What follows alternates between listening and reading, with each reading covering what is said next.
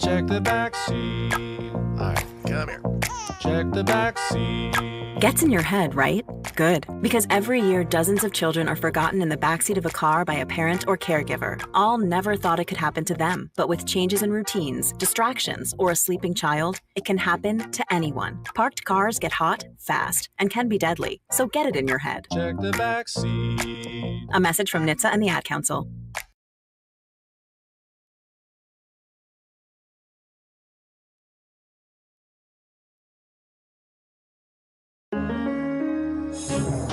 Crossover. Oh, killer crossover. Just crossover. It just crossed him over nastily. Another victim to the crossovers. Cross him up and sit him down. Time for the crossover, powered by Everlevel Concrete Repair in Omaha at everlevelconcrete.com. Yeah. Josh, Austin, and Nick. Whoa. Hello. Do you not like Nick? You didn't have as much energy in your tone. And Nick. Interesting. That sounds about right. And Nick. Yeah. You messing with the box over there? No, it was just it sounded weird in my headphones. Yeah, it was so moving around in mine. Okay, so. what? Okay, good. Yeah. Interesting. Good. Probably a Nick problem. Does the box not work anymore now? Wow, well, that's we're a just not surprise. big box guys, you know? Stibbs Not asked a us. question that I was wondering about. Why do I see Caitlin Clark? Why is she the thumbnail today? Because she won the ESPYs for Oh my gosh. Female Athlete of the Year. Yeah, but she's not playing in the For All-Star game, Someone Nick. said for Come woman of the year. I did, because I wasn't sure. I couldn't remember the verbiage. So I have 3 topics for the crossover today. She's going to go to Waffle House. I came prepared for the crossover. Can't wait. Things to discuss All with right. you. Go ahead, Josh. Well, the first one, we could do the ESPYs since we were already talking about the ESPYs. Is that one of the topics? That was one of the 3 topics. The topics are ESPYs, the affair couple, because I just learned about them. very that's funny. Very hilarious. funny. And then you. Me? Okay. Oh, Happer. And you meeting your maker. Let's Okay. start with the ESPYs, though. Now, there was a comment a couple moments ago from Hokey Skirt. Josh is probably going to hate Shane for slamming the Cowboys, LOL. Now, I have only seen a few of the jokes. Did he do a Cowboys joke? I have no idea. Here's my take, because I listened to your guys' whole segment about this morning. Whoa. Are we sure that this isn't just like the Norm Macdonald ESPY thing, like 30 years later? He just did it. He did it purposefully. Yes, I think so. He knew that he wasn't going to get the reaction. Shane Gillis, now look, I don't participate. I don't think in he wrote those Shane- jokes. In Shane, I think he was doing a bit when he kept Yeah, saying me that. Me too. I don't participate in his comedy, mainly because I just don't watch comedy very much anymore. I thought that the stuff I saw was hilarious, though.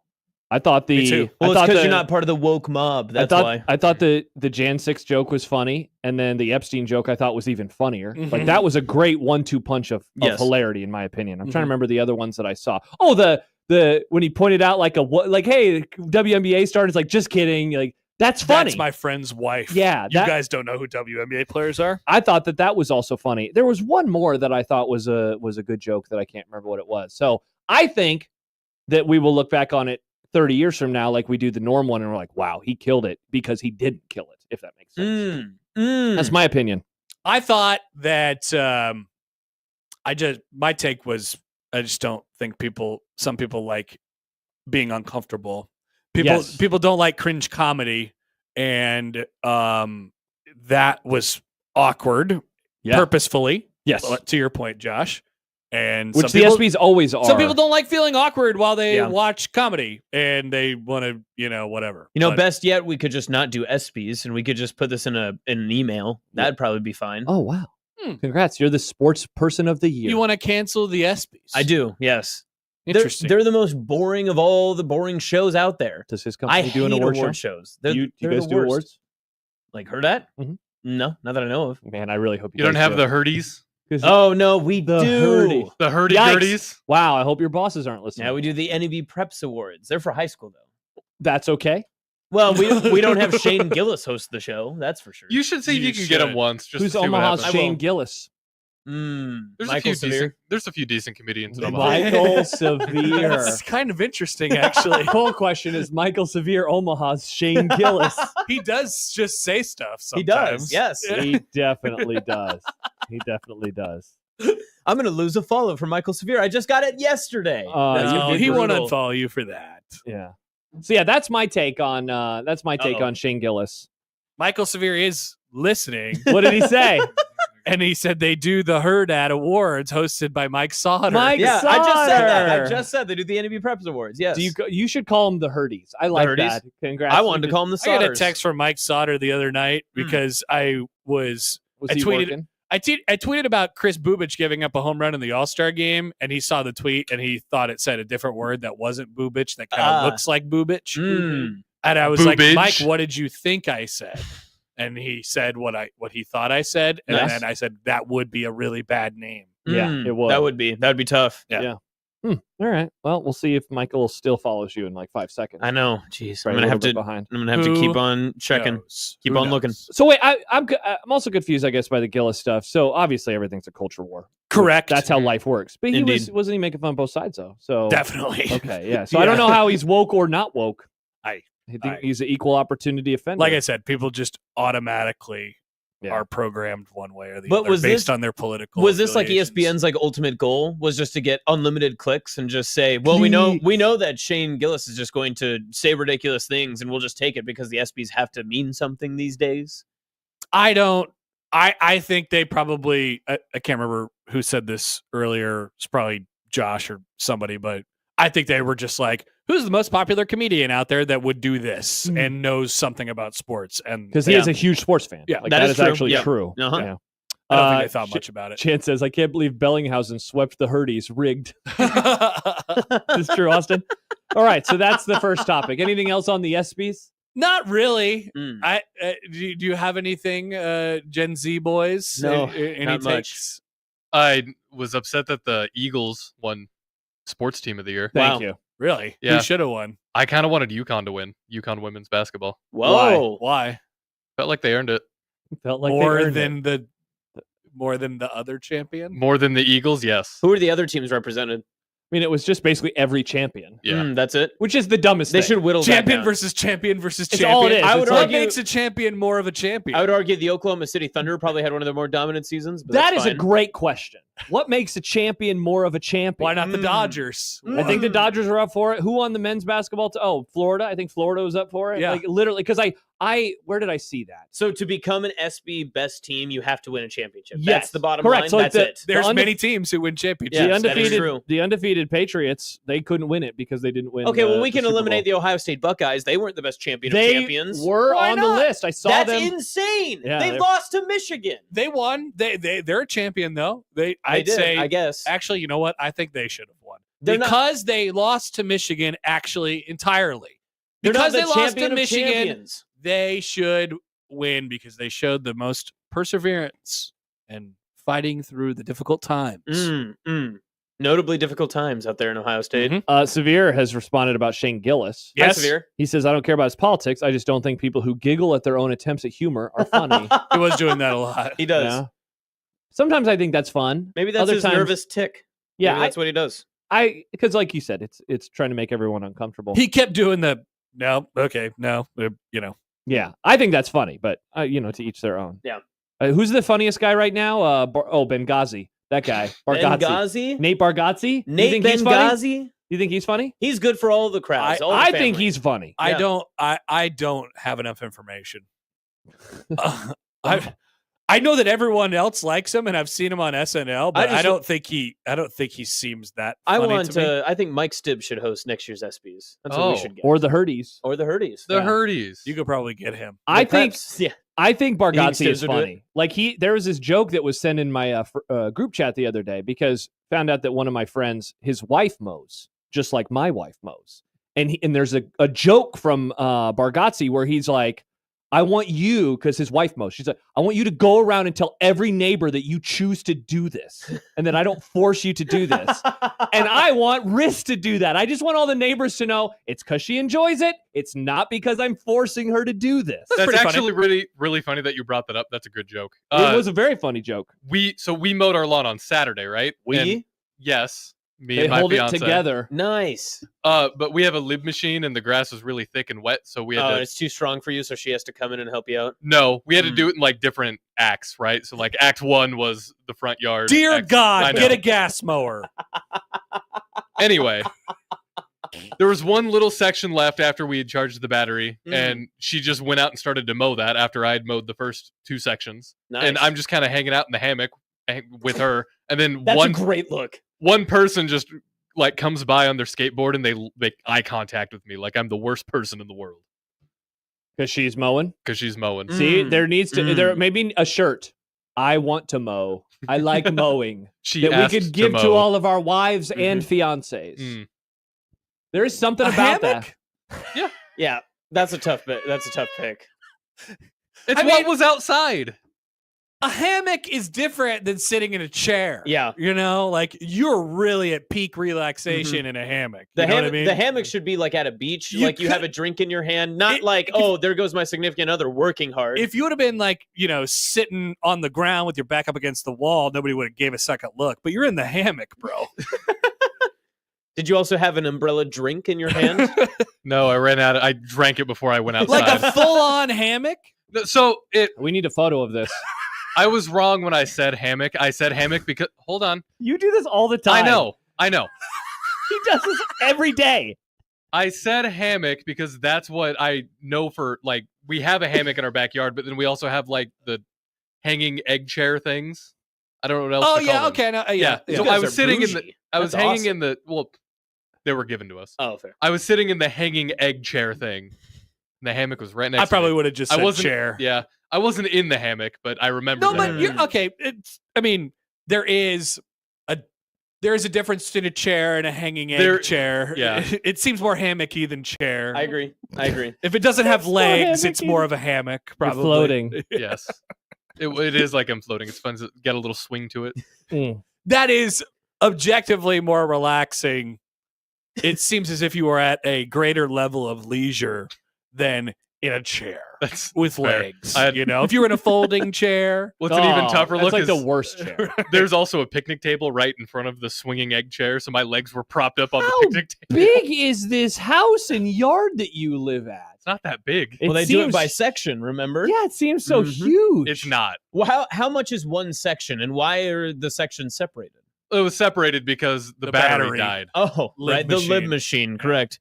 At least you didn't wake up the neighbors doing that. It's true. I'm happy that no, I don't mow, so I guess It's a wouldn't affect- great mower. I love that It mower. wouldn't affect me at all, but Riss did so much research into the lawnmower that we were going to get, and she went in wanting to get a lib machine, and she was like, "Nope, we're getting gas." Baby. Wow. Nice. And we did, and it mows the lawn. She Great does a great take. job. Just adding to the ozone. Great Thanks, work, Petersons. honey. A text from Tony with Hi, an Tony. I. In 2025, men and women's roles shouldn't exist. Yeah, I do all the dishes. Nice. I love dude. doing the dishes. You cook? I do the Relaxing. cooking. No, I can't cook. Okay. Not like she can. I do the cooking. Is that a women thing? I don't know. Tell me the answer. I Is think it people probably. No, I think is that more man or No. more woman? I have no idea. Men grill. A man women should cook. grill. Yep, that's what people A think. woman should cook. I grill and cook. Whoa. Wow, shout out. Does your wife? She bakes. She bakes, then you're fine. You're good then. Yes. You're good then. Yeah. Stib says, "Who does all the laundry?" We do our own separate laundry. I do all the laundry at my home, She and does I all do the all the laundry. cooking at our home, and Laundry's I a mow the woman lawn thing. at We home. used to do the laundry together. She was like, "I don't want to do it together anymore. We can do it separately now." And I was like, "That sounds good." To be prefer more to- romantic, do you guys switch and you like she does yours? And you I'm do hers? happy. I'm always happy to help out. Nice. I like folding laundry. I prefer to do all of my laundry because there's some shirts that I don't put in the dryer. There's some shirts that I prefer to hang dry. But then there's also things that I'm sure she wants washed a certain way. So I stay in my lane, Yeah, I hang up all my workout stuff. my laundry lane. I don't do any of the laundry. Nice. Not because I don't. Well, it's want because to. you cook. That's why. I'm just bad at it. It's not. How are you bad at laundry? What do you mean? by Yeah. that? What? Oh, that's a good question. What What makes constitutes it being hard? bad at it? It's a good follow up. Is it putting the pod in the washer, or is it closing the washing machine? Well, Well, is it's it the the- folding. I was going to say Okay. It's the folding. it's So the- it's the post process. Yeah, of I'm very laundry. capable, Yeah. and I do put the clothes in the washing machine. Gotcha. Yes. Okay. Gotcha. Is that doing laundry though? I would argue no. I mean, just that is clicking a button. is doing laundry the act of like all three things, I like would say washer, dryer, then that's fold. like the equivalent I of view a it as- sous chef. I view it as the whole thing. Oh, wow. I see that. Yeah. Laundry sous chef. Husker Yeah. Country says, "You are all sorry excuses for men." Thank you, Husker. What am I supposed to do as a man? This I man's- mow, I grill, I cook. Mm-hmm. Hokey Skirt. Josh, Nick, you break down on the side of the road due to a dead battery or flat tire. Who is fixing it? Nick. Great question. AAA. Boop, boop, boop. Hello. So like, Can you help me Are- with my car? are Josh and I on there, or is this just like we're by ourselves kind of thing? I assumed he meant like with our significant others. Oh, either I or she will do it. We're Yeah. both we know how to do things. I know how to change a tire. I just am afraid. What if the car crushes me to death? Like, Don't- what's his name in Breaking Bad? Don't get crushed. That was a bad time for that guy. Yeah, I don't want to get crushed. Yeah. Yeah. I think you'd be okay though. Yeah. I think you'd be. I probably figure it out. Stibbs. We can't read Stibbs' comment. Yeah, but very, it's really very funny. Very funny. I though, would Stibbs. take if it was something underneath the hood. Oh. I would take a courtesy look under the hood, realize that It's I a could car do still. nothing He about looked- this. He looked like that picture of that guy looking at that server rack. Just like, Yeah. I saw a guy doing that yesterday. I was taking Banks for a walk, and this guy had his hood up, and I was just thinking, wow. What's he doing in there? I cannot imagine what would lead me to doing what he is doing. Yeah. So I'd take the courtesy look, and then I'd call who I needed to call. I have received a text, and they said, "Does Josh know he doesn't have to go under the vehicle to change his tire?" But you have to lift it up, though. You have to do Yeah, the but thing. there's Yeah, but you don't have to be jacks- under yeah, the yeah. vehicle. But to what do do if it from I the outside. slip and fall, and then it crushes my Then leg? that's a user error. That would be unfortunate and almost impossible. Sindelar says changing a tire is very satisfying. I disagree. There's no part of the flat tire process that I enjoy. I'll call Sindelar next time I have one and see if he can come help me. It is satisfying when you're putting the lug nuts back on and you do the star pattern. I like doing that. Happer Sindelar is a man's man. That guy does man things. Well, he knows about grass. He knows about grass. That Big guy, grass guy. That guy does stuff that I can't imagine even doing. Mm. I'm very impressed by Alex. Nice job, Plus, he Sindelar. drives Way to all be a over man. the state. Yeah, he doesn't mind getting his hands dirty. No, A man of the soil. you shake his hand and it's like He's you're working. You're a man. He doesn't have soft hands, not like this guy. Just digital boy hands. These are TikTok hands. These calluses are from my TikToks. Digital boy hands. Full question: do you have TikTok hands? TikTok hands. That's awesome. Okay, topic So 3. that was number 2. Nice. All right. So everybody is being really critical of the best segment of all time. That's right. But That the segment issue sucked. The issue Did is you that- see my video? the issue? Yes, very funny video. We You played didn't it even on. time it right. You lined That up at was the the- green light. That was the best part. Is you're like laughing as you started, and you're like, "Oh, it's green now. I gotta go." But that segment sucked. But you were I very could have kept critical. going, but then people would have been criticizing me for Yes, driving that's while true. TikToking. Did you not like the play-by-play of the score bugs that I gave? It didn't. It didn't give me enough time to fill out the vision in my head. So you're critical, and like that's fine. We're bringing it back today, no big deal. Yeah, we are. But then you do a segment of let's talk about an arena that's being built by looking at pictures. Yeah, but that's because Josh hates arenas. well, it was the same segment in just a different form.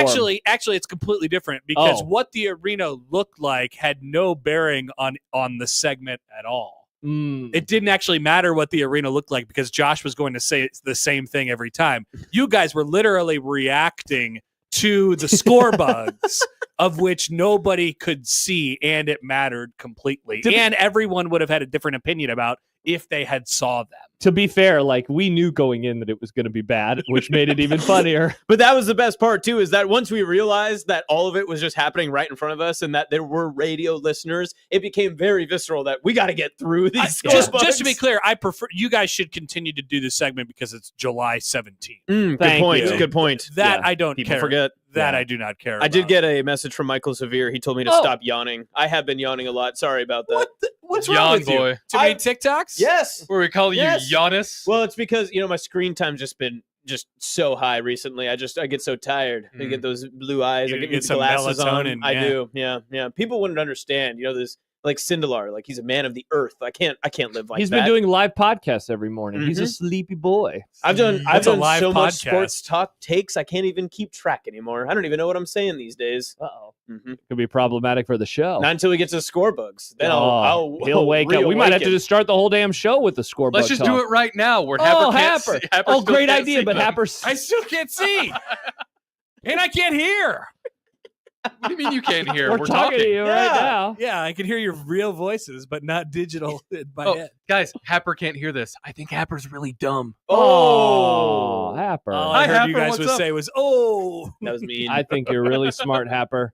Really smart. You're a smart guy. thank you. Even that take about that segment being bad. No, Yeah. I mean, it I is what it respect is. all opinions and takes. That's what I've been saying all week, really. So It's the best way to get out of any trouble that you cause. What about the ones? Yeah, about the stadium. By the way, everyone that I've heard from about the stadium thing was like, Austin's right. So that's the best part. Is that. I don't know a single person who says Austin is wrong. Wait. What is Austin's thesis? We never talked about the cheating couple, what's your thesis statement on this? Right. If you were to collect all this into a sentence or a thesis statement, what's your point? My point is, I would like Memorial Stadium to adjust to the times and find a demographic of people that they would actually like to appease. Because right now, when you go to the stadium itself and you experience I think you want Memorial Stadium to be younger. I think so. Yes, I'm not saying that directly, but it feels like they're trying. And I made this point yesterday that I think Memorial Stadium and the fan venues and all of the university are trying to target a demographic between ages 5 to 100 and make it fun for everyone. But it's not. It can't be fun for everyone in that environment. It's not possible. Is that fair? I think there's a lot going on in their game day atmosphere. Yes. And I don't, yes. And I think most of their game day atmosphere has nothing to do with the game in a bad way. I think it's mostly about advertisement and it's about endorsement, and it doesn't have anything to do with the play that's going on in the field or the experience that you have at the stadium. So the SEC schools don't have advertisements? I'm not saying that they don't, but isn't that where your argument fell apart? Is you've never been to an SEC game? Now we're getting back. Now my trolls are back. No, I'm just asking, because then that I think was what triggered people. But I've never actually been to an SEC game. I'll say this. Generally, if I didn't, like, if I was just a person seeing that on the internet, I would disagree with you, because I think Memorial Stadium is one of the great atmospheres in college football. Okay, it is unique. It is not like a lot of them in the South. That's for sure. It is very unlike it. It is, like I said, unique. That's what everyone says when they come here. But is it a great college football experience? Yes. Great college football atmosphere, though. Yes. Loud. Okay. Yes. And you're positive that's not nostalgia. Yes. Okay. Oh, you think it's that good? It's good. Really? It's loud. You think so? When it goes, it goes. But that's when it goes, that's the thing. goes. Yeah, we're talking about generally. That's what we're saying. Generally, you think but what's general? So, like every week. The basis of this argument and all that I fought online for the first 2 days of this week were people like, oh, this guy never went to 2024 Colorado. This guy never seen 2014 Miami come into Lincoln. I swear, this guy never saw Ndamukong Suh stiff arm Mr. Cody Hawkins in the ground, right? You never saw that? You weren't there? You don't his understand? Husker voice is That's funny. insane. Yeah. His Husker voice is funny. But see, that's the thing. And I understand. I was there for all of these games. I understand. I was also there for 2022 Wisconsin when the team was bad. And yes, I understand. The stadium experience is better when the team is good. Yes. But when you're pumping out the same Hy-Vee ad and stand up and shout every single time that we get to the third quarter and no one has stood up and shouted because they can't, I don't know what we want to do. Not everybody is that old, Austin. I don't know. Have you sat in certain sections because the delay in a response to a score because they're still listening to the radio call of the game is significant? All right. So, what was I going to say? Let's just say that everyone, you flatten it, and everyone is playing Rutgers. Everyone is playing Rutgers. Everyone in college football is playing Rutgers at noon.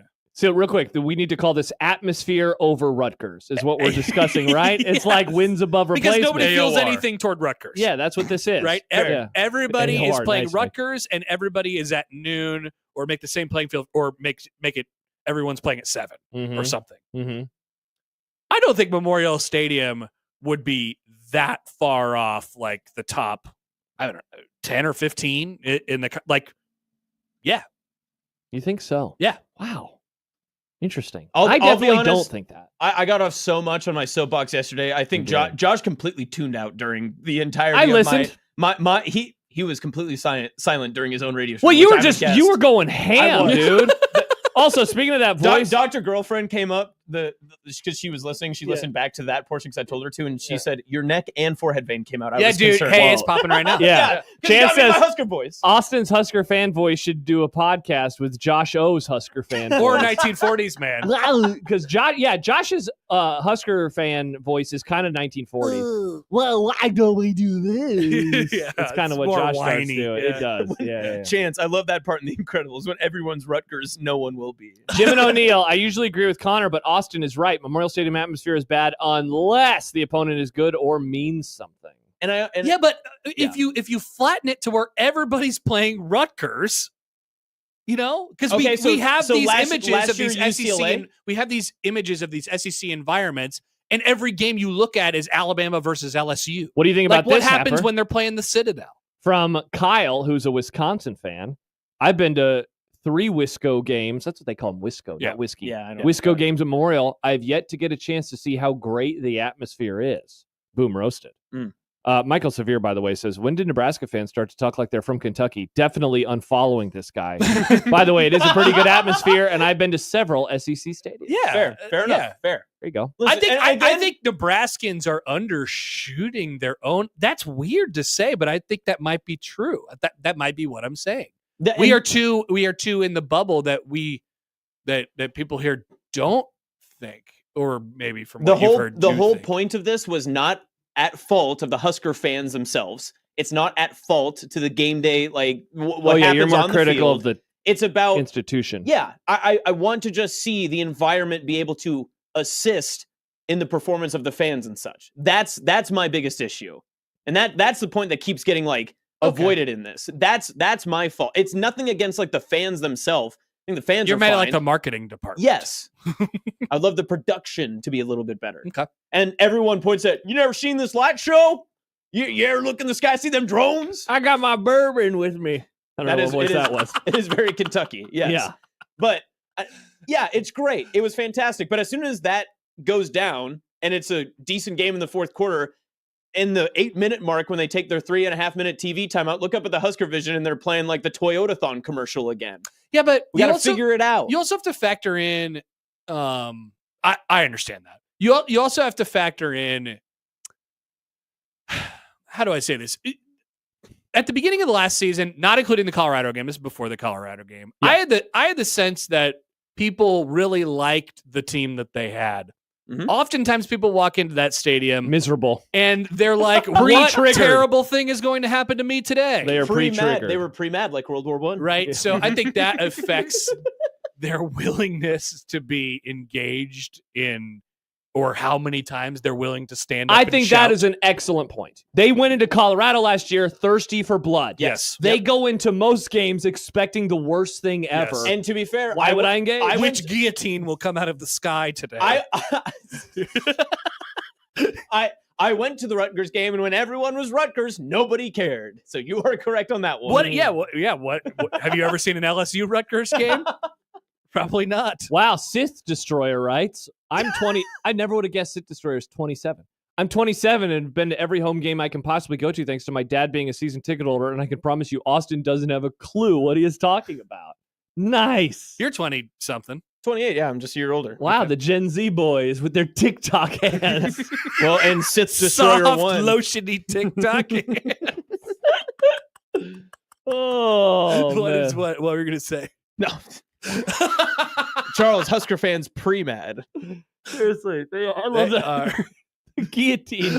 I want to grab Odson. Can you make a guillotine falling from the sky? It's like a guillotine tarp, a guillotine dome. Which one of these is going to drop it? Jordan, I mean, he's kind of on Austin's dome. He's kind of on Austin's side, but Austin doesn't blame the fans. But Jordan says you have to factor in that 70% of the crowd should be in a nursing home. They can't stand up and shout. Oh. That's not true. Although, yeah, the video of those two guys yelling in the stands that from was last funny. year, that was incredible. That was a touchdown. That was a touchdown. Oh, I don't remember this video. That's a great video. What game was it from? Cheating. Damn it, I don't like it when I miss fun I'll find this for you, Joe. Speaking of missing fun things, so I get to the office today. That was definitely a touchdown. And I have a text from my wife, and she's like, have you seen the the people at the concert, the CEO. Oh, yes. Coldplay Topic thing. number 3. Topic number 3. Yes. And I'm like, so I had seen a couple photos. I believe a movie studio used this as a way to promote a movie that they have coming out, which I was very confused by, and now I am able to figure it out. This story is wild. It is truly unfortunate for these people in a variety of different ways. I saw somebody say if the guy and the woman he was with would have just played it off, nobody would have known because their spouses aren't going to look at Coldplay concert. See, I thought about that too, but didn't the Coldplay chances are singer somebody say... at the Coldplay concert recognizes him, Yeah. right? And calls it up, right? People did seem to recognize who he was almost immediately for this company that I'd never heard of before. Astronomer. Well, didn't the singer introduce both like the astronaut, right? Or no, they said it was. I I didn't think you have the facts wrong. Nope. it was a kiss cam. It was a kiss cam. Yeah. No, I understand that. And I think the company is called Astronomer. Yeah, that's what I'm saying. I will say that I don't like think he's an astronaut. and I don't mean. What do you mean? I don't want to get into like conspiracy territory like immediately, but it did have a like. Oh, that's interesting. That it plant. was like it did because I've seen many. You see plants with that kind of stuff all the time. Way to plant, Ann. It just seems that way. But I don't think it's a plant. That would be funny. Somebody found the dude's wife on Facebook, and she removed his last name from her. Yeah, I saw this and heard about this. By the way, it was the movie studio Neon. They have a movie coming out called Together. And so they tweeted a photo of this couple at the concert and said, Together, the perfect date night movie in theaters, 7:30. No. Like, that is some boom roasted stuff right there. Yeah. Oh. Yeah. And this whole company, whatever it does, is caught up in the crosshairs. Yeah, so too. It has nothing to do with astronauts. I don't know what which is news to me. It's like this weird digital platform to help with workflow. Okay.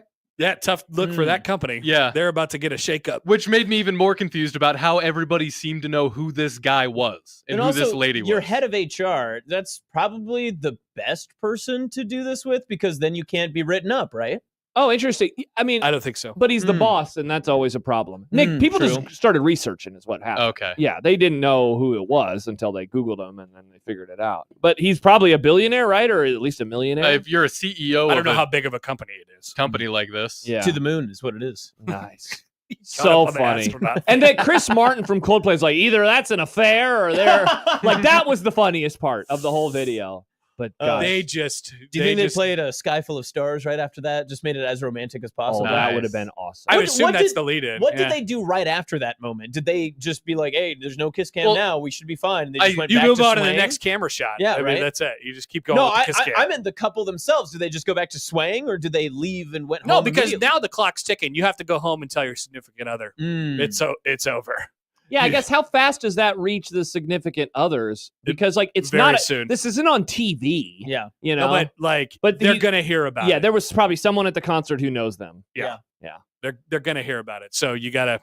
It's a race against time. By the way, Odson has made a graphic of guillotines falling from the sky into Memorial Stadium That's what you would think was happening out of the clouds. You Now, walked in I there. shouldn't have moved my computer because now I kicked my mic. Oh no! classic. What have you done? God, it is so bad. It's real bad. Don't touch anything. I The keep entire forgetting show. to email Prudon. I'm going to send him a message. Yep, that's tough look for those two. Just ducking out of the way. Oh man. And it's like, I don't know. There's nothing going on in our world right now, so it's like one of the things that's going on in our world. Mhm. Just really, truly horrible timing. I think if you're with a person who you're not supposed to be with and the kiss cam comes up, I think you got to duck out of there. Yeah, Stib says, including the lady giggling next to them, who apparently works for them, just laughing. Yeah, she was in on clearly it. knows Apparently- this has been going on. That was hilarious. Yes, that she is was good. like, That is good. So apparently the HR lady had promoted her a week before. Yikes. Oh, whoa! Yes. That's Wow. interesting. Yes. Man, that what? Astronomer, tough. What's the times. Slack like for that company right now? Yeah. It has just got to be a poop show. The Slack. Do they have like a social probably media? have Release Slack? the Slack messages. No, we have Really? Teams. What's T? Microsoft Oh, isn't that Teams. Microsoft? Yeah. Yeah. We had Slack for like a week. Yeah, Yeah. remember when we had? Slack is always everyone's favorite like introduction to a company. Oh, we all use Slack. We always message on Slack. No. Do companies have Discord? No. Discord is tight. I'm in an online baseball league, and instead of Discord, they use Slack for some reason. So I had to download Slack onto my phone. Oh, you for had to this download league. it back. Interesting. That's sad. Yeah. I'm trying to see if Astronomer has an Instagram. Oh man, I don't know why they would. It would be weird for like a workflow company to have an Instagram. Stib says that they're Teams peeps at his company. Teams peeps. Mm-hmm. I hate group chats. Dear God. I like Okay, group chats. sorry. Hot take. Do you want me to start a group chat with you and me? Someone else? I would put it on silent right away. Wow, really? Yeah. That would hurt. That would hurt. I'm in a couple of group chats with Happer.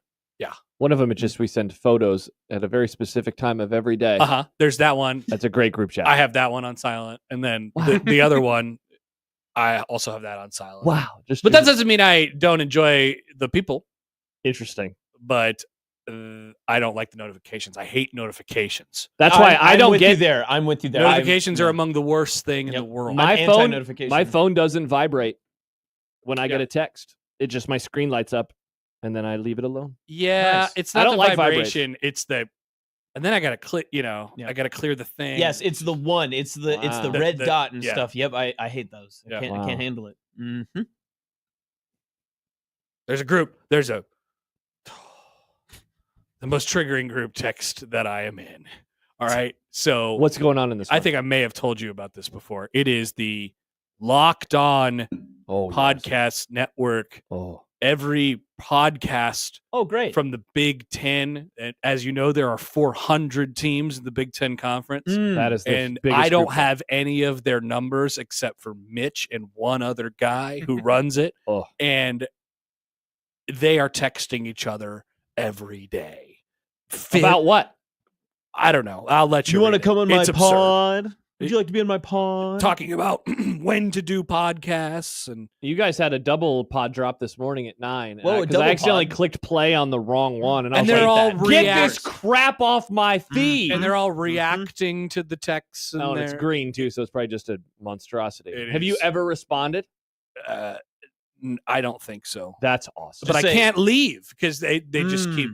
Wow, Stib says Ian and I are in the worst possible group chat you guys could ever imagine. That doesn't Interesting. surprise me. I wonder what group chat that is, and I wonder what they talk about. Yeah, over there. I could be It's probably pretty rough. them, the HR lady, and the astronaut. That's probably who it is. My worst The group chat. I don't want to say who it is because they probably are listening right now. But there is definitely one where it's just rough. trying to think It's of my. Really, like just it's a tough hang all the time. Tough hang. Which the one whole- could it be for me? But I can't. think. In what way? Just the content of it. bad content. Yep. Yeah. Okay. But I generally, Hmm. if I had to live in a world with or without group chats, I would stay in the world of group Make chats. group texting when you would try to text multiple people at once and it would send separate texts to them. Wow. I'm in a fifth wheel group chat where the group chat name is Group Chat with Austin. Oh, That's pretty funny. That's That sucks. You That have to actually- delete that. it hurt really bad when I got added to that because then it just felt like they always do things without me and they're just adding me when they want to include me. Some people have group me. Oh yeah, I used to have GroupMe. Group- I don't GroupMe know was what a big that is. college thing for me. Big in college. That's what Creighton did. Mm. They had a group meet. They had a group meet together Yeah. this year. They kept talking about all the things that were happening in the group meet. Oh, I was like, thank God I'm not in the group me. Maybe you just hate the Maybe word John's group. in the group me. That would be no. John doesn't even have Venmo. There's no way he has Group Me on his phone. He probably uses WhatsApp just to hang out and chat with local folks. when he has to pay me for things, his wife has to Venmo me. It's incredible. That's amazing. That's like we awesome. share some subscriptions, and he's like, "Oh, I'll have my wife Venmo." By the me." way, we are getting some good John content from Mordor today. Oh my gosh! Somebody responded to the photo of him and said, "Getting awfully close to the edge of a cliff for a guy who struggles walking backwards in his own front yard." So funny.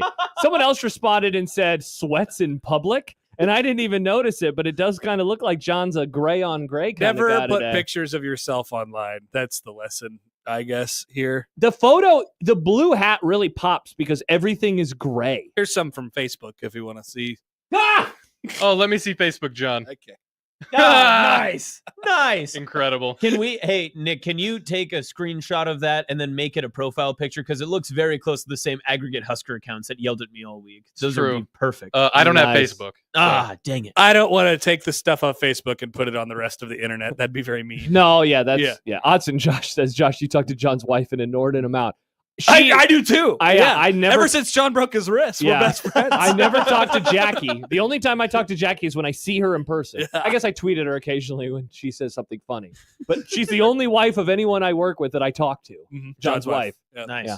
Pretty wild. Thank you, John's wife. Are you guys going to a Coldplay concert or anything? No. Nice. One more for the road. YouTube user, LOL at his smile in that pic.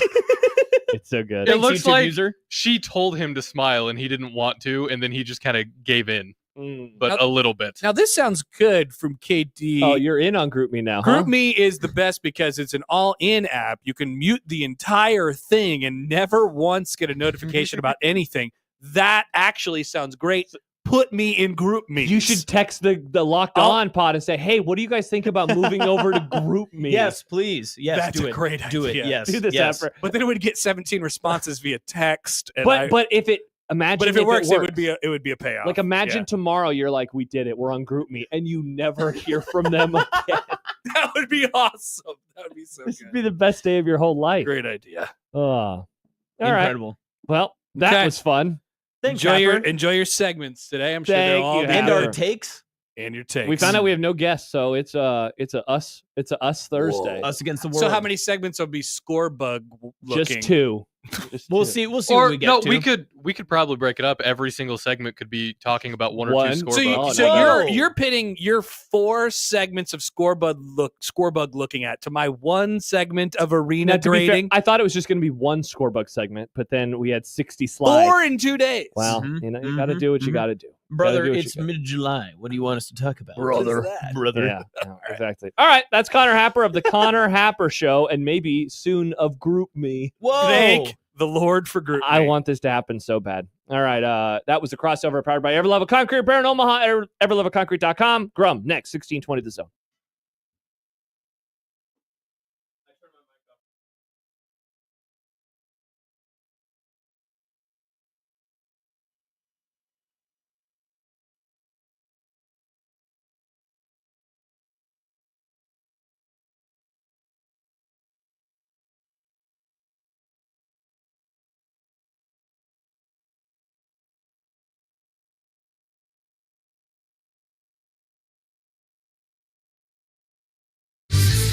Your Omaha area forecast presented by Funplex Water Park and Rides from the KETV Newswatch 7 Weather Center on 1620 The Zone.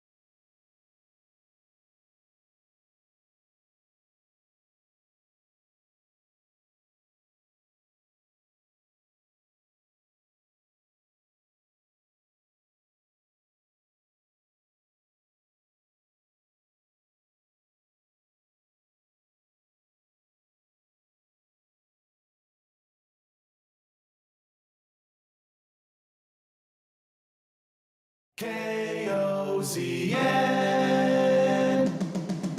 Unsportsmanlike conduct on 1620 The Zone. Husker Athletics, Creighton and yes, UNO. Don't miss a moment, they'll give you your fix. They're on every day from 2 until 6. Spend your afternoons with John, Josh, and Nick.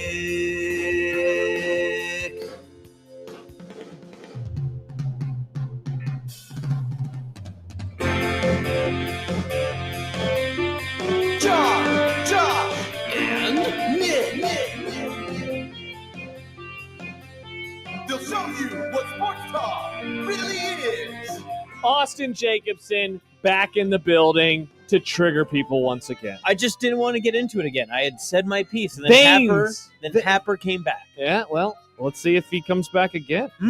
Maybe he will. Unsportsmanlike conduct on 1620 The Zone. Husker Athletics, Creighton, and yes, UNO. Welcome in, everybody, on this Thursday, July the 17th, 2025. You know, The Dark Knight came out 17 years ago tomorrow. In the middle of July? Came out in the middle of July. That's weird crazy. July movie. That is a very weird July movie. It's a summer movie. What do you mean? It just doesn't feel like a July movie. That's like a fall movie. Does Christopher Nolan do a lot of summer movies? Well, he used to. Well, but Interstellar came out. Well, Oppenheimer, and then his Oppenheimer next was in movie the is summer. also Yeah. all of his. Well, Tenet yeah, was Interstellar was in yeah. November. Yeah. Tenet was originally in the summer, but then it got pushed back. Thanks, COVID. I still haven't seen Tenet. I'm scared to because everybody's like, I don't know what it is. I don't know what it is. You're scared of Vampire Boy, Robert Pattinson? I don't know what that movie is, and I Is love Robert Nolan. Pattinson in Tenet? Yeah. I love Robert Pattinson. I think he's a great actor Then why don't you you'll go like watch this the movie, Nick? Yeah. because I didn't know he was in it. But Mhm. also, I don't want to watch something I won't comprehend. That's fair. Well, then why do you watch anything? Got him. Nice. Got him. Just kidding.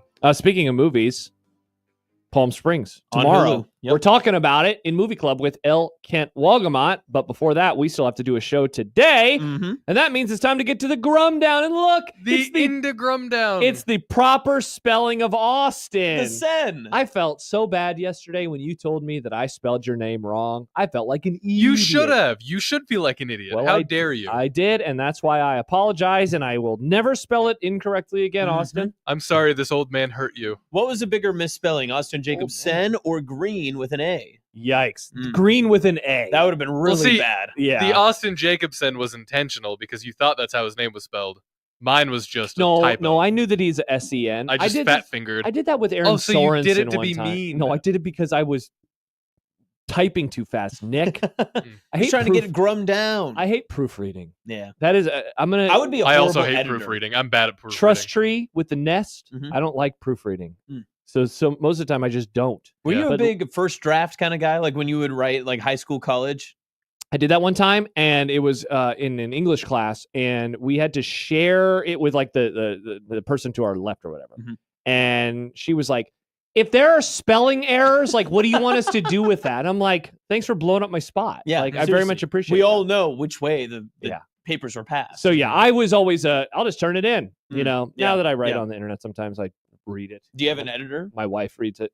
So any Nice. mistakes, blame her. Mm, Austin's back. What the hell's going on in the SEC? Yeah, weird There's some stuff. weird stuff going on down Mhm. there. Very, very Indeed. strange. We'll talk about that. The Gen Z boys, which people consistently pander to, are going to tell us why Barstool on Fox is cool. Am I? You have to, Nick. I'm not the person to tell you why it's cool. The Grum Down has spoken. Yep, the Grum Down it's like the 10 Commandments, but for the Grum. I want to use that bar stool for firewood. Nope, Nick, you got to love it. Yep, This you is- have to. We're Gen Z boys. You are Gen Z. They pander. Everyone panders to you. Enjoy it, Nick, because soon you'll be 37 and no one will care about your opinions. Well, I'm fine being pandered to if it's pandering that I like. Nope, these are the pandering. Interesting. Scorebugs 2. We are so back and so ready to go. We are pumped. Scorebugs 2 is like the greatest movie you could ever watch.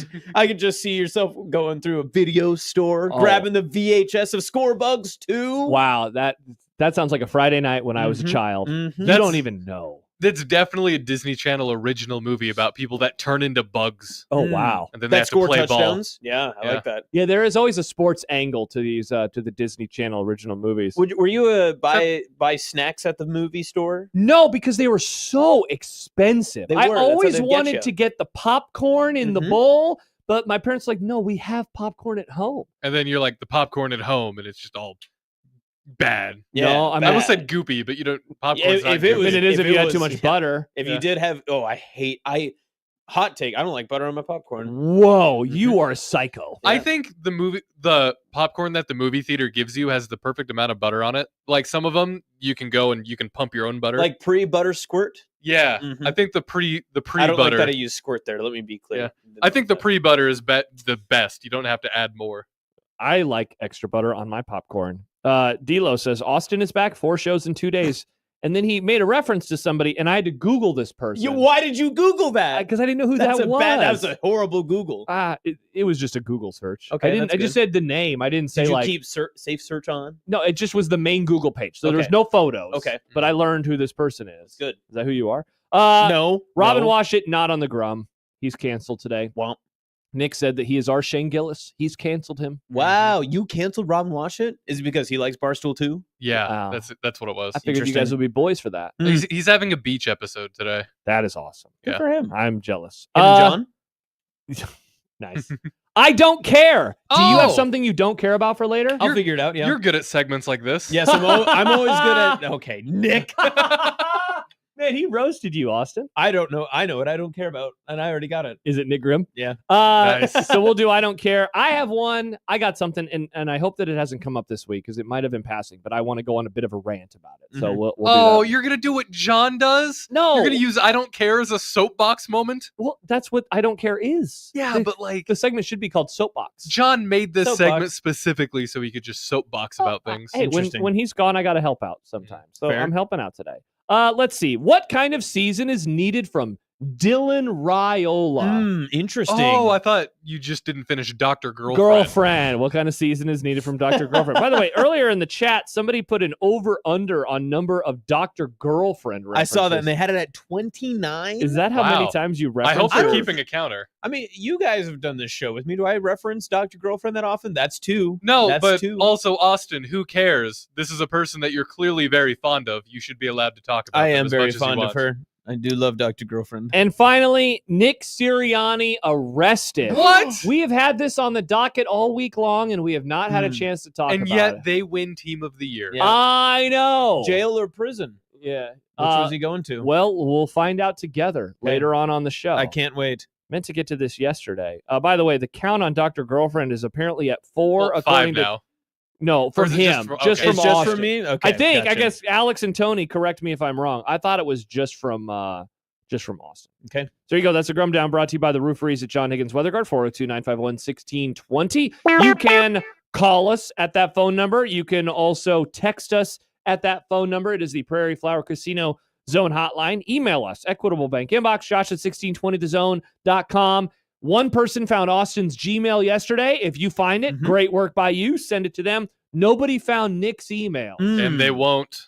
Did you delete the emails? Nick is so protective of his email address. I I know. thought Nick at emails were like HillaryClinton.com. I thought email addresses were like the most normal things to like give out. Like I've emailed listeners from my personal account before. Not a big deal. Yeah, I mean, I don't do it very often, but occasionally. it used to be a bigger deal. I don't think it's as big of a deal anymore. If a random It's an person email. got my phone number, I would be more concerned. Correct. Yes. Yeah. I don't hand out phone numbers, but emails. Yeah, you're right. If I get like a random email from someone and it's someone that I loosely know or trying to get a hold of me, I don't really mind that much, right? But if it was a phone number, they better tell me how they got my number. Yeah. Right. That is one of the weirdest parts of like the world we live in is when you get a new person's number, if you text them and don't explain how you got their number, it is a little bit odd. Really? Right? So I text people. I texted an ESPN reporter the other day Mhm. trying to get him on the show Yeah. and didn't get a response. Should I have said I got your number off of this NFL book that has all the phone numbers? See, and maybe when don't I know. reach out to people that like guests that I've never talked to before, I just explain who I am, like right at the top. I'm Well, like, me, hey, me too. blank, I said, hey, I'm I do a this." radio show in Omaha, Nebraska. And I'm hoping that the explanation is enough. Yeah. Like of what I do. Yeah, where it's like, oh, you're in media, you have access to Yeah, things. I'm not just gonna be like you up. Stibbs goes, Nick, handshake meme Hillary. Oh, interesting. But his email. But my email. But his email. He's deleted all the emails. Yeah, for now. Also on the show today, more responses about door number 1 and door number 2. Wow, we're still going on the doors. I love it. It's the poll question that keeps on giving. Do a poll question, quote tweeting the poll question, and just see how many more votes we can get. And are these doors? Are these doors or cows? Because we're milking it. Nice, Nick. It is July. One. It is July after all. Speaking of doors, there's this book in a series that I about read. Doors. The book is called Doors of Stone. Whoa! I'm hoping that it comes. There's like all the sounds hard to open. These internet sleuths saying it might be coming out because the author's website for translating the book has had an increased user activity. Interesting. How fun would that be? It's a series I never thought would get finished, and now I'm like, whoa, am I gonna have to do a little reread on the first 2? If you want to open the door, do you have to use like a code word? Then it leads you into a dwarven city. It's a that's been fantasy abandoned? series, Nick. So you probably have to say like, woo, woo, woo. Well, yeah, you could let my love open the door. There's that too. What they say in Lord of the Rings? Because to get into the dwarven door, Lord of the Doors. Yeah, they probably were like, hold the door. They were like, whoa, that's from the other thing. Nice. Are there more doors or windows in the world? People forget. We've done that question before. Yep. All right, so those are all the things that we have coming up on the show. Those are all the ways to get in touch with the show. Don't know if I have anything else to say now in this very segment. Grum down. That's what I say. The grum has been downed. Yep. Wow. Who up down in their grums? You've been grummed. Wow. LSD Will. Popcorn, save and filter bacon grease, then pop popcorn with it. Wow, game changer. That's too many steps. Wow. I'm more. That sound. I mean, like, look, you're not eating popcorn except for Skinny Pop to be healthy. Yeah. But bacon grease popcorn sounds insane to me. Do you do any mix-ins in the popcorn? So she has started making our popcorn with like this. I don't even know what to Google. It's what they use at Alamo. It's not like it's the different kind of butter. Oh, right. Yeah. Hit me up in the chat. And so they do something different with the butter, and it is awesome. And she started doing this. She started grinding the salt, so it's more of a powder, like at a movie theater. Nice. You know what we're going to do tonight when we watch Palm Springs? You're going to grind it up, and we will definitely be grinding tonight, Nick. Clarified butter. Thank you, Nick. Keena. Nice. Keena. Was trying to do a drug joke, but I didn't land the Oh, plane. I thought you were doing a sex joke. I thought you were doing a sex joke too, Nick. Melon, by the way, which means friend in Elvish. What? Yeah. What does that have to do with anything? That's what the word they used to open the door. Stip says to get into you Moria. Shall not pass. That'd have been awesome. He did say that in Moria. To open the door, you say you shall not pass. It's like a reverse psychology. All right. Oh, that was perfect. Oh, that was great. Plus, Austin is sleepy, so let's see if we can get him to say That's not something. true. I woke Wake up, dude. I have awoken. Really? Wow. Woke Austin. Classic That's right. Austin. Yep. Nope. Woke as always. Sleepy Nick. People forget. All right. More to come. It's Unsportsmanlike Conduct with Austin Jacobson on 1620 The Zone.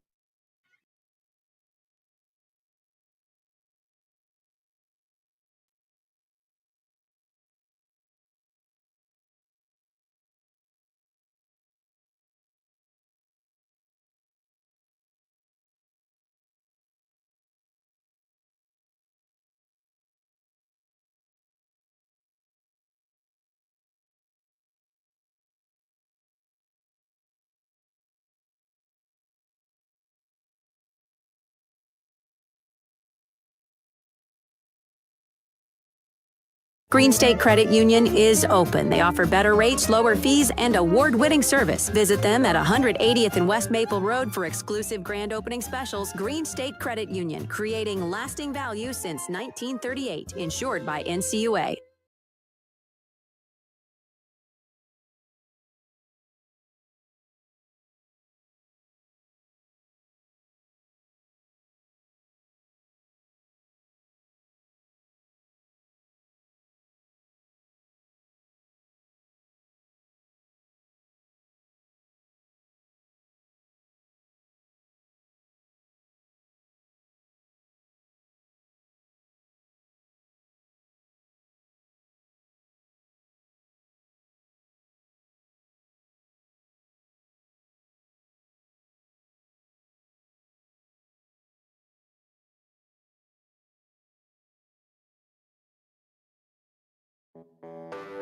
When you're hiring, have you ever felt like you're missing out on meeting truly great candidates for your roles?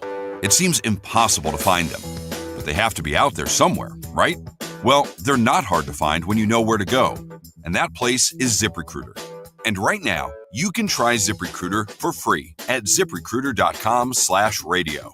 ZipRecruiter helps 10 million people with their job search every day. And because these people are actively looking for jobs just like yours, it's easy to find the right person right away. In fact, 4 out of 5 employers who post on ZipRecruiter get a quality candidate within the first day.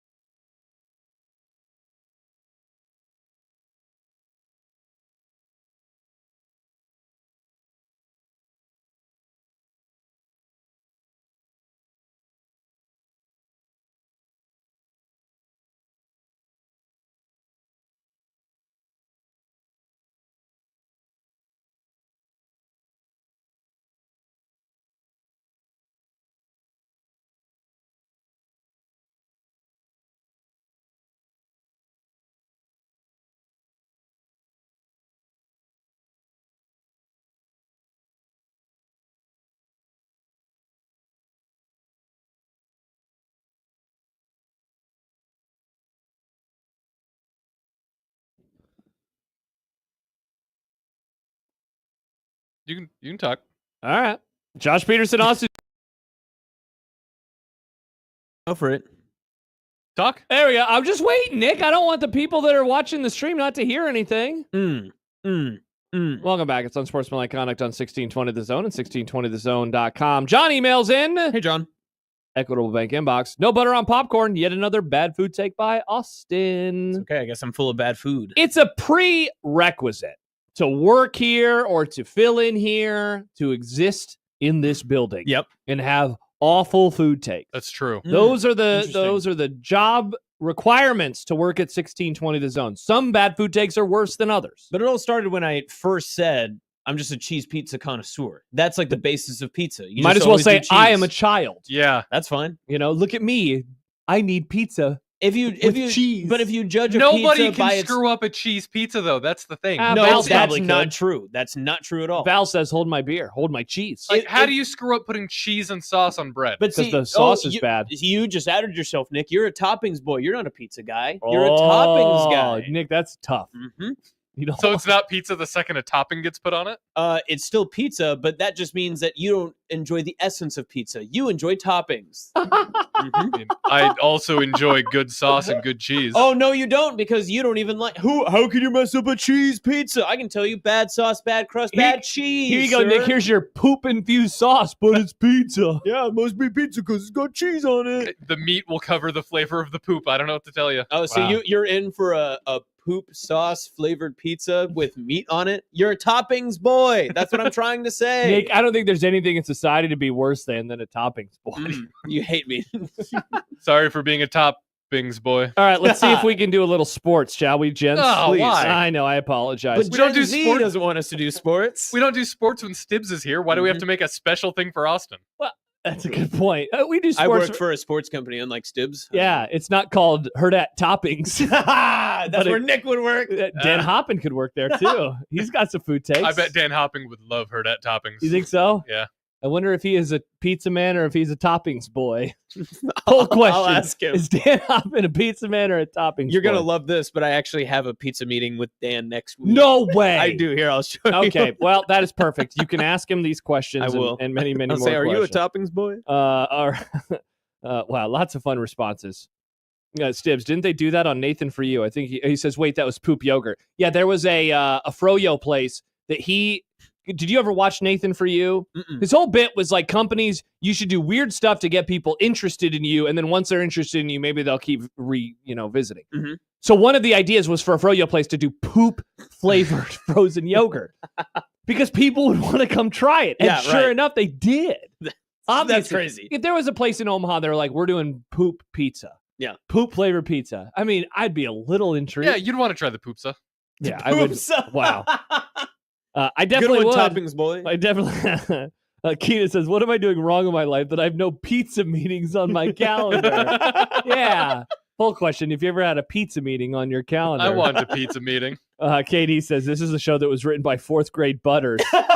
Butters, that's me. All right. Sports. Because it's coming upon the 3:00 hour. Oh, So, Andy, Nick is the Dave Portnoy of 1620. Nick, is that true? That's the worst thing I've ever been called. Toppings boy, everybody knows the rules. That's so funny. Stay tuned. We'll talk about Barstool and Gen Z later on. So, SEC Media Days. I think today is the last day, right? Didn't they start doing this on Monday? Every day has felt like it's the last day of SEC Media. It really Days. has. By the way, 5 days away from Nebraska's Big Ten Media Day. And Matt Rule will be on at 2:30, which I imagine means we'll carry it on the Grum. Whoa. Which is so exciting. Big one. We love Matt Rule live. We will have Matt Rule on Unsportsmanlike Conduct. Nick, let's make some fun graphics. Matt Rule joins Unsportsmanlike Conduct, but we just won't ask him any questions. It's going to be a great interview. You should, in between his answers, try to ask a question and do that part. That would be an incredible bit. We turn down the questions. Hey, Matt, Dylan Raiola. No, you have to go, hey, Matt, Josh Peterson, 1620 the zone every single time. Hey, Matt Rule, John Bishop, 1620 the zone.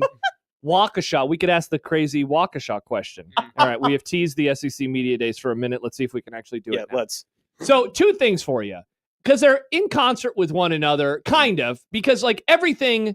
Do you think, Austin, everything with the playoff is actually not about the playoff. It's about the SEC and whether or not they're moving to 9 conference games. Is that kind of what it is ultimately distilled down to, is how many conference games will the SEC play? I think it's a portion of that, but I think it's a little bit more of posturing between the Big Ten and SEC as to who's going to move an inch first, right? Yes, and who's going to move the goalpost back enough so that the other one can say, ha, we got one on you. We took a win. Because both of them they're both puffing out their chests as far as they can go. They're both trying to stack up as much weapons and ammunition they can on each side. Yes. And they're loading their conferences, whether it's the SEC with nostalgia as well as, just the amount of legacy that they've recently had. Yeah. And the Big Ten is trying to garner as much brand power as they possibly can, or else they wouldn't have picked up 4 Pac-12 schools last summer. Correct. So if it's not an arms race, I think that's what we're trying to get to. Both of them realize that they're better off working with each other, but they would rather not have to. So if you can get one step above the other one, the Big Ten's using the 9 conference games to say, this is how college football works. Join us, so that way they can get a win over the SEC, while the SEC is saying, we are the toughest conference. We should have the say in what everything goes. Yeah, so yesterday, Heather Dinich reported, I'll just read the title of the story on ESPN.com, Sankey again backs 9-game SEC schedule as possible decision looms. Now, for those who don't remember, Greg Sankey has actually argued for this for a while. Like, this is not, whoa, Greg Sankey's a 9-win boy. Like, no, he's wanted 9 conference games. He's wanted 9 conference games. It's just that his coaches have argued against it for a variety of reasons. I'll read a couple of excerpts from the story. SEC Commissioner Greg Sankey on Wednesday reiterated his belief that the league should adopt a 9-game conference schedule, a long-discussed change that could lead to a decision about the future format of the CFP. Sankey said the conference has been discussing a 9-game schedule since the Clinton administration. Yikes, that's a long time ago. Emails. But his emails Good point, and his cigars. But a decision could finally come in the ensuing week or months, weeks or months. Here's the quote from Greg Sankey, exclusively to ESPN. I think we should be working towards that. My life doesn't end if we don't. There's this absolutist notion that he's going to dictate what's going to happen, talking about Tone Petiti. I think we should have an adult conversation. We should be able to make a decision. I think 9 games would promote great interest through the year, but it would be hard to coach. I've had candid conversations with the coaches. I've told them that.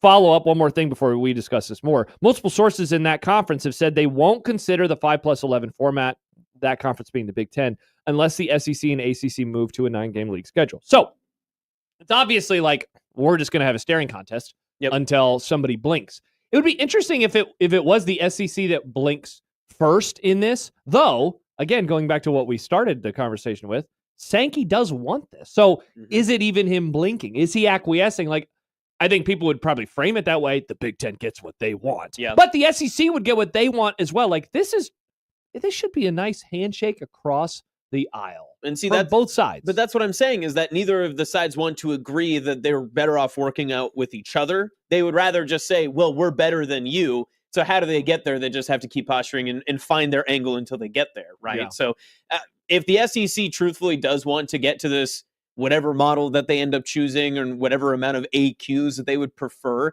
they are probably going to do it in congruence with the Big Ten rather than completely against them, because there has been, I've seen like the arguments online where people are saying, well, the SEC will get what the SEC wants. I don't think that that's necessarily true, because if the SEC gets what it wants, the Big Ten wouldn't have allowed that to happen. There will be so much tantruming happen from the Big Ten before that happens that they will come to an agreement as to what is best for those two conferences jointly. There's not going to be a world where they just stare at each other forever, right? Yeah. They're not just going to like stick with this forever. So somebody is going to have to give up something. Like, here's what I would wonder. I'll put a nice little tinfoil hat on. My Jimmy Allen tinfoil hat. I think you've done that twice. Yeah, I probably have. Does the Big Ten actually want the 4-4-2-2 thing, or do they just want the SEC to move to 9? Basically, is there a world where they actually propose that, knowing it's ludicrous, that the SEC would say, no, we don't want that, and saying, all right, fine, we'll do your model if you go to 9 conference games? I think they would prefer to have the 4 AQs more than anything. You think they would? So if they were ranking the things that they want, that would be number 1? Yeah. Interesting. Because if you get 4 AQs, you're guaranteed 4 teams regardless of any, and there will be a time, it's gonna be down years in future years that there's could happen this year. Yep. There could be super teams in your conference and then a couple of duds. And you never know when a couple of duds aren't going to be able to carry the same shtick that everyone else has in past years, especially one year of the playoff, the Big Ten had the national champion, the number 1 overall seed, and a couple of others that mixed in there. Yeah. You're not going to have that every single Correct. season. There's a world last year where if Indiana loses to Michigan, they get 3 teams in, the SEC gets 4 teams in, and then we're having a much different conversation right now. And so, yeah, you're probably right. Like, having 4 teams like this, look at this year. I see 3 obvious teams to make it to the playoff, right? Ohio State, Penn State, Oregon. The 4th is very much a TBD for me, if I'm even going to put anybody in. The Big Ten would always be happy to have that 4th. Yeah, always, because you're like you said, you're guaranteed. So then on the other side, though, Eli Drinkwitz, who's the coach of Missouri, he spoke today, and I found this interesting because there's a lot of people on social media that follow college football pointed out, like, he's kind of arguing against his conference and some other things too. So I'll read this. This was Eli Drinkwitz. When you actually sit back and can sit on a beach and read books and think through, you're like, wait, this doesn't make sense, he said of the 5+11 model. It doesn't make sense for the University of Missouri. It makes sense for blue bloods who are consistently ranked in the top 25 and every year have the implicit bias of being ranked. Maybe not based off product, but based off of media marketing and branding. But if you're talking about in the SEC, you have to finish in the top 8 to compete in the playoffs, or in the SEC, you have to finish in the top 3. That's a totally different challenge. As Chris Vanini pointed out, I struggle to see the supposed blue blood bias from the committee coming off a year when everyone in the SEC got mad that Indiana and SMU got in over Alabama. Right. And then as Sanjay Jaranja pointed out, this is a wild perspective because is he saying that SEC teams are overrated in it? And so that was a very strange argument. And I mean, he certainly is going against the grain because he doesn't seem to like the model that his conference wants, and he wants the one in theory that the Big Ten wants them to have. Yeah, but of all the teams in the SEC that don't fit in with the demographic of what the SEC is trying to be as a football conference, Missouri kind of fits the bill of being the leftover child. Definitely. And in the grand scheme, Missouri was the top 25 team, I think, the entire season last year. People going into last year love Missouri because their schedule on paper seemed super manageable. And so they were like a dark horse playoff pick based off of their schedule because they avoided a ton of teams. But then they went down to College Station and Texas A&M beat them by like 40. That's right. And so they ended up that and other reasons. And also, don't forget, this coach is always pretty good at having the wrong quote at the wrong time because they got some late win at the end of the season. I can't remember who they had beaten, but last year? Yes. It was like, I think the second to last or their last game of the regular season. And he went on to a post-game interview where he said, well, our college football playoff lives are still, up in the air. We don't know what's going to happen. Dog, you're 22. Like, what are we trying to fight for? I wonder if that was they beat Oklahoma by 3 late in the second to last game, or in the last game of the season they beat Arkansas 28-21. It was one of those two where he was still making an argument and he kept saying, "Well, we have the same record as some of these other teams in the conversation." I don't think anyone's talking about Missouri right now. So maybe he's just one of those fool's gold kind of coaches where he's always trying to promote his program, so delusional and so bought into what is inside of his walls. And hey, all power to him. That's great. Sometimes you need that to be successful, especially at a place like Missouri. You've got to have a level of delusion where it's us against everybody else. And if he sees it that Missouri's only way into a playoff conversation is to not have the blue blood branding that's so significant and so important in the SEC, so be it. It is interesting hearing this argument from inside of that conference, given that, we kind of view them as all like rowing in the same direction. But I mean, the 5-11 model, I would say that is going to make it harder for Missouri. John and I have discussed many, many times. We don't like the 4-4 thing, but it is inarguable that would not be better for Nebraska in terms of where they currently sit, because if they do the playing games, you got to be top 6. And so it's like, wow. And I imagine that's what Drinkwitz is thinking too. Like, what is more likely? Them being in the top 16 or them being in the top 6 of the conference? I'm guessing they're saying we think we could actually get to the top 6 in the conference for a variety of reasons. And then you're doing a playing game. He also advocated today for, what was it, Austin, a 30-team college football playoff, I believe is what he wanted. Full of weird things. He wanted to do. Let me see if I can find it real fast. But so he is arguing for a massive playoff. So you're okay? You okay with the 30-team? No, yep. So he pitched it 30-team college football playoff field with playing games. Playing games. With playing games. Yeah, I don't think that's a 1A possible, but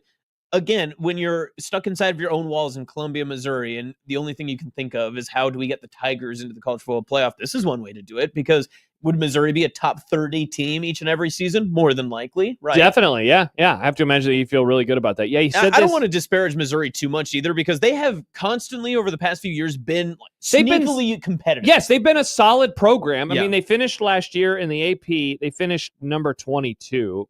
God, they were 10-3 and 22, but that's because every time they played a good team, they got destroyed. Yes, including A&M. They got their asses beat by A&M, by Alabama, and they lost to South Carolina. They didn't get destroyed in that game. And of all the ranked teams in the conference, they had the lowest ranking, even though there were 2 teams in front of them that had one more loss, that being South Carolina and Alabama. Obviously, as I just mentioned, 2 teams that beat them last year. So yeah, you're right. Like, they've been a solid program, and at least he's arguing for something that would be good for his program. His team. It would be really good for Missouri if they went to the Big Ten model, but pretty interesting nonetheless. Back to the silly, a text from the 402. If Nick doesn't think you can screw up pizza, he's obviously never had Valentino's. Oh, got him. Hate to see that. True, I've never had Valentino's. Toppings boy, is that what you called him? Yeah, he's a toppings boy. Wow. I just can't believe I sit amongst toppings boy. I thought you'd be a pizza man. You think you know a guy. Nick? I'm the worst. So you eat a pizza and you never comment on the dough? You're never like, wow, look at that dough. You're like, of course I do. Of course I do, but I don't think a baseline for a pizza place should just be the cheese pizza. I need more to a pizza than just cheese. Well, but if you compare pizza to pizza, it shouldn't be based off of whose toppings are better. It should be based off of the essentials, like the cheese, the sauce, and the crust. Why wouldn't the toppings matter, though? Because not every topping is the same. Yes, but you can have immaculate, incredible toppings that are so much and better, superior to any other pizza. But if you don't have the components of a good pizza figured out, then it's not going to be good. I agree with him. Like we did the Cane's box rankings the other day. Toppings would be least important for me on top of a pizza. Think about it like, so ice cream sundae, same type of argument. If you go to a place that has every single type of like sundae topping you would ever want, right? But the ice cream is horrible and you can't stand it, would you still go back for all that ice cream? Ruin the ice cream. No. Exactly. That's the star of the show, there just like the dough and the sauce and the cheese. And to be fair, if you had the most incredible toppings in the world, you had the finest pepperoni from, whatever the pepperoni fields in Napoli, and they were all running around having a good time, and you pulled that off and took a bite into the pizza, but the pizza was a poop pizza, you would hate the pizza, right? Mm-hmm. Probably. But here's my argument. Nope, I don't want to hear it. I don't like cheese pizza. I just think cheese pizza's bad. Well, it doesn't because feel you're fulfilling. a toppings boy and you're boring. That's why. Fair enough. I guess I'm boring. And that's talking toppings. That's talking toppings. Jeff says a bad crust ruins the pizza. Could not agree more. You get bad dough and that thing. I think I would go sauce because that's why I don't like Val's. The sauce just totally tanks the whole pizza. Is that a chunky sauce? I don't like that. It's like they pour sugar in it. See, that's too what kills of a sauce is that's what kills it for me too. There's a lot of chains and places that have just the sauce is too sweet. Yeah. So I think I'd go sauce, dough, cheese, toppings. Nick, I hope this doesn't break up the Gen Z boys. No, it doesn't. We'll see. Soon you guys will have to come together and say Barstool, Barstool, Barstool. I see. Portnoy. That's what Nick will be saying. One bite. Nick's words, not mine. I see the sauce of the pizza is more of a base than the cheese on the pizza.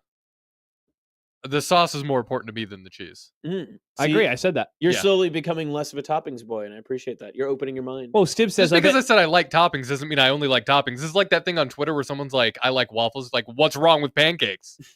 It's the same kind of argument you're making right now. You get a little trigger right now, Nick? Is that what you're saying? Don't put it on the internet. Stib says, I bet Nick loves square cut. Whoa. I like square cut. Are we being critical of the square cut? I actually have takes on square cut. Whoa, okay, let's hear it. My friend and I have a special name for square cut pizza. I think we call it Stamford Bridge cut pizza. Okay. I think square cut. Where Chelsea plays soccer. Oh, okay. Nice. I can't tell you anything else though. Square cut pizza is at its best if it's thin crust and there's not a bunch of toppings on it. Oh, interesting. Toppings boy. Interesting. Hold More on. of a cheese style? Because the crust of a pizza, it's meant to be a handle, right? Yes. It's a handle. Yeah. Again, I'm not anti-crust and cheese. I don't know what this is. It's meant to be a handle, but if you just have a square cut pizza, there's nothing to grab onto, and then you're just getting grease and sauce everywhere. It's so messy.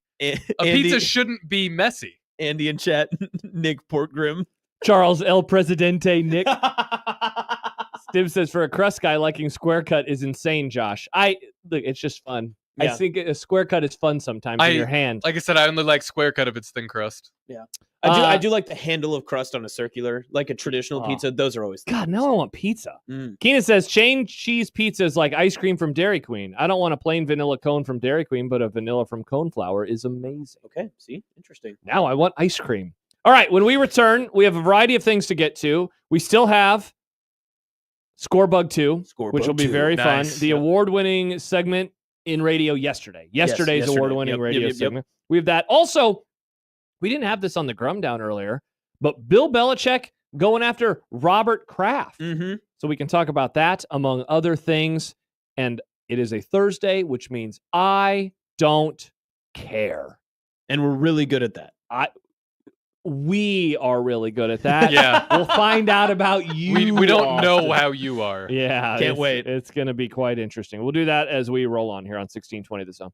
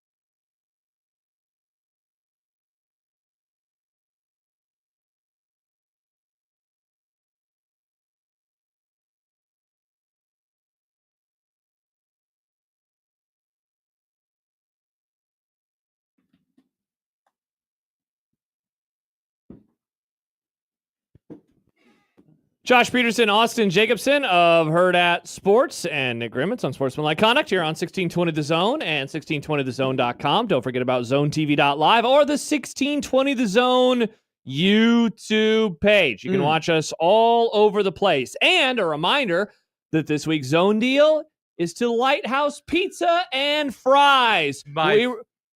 My favorite pizza in the city. Legitimately. Cheese pizza? We love pizza. I get the El Clasico. It's delicious. They have great pizza because they have great dough, sauce, cheese, and toppings. That's Located 7400 Place at 74th Plaza and Pacific Street. They specialize in oversized pizza slices, fries piled high, unique topping creations, fun atmosphere, drive-through, and late night hours. Gosh, we love late night hours, don't we, folks? We do. $50 worth of gift vouchers.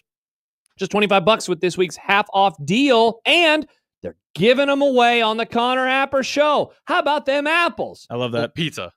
What? Nice. Good one, Nick. Wow.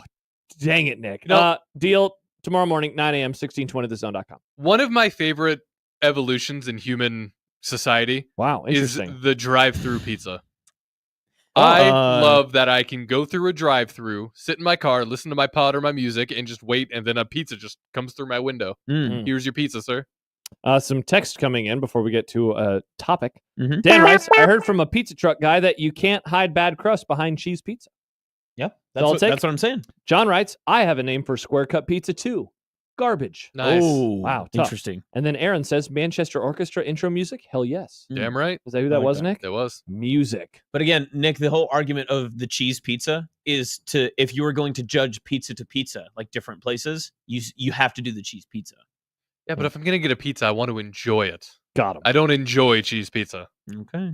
I don't either. For the record, I don't either. It's all right. You're not a toppings boy. I know you understand my fundamentals. By the way, we don't have to play Sports Flash, but this matters for me as a fan of the Dallas Cowboys. Sports Flash. TJ Watt has become the highest paid non-quarterback in NFL history for the second time in his illustrious career. Why did I read Adam Schefter's tweet? $41 million per year average.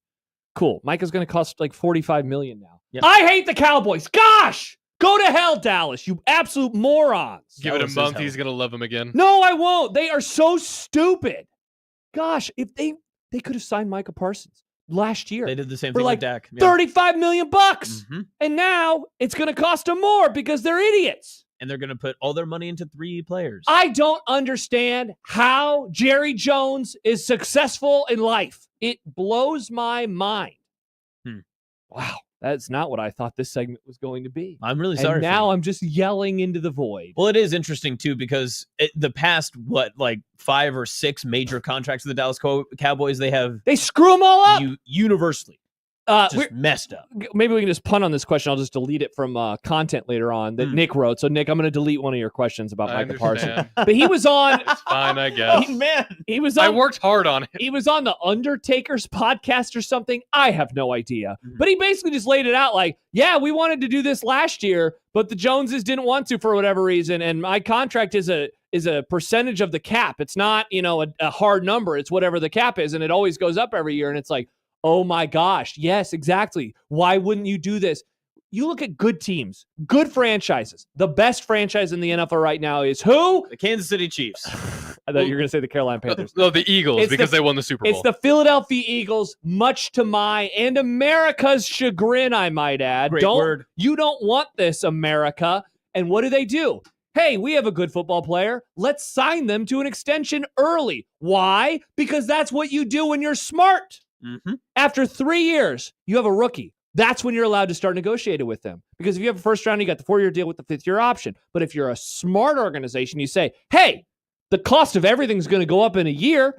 So the first or the highest paid salary will be like 4th next year. And then 2 years from now, it'll be like 8th. And then after that, it'll be in the teens. And you eat it for a year. But you also can manage and move things around. Or you can be the Dallas Cowboys. Stop posting eagle emojis in the chat. Also, notably, the Eagles did do this this offseason with one Cameron Jurgens of the center position. Exactly. They were like, hey, look, we think Cam Jurgens is good. We are going to give him a big salary now.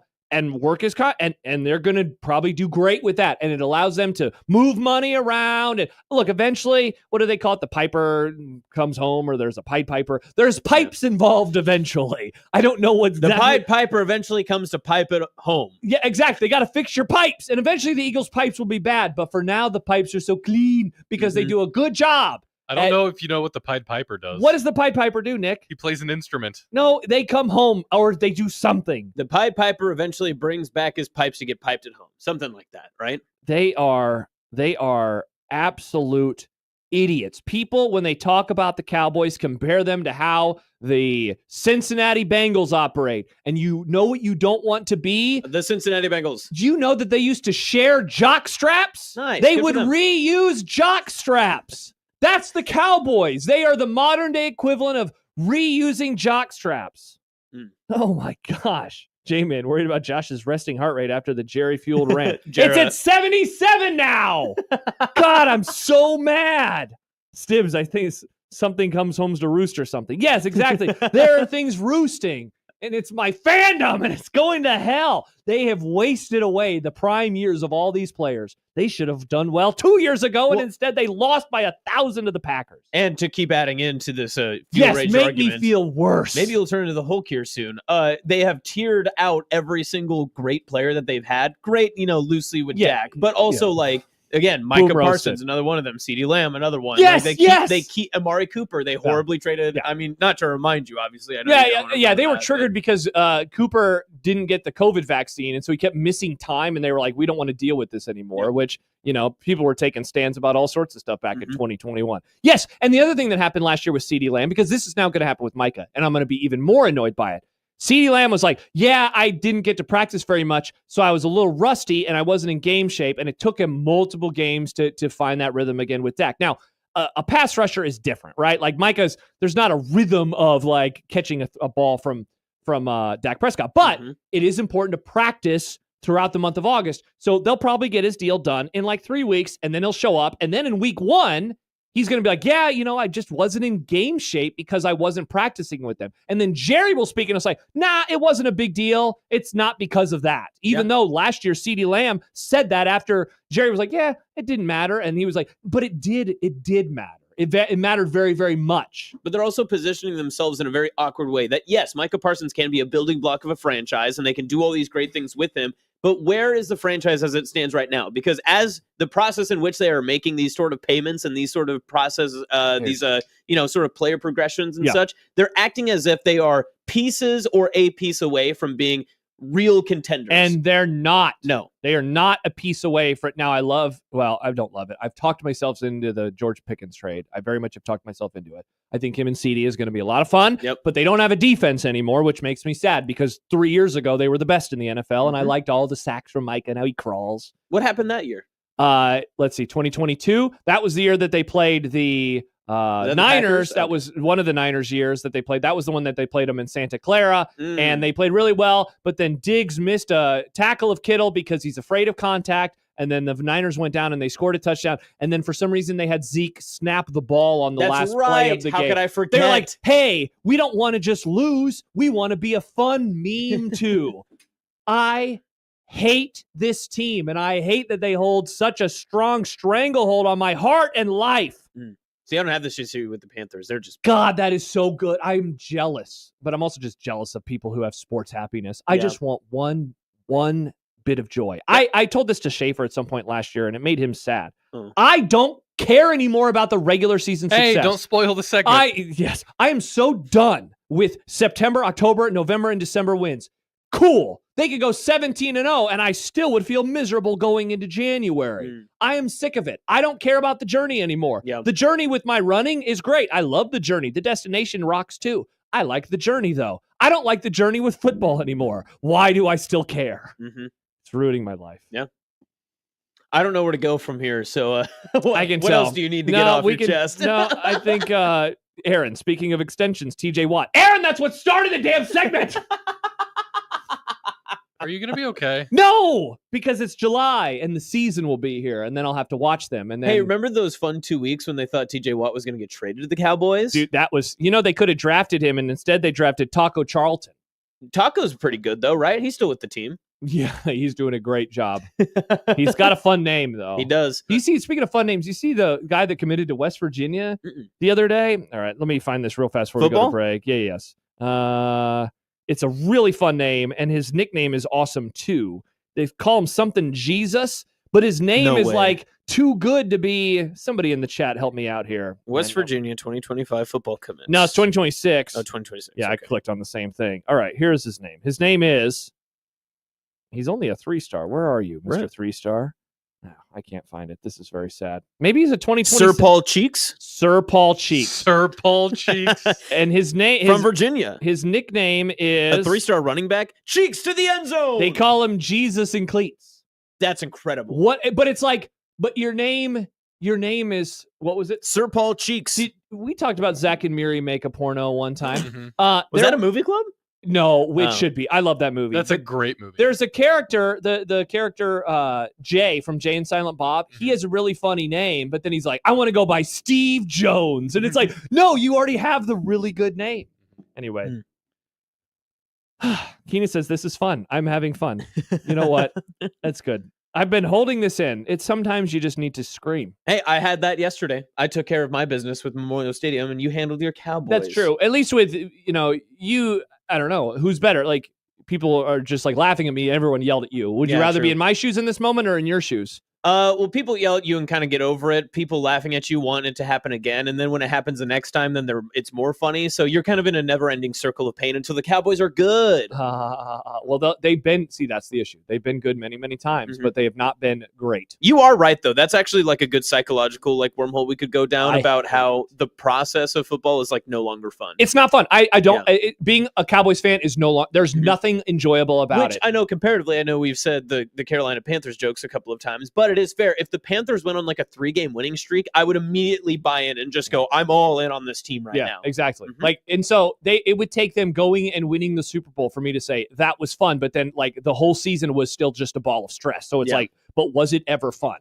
All right. Got that off my chest. When we return, we got some responses to the poll question that has shook the nation, like this TJ Watt contract shook my heart. Oh, thank you, Ben Solak, an Eagles fan for ESPN. Micah Parsons' price tag just went up a few million.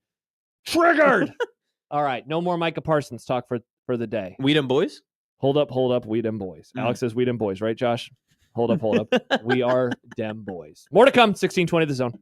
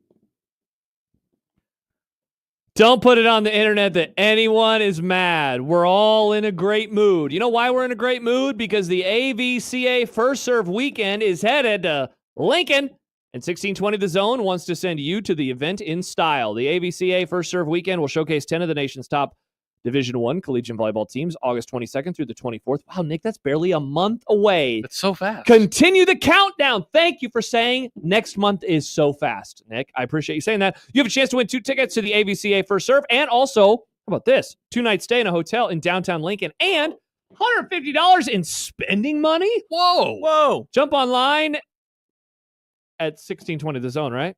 .com? All right, because this said a different radio station. At 1620thezone.com today, and sign up to win the First Serve Staycation, powered by Benjamin Franklin Plumbing. Oh, thanks, Ben. I thought you were saying just Benjamin Franklin. That's incredible. Mm-hmm. Welcome back, Ben. LSD will score. Cheeks in the end zone for 6.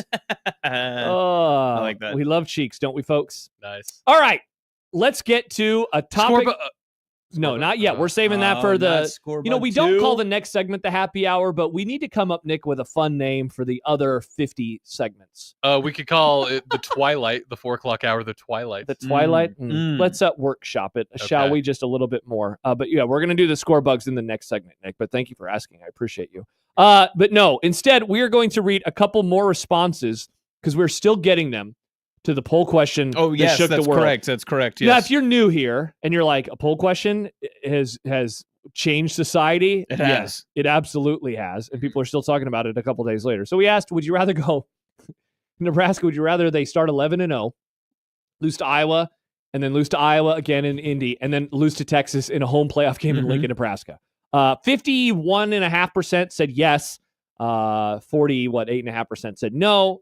You're a hater, Josh. Why would you put this poll question out? We had 3,000 votes. It was incredible. Yeah. My mentions were hilarious for It's everybody. about content. Yes. David writes, here's another question related to the door 1 versus door 2 that may have been brought up, but I haven't heard it yet. If you could go back in time exactly 1 year and ask Ohio State fans if they'd rather have beaten Michigan but lost in the first round of the playoff, or wherever their first game would have been, or play it out the way it actually went and they lose to Michigan but win the national title. That is such a fun question because it seems like Ohio State fans are sick in the head with this rivalry to the point where some of them are like, yeah, but I would have rather beat Michigan, which is like, man, I don't hate anybody that much in college sports because I don't think you can have that discussion in the pros, not to go on another rant again. Dallas has beaten the Eagles multiple times in a regular season before and then lost in the playoffs. It doesn't make my life better. Now, but I've also never had them lost both times and then won the Super Bowl. And there's something unique as a college football aspect that there's only the one game. Correct. Right? And so I didn't grow up in the heyday of Nebraska, Oklahoma, so I can't comment it on from that perspective.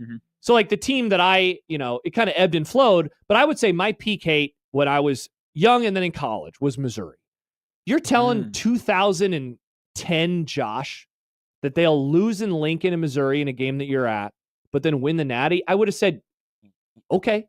I just can't imagine a world where that would have bothered me. But again, Nebraska, Missouri is not Michigan and Ohio State. Because that's the other part of this argument. And granted, like you said, things have changed since the 1970s, 80s, and 90s when Oklahoma, Nebraska was probably one of the premier, rivalries in the sport. Michigan, Ohio State hasn't changed at all, right? Yeah. Alabama, Auburn hasn't changed at all. Those are the two rivalries when it comes to that Saturday that everyone points to and says, oh, it's rivalry weekend. Because those are the two mainstay rivalries of the entire college football landscape. Yeah. So what do you think they would say? Would Ohio State fans, if we did that poll question a year ago, do you think it would be 50-50? A year ago? No, a year ago I think it would have been predominantly beat Michigan. That's wild. Yeah. I mean, I think so too. The simple fact that they were going into the playoff game saying it doesn't matter how far they go, that he better win the national championship or Ryan Day is fired. That's insane. I still wonder, because in the heart of hearts, I would love to put true serum into that AD and just what were you going to do? What were you actually going to do? So I'm a messy boy sometimes, and I hate Ohio State. And so after they lost to Michigan, I was listening to some Ohio State podcasts because I just enjoyed it. I need to start doing that more. I was texting a guy yesterday, and he listens to Oklahoma, just different Oklahoma sports radio. Yeah. And he was saying it's very enjoyable. Now, I will say this, the podcast that I was listening to, they are good at what they do. And so that made it I don't know if I want to just stumble upon any Ohio State podcast, right? So it was I know who this is. I'll check it out, and I want to see it. So is this a podcast in the moment? This was a live stream? They did this the Sunday after the game. Okay. And so I was listening to this on my walk with Banks that morning. But okay. So this is the literal next day. Okay, gotcha. That you were listening to it. Well, yes, but it came out. They recorded it. So like, I think they did their normal postgame show on Saturday, but then on Sunday it was like a 2-hour pod of like, what's next. So that's I think a caveat to your story. Not that I've heard the story yet, but I'm curious about it. But sometimes you get that 24-hour reprieve and you feel a lot differently about something. Correct. And so in the moment, they seemed, and these guys, very level-headed. It's Bill Landis, Doug Lesmerises, who also do Kings of the North, which is my favorite college football pod right now. Great pod. Thank you. Yes, handshake meme. KOTN. We love KOTN, don't we, folks? So it's just those two, but they've been covering Ohio State for many, many years, right? They are extremely level-headed, in my opinion, when it comes to like the Buckeyes. Like they probably think that they're better than maybe everybody else does. But in terms of how they discuss them, they were like, we never thought he was on the hot seat. But in that moment, they were like, I think things have changed. So that is a long-ass winded way of saying, I think if they would have lost to Tennessee, that he might have gotten fired. I really, because they were talking about Vrabel. Because Vrabel was, and Vrabel was out there at that point in time. So that's a fun follow-up from David. Let me read this, though, from friend of the Grum, Al in Minneapolis. Josh, what if I could snap my fingers and guarantee your favorite team will lose in the first round of the playoff? That's not all. That loss in the playoff will be to a team you cannot stand. And I will also promise you this will come on the heels of back-to-back losses to your biggest conference rival. Who would sign up for this? You get an 11-1 regular season. So what? That's like saying, well, at least I'm driving a cool car when I got in a terrible accident. The goal of next season is to have the Huskers give the Matt Rule year 3 bump. They can achieve said bump without subjecting themselves to so much pain. 11-1 is not the only regular season record that will demonstrate legitimate prowess to a fan, nor is it a prerequisite for qualifying for the playoff. Door number 2 offers the opportunity to yield a terrific / satisfying season without guaranteeing maximum pain that is sure to overshadow any good vibrations. Enjoyed in the moment. Okay, so what do you think about that? A quick pitch on this too.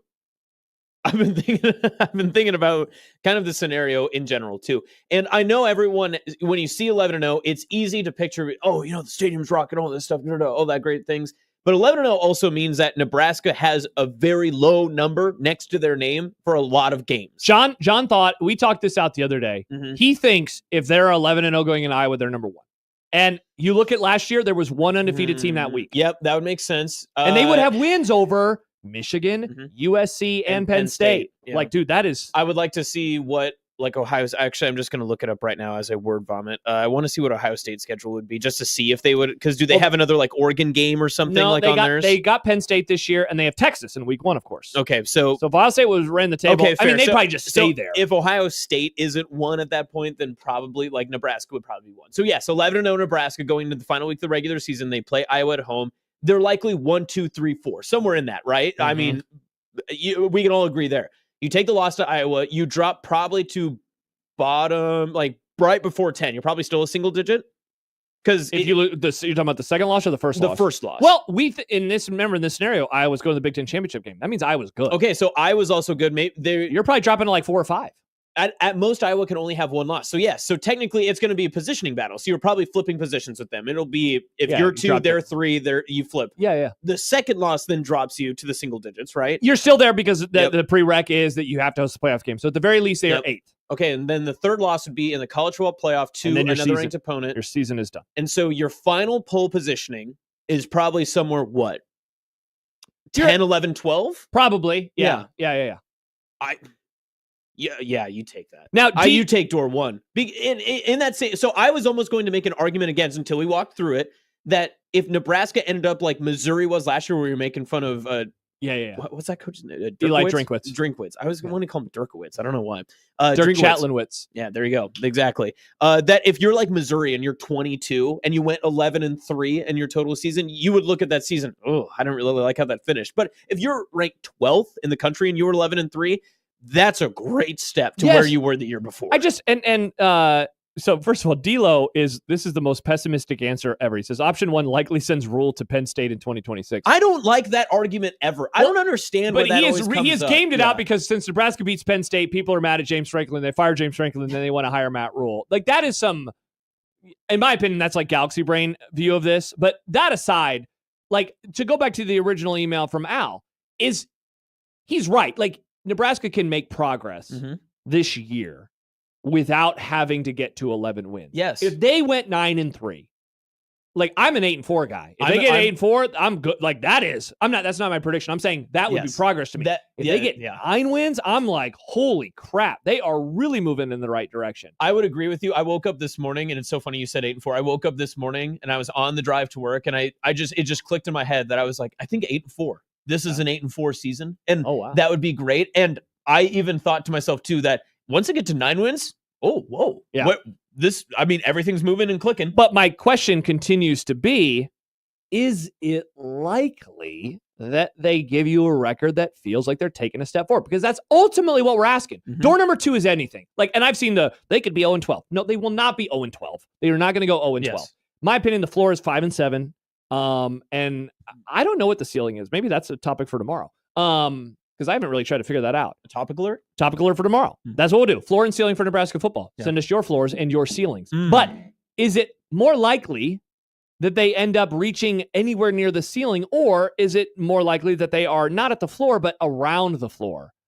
Because I think it is very likely that this is another 6-6 or 7-5 season. And so that's why I always will take door number 1, because I think it's more likely than not that they are unable to have that breakthrough 9-win season. Can I ask you a question on a question? I love questions. Do you think that last season, 2024, Nebraska football was closer to their floor or their ceiling? They were closer to their 7-6. I'm going to count the pinstripe. Yeah. They were. If you game out last season 100 times, they are not 6-6 that many times. That was a 8-win team for sure, but they can't do it. So you think they were closer to their I think ceiling? they were closer. Well, I'm trying to figure this out. Yeah. In terms of how you're asking. Where their season actually finished at 7-6 with a bowl victory. Yeah. They were bowl eligible. I think in the 100 scenarios that you simulate, that was one of the worst simulated seasons that they could have had. Okay, so I think that, does that mean they were closer to the ceiling or their floor? I think it means that they were closer to their floor and how they performed that season. Yeah. Because that is, because I would agree. The floor last year I thought was 5-7. Yeah, and so they barely they pretty much hit the floor, and they did it in very excruciating fashion. Quarterback was pretty much healthy all year long. He never missed a start, right? So you had that going First for time you. in a while. It was a healthy roster. Yes. And they kind of wasted it, you know? They had 1-score losses. People forget this. So they had 5 losses last year by a score. I don't know if you know this, 20 first downs to 5 for Iowa. I was there. It was brutal. Pretty crazy. It felt that way. Stay tuned for later next month. So yeah, I think they were closer to their floor. And I'm just worried that if you game out another season, that they will be closer to their floor more often than not. Because I now have reached the point, Uncle, I got to see it. I got to see it to believe it, you know? And I hate being that guy, but I have to see it to believe it now. To run it back with you, I think Nebraska could be closer to where their ceiling will be this upcoming season. But again, tomorrow will be floor and ceiling. All right, we'll do that. Matthew says Dannon would drop a bag and a half to keep Rule. That's the part of this argument that if Nebraska in door 1 scenario goes 11-0, at what point does Nebraska start a conversation of, hey, it's year Great 3, you got 4 years left, but this is a really good start. Can we get some numbers back? Maybe they don't do the Micah Parsons thing and they actually get him on a better contract right away. Why would you say his name, Austin? I thought USC was first. It is indeed. If they beat USC and they are 9-0, when does contract extension talk begin? Then. Yep. Then. I mean, it's starting already, but I think then is when they're like, we got to get this done. They have an off week after UCLA before Penn State. They would want that thing. I'm going to bring up a name. It's not going to end this way, but they would want to Mel Tucker that thing as fast as possible. And I don't mean that in a derogatory sense, but they would want to get that crap locked down fast. Yes. They want to put a ring on it, if you will. You two know about that. Do we? Well, one of you does. Yeah, one of them did. One of you. Wait, Nick? Nick's not listening. Guess what I said about you?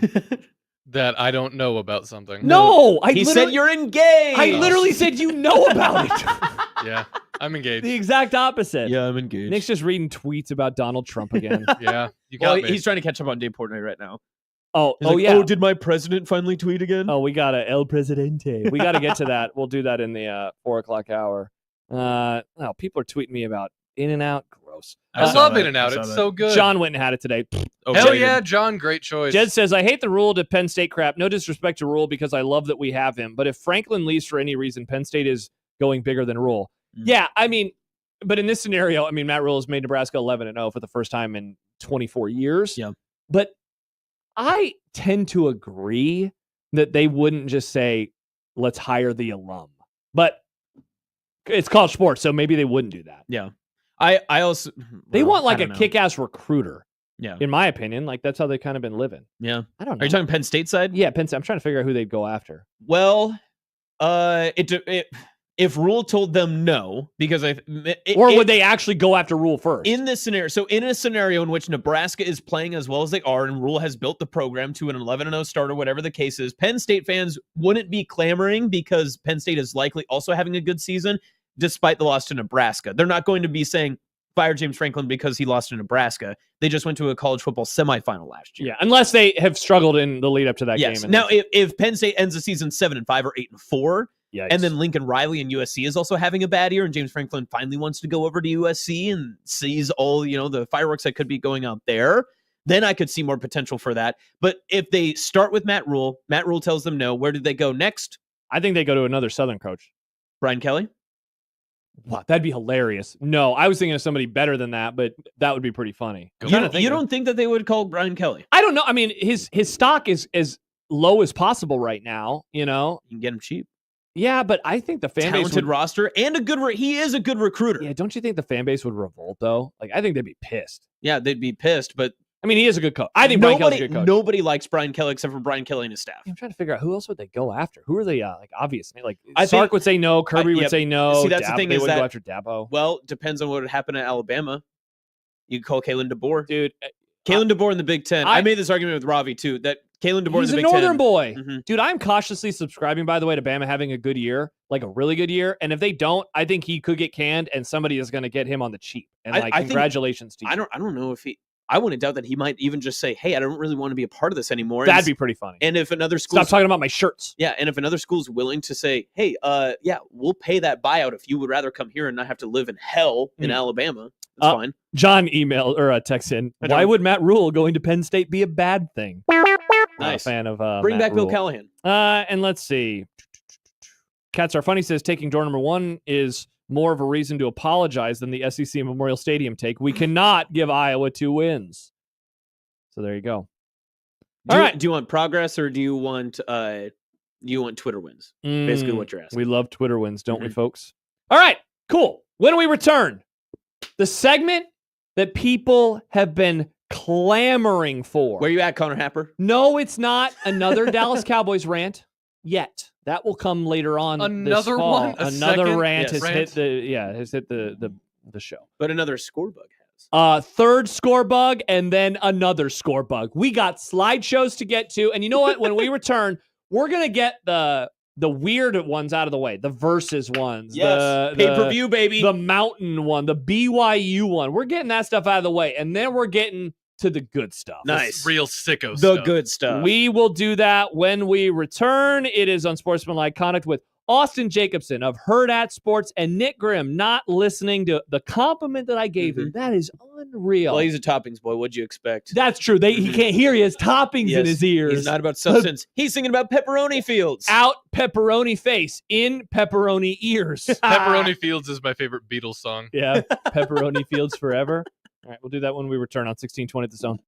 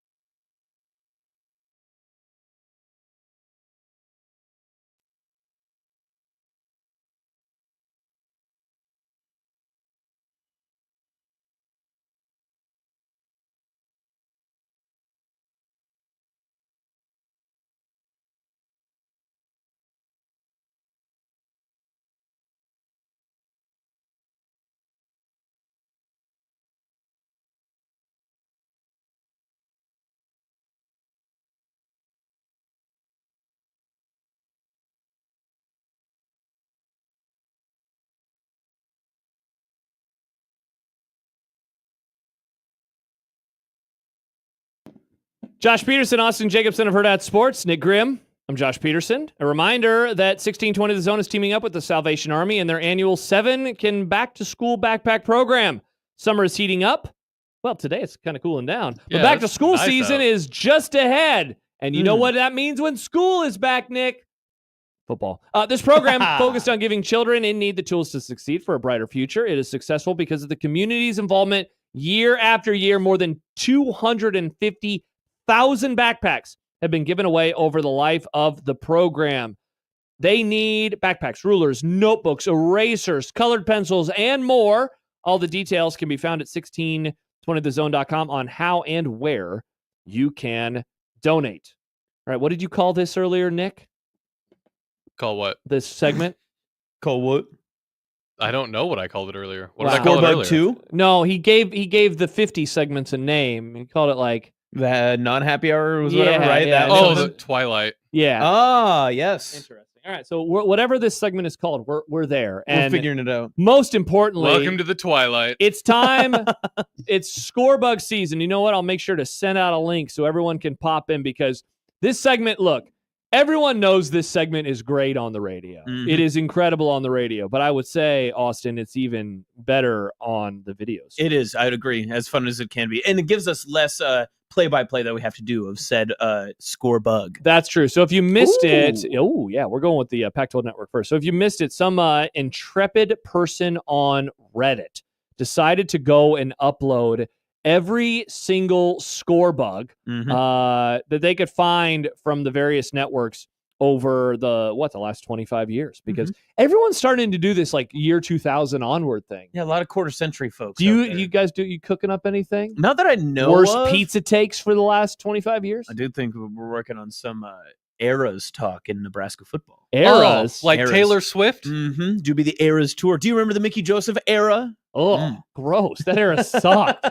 That era sucked ass, man. That What was a your bad favorite era. win of the Mickey Joseph era? The Iowa one, obviously. Oh, really? Yeah, it was yours, I'm Indiana or an Rutgers? Indiana guy. Wow, I mean, that Indiana win, that was nice. People forget how ugly that Rutgers game was. It was terrible. It was absolutely terrible. Don't By the way, forget Connor Happer if everyone was Rutgers. my wife now sending me mean texts about Micah Parsons. So, no, you know, why? Yeah, I mean, now you have to go home to that? Are you afraid of going home, Josh? You know what? I might be. I might have to call my therapist and say, I want to come talk to you.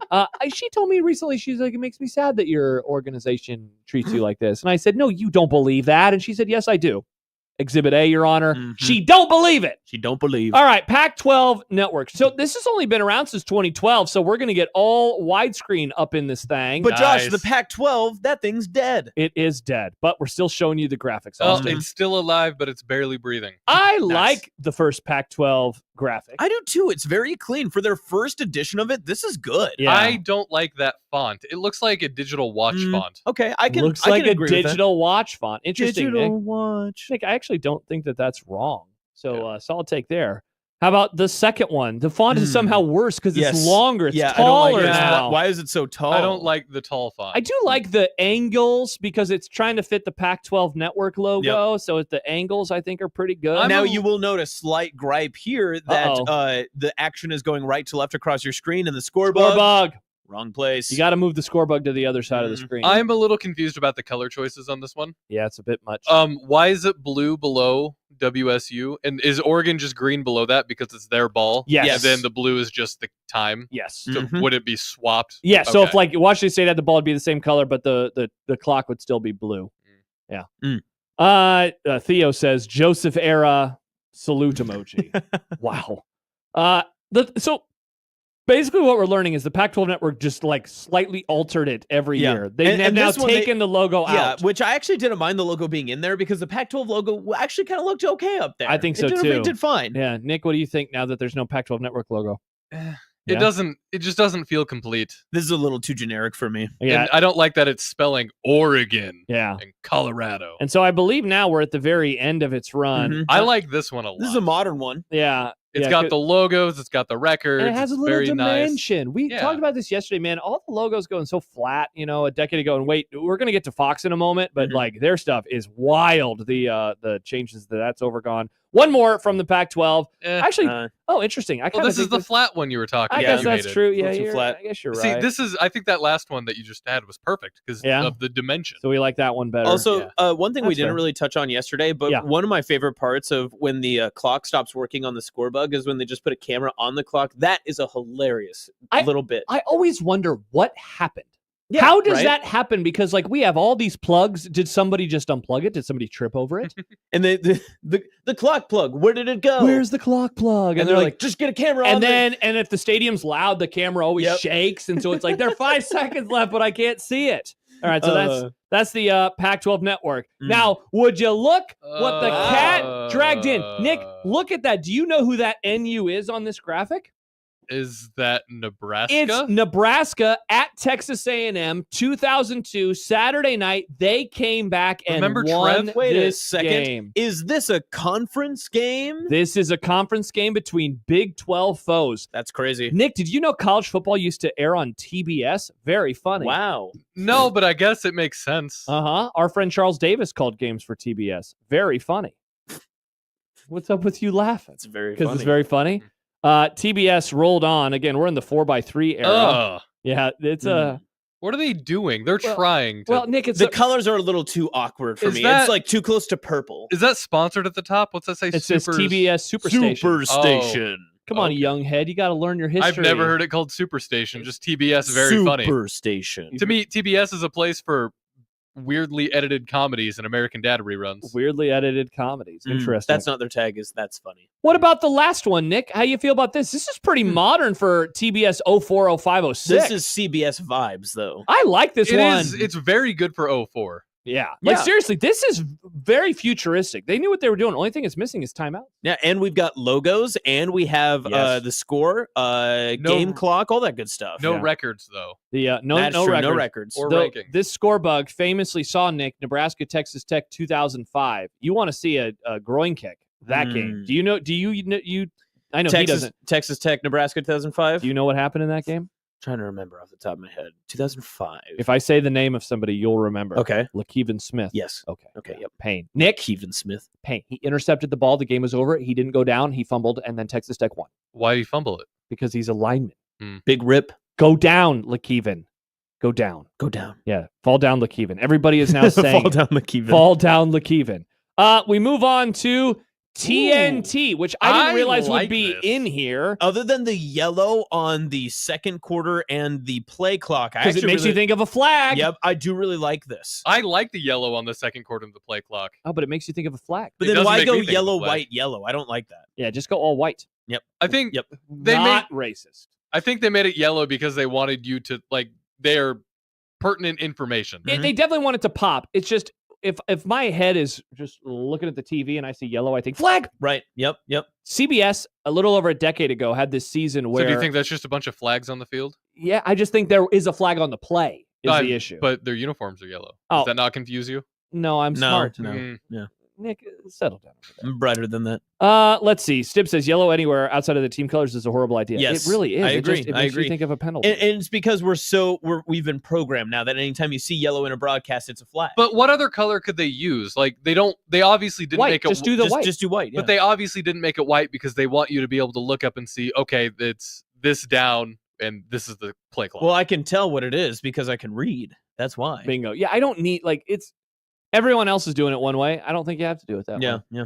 The Mountain Network. How do we feel about the Mountain Network? This is from, I guess I don't have a year. I'm guessing this is 08, 09. Look at this untimed down going on right now, too. Oh, wow. They made it look like a Spy Kids gadget. I think it's 6 minutes. 6 minutes. I thought this was about to be a sick play. I was going to ask you to play it out and see what happened. Does this look like some kind of Spy Kids gadget to you? A little bit, yeah. It does look wristwatchy at times, almost, yeah. A little bit. Interesting. Let's see. This is a classic. Now, here we go, Nick. What do you think about versus? And also, note the game. Stanford trailing by 6 points against number 1 USC. Nick, famously, this would be the 2007 game when Stanford was a 40-plus point underdog and won the game. Mm-hmm. I think I would like it better if the Scorebug instead was the little stat thing they had on the bottom there.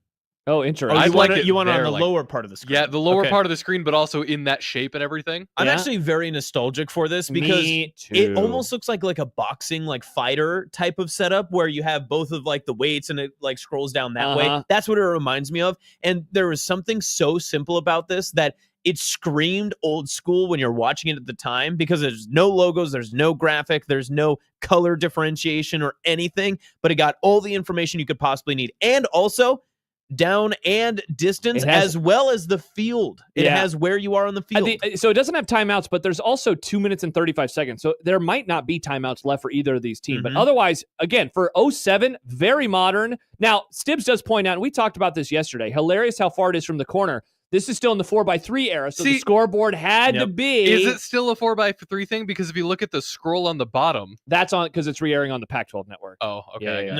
Yeah. So shout out to this intrepid Reddit person. Shout out Stanford for doing that. Stanford, what a win! Jim Harbaugh, year one. We love Jim Harbaugh. Ooh. See, now the next one is horrible because like it's not widescreen. Also, I think that Scorebug sucks. Yeah, I agree. That one's not good. It's funny. I actually kind of like this one. Really? A little better than the last one. It's also slanted, and I don't like those slanted direction. It's kind of like the slanted ABC logo we talked about yesterday.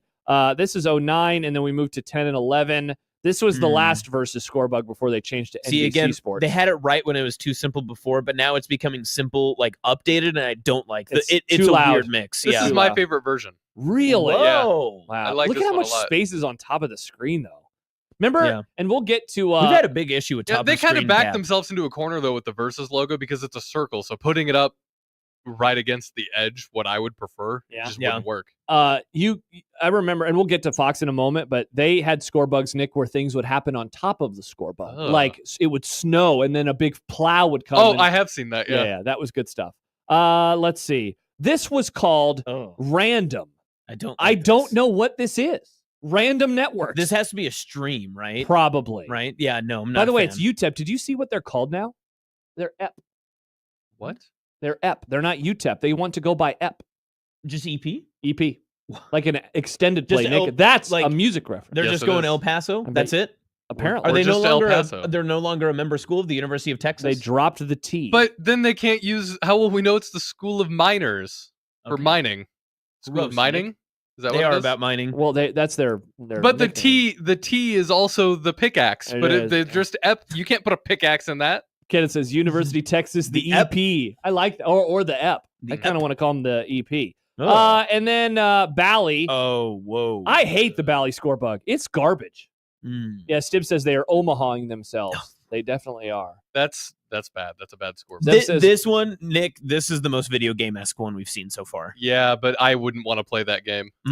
Hot take. Zeb writes, more of this crap, this is still AM radio. What? We're just describing things. We're doing a great Wait, job. Austin, you have to do your play-by. Do your play-by-play for this. All right, one. now we're getting to BYU. All right, BYU TV, bottom lower third of your screen. We've got the lowercase BYU circled in white with TV in blue over on the right side. Sports underneath it. That's the logo. Now, the Scorebug itself, we've got Weber in its dark maroon color above a score of 0 points in black lettering, white background. Underneath it in very tiny letters, let's see, BYU football. Then it has down and distance next to it in white lettering again, separated by a, what did we call it yesterday? Stick? You called it a stick. We got another stick. Give him and the then stick. Don't give him very, the very stick. tiny baby lettering and numbers of the play clock underneath it. Now, again, to the right side is actually an advertisement. This for graphic sucks. RC Wiley. And then we have the time in the quarter and the middle. Yeah, this is bad. This Dilo is says bad. play-by-play makes this all worse somehow. Yeah, This thank you, graphic Josh. sucks. But It is way too busy. I will say the play-by-play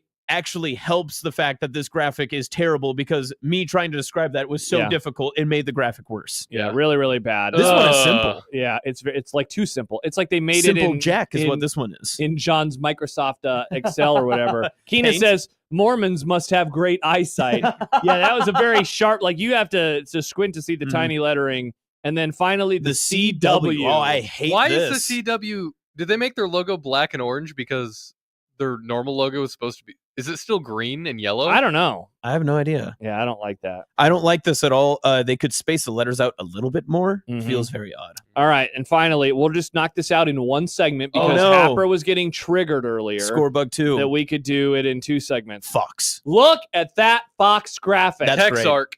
That's For great. those who are in your cars listening to this great segment, thank you for tuning in.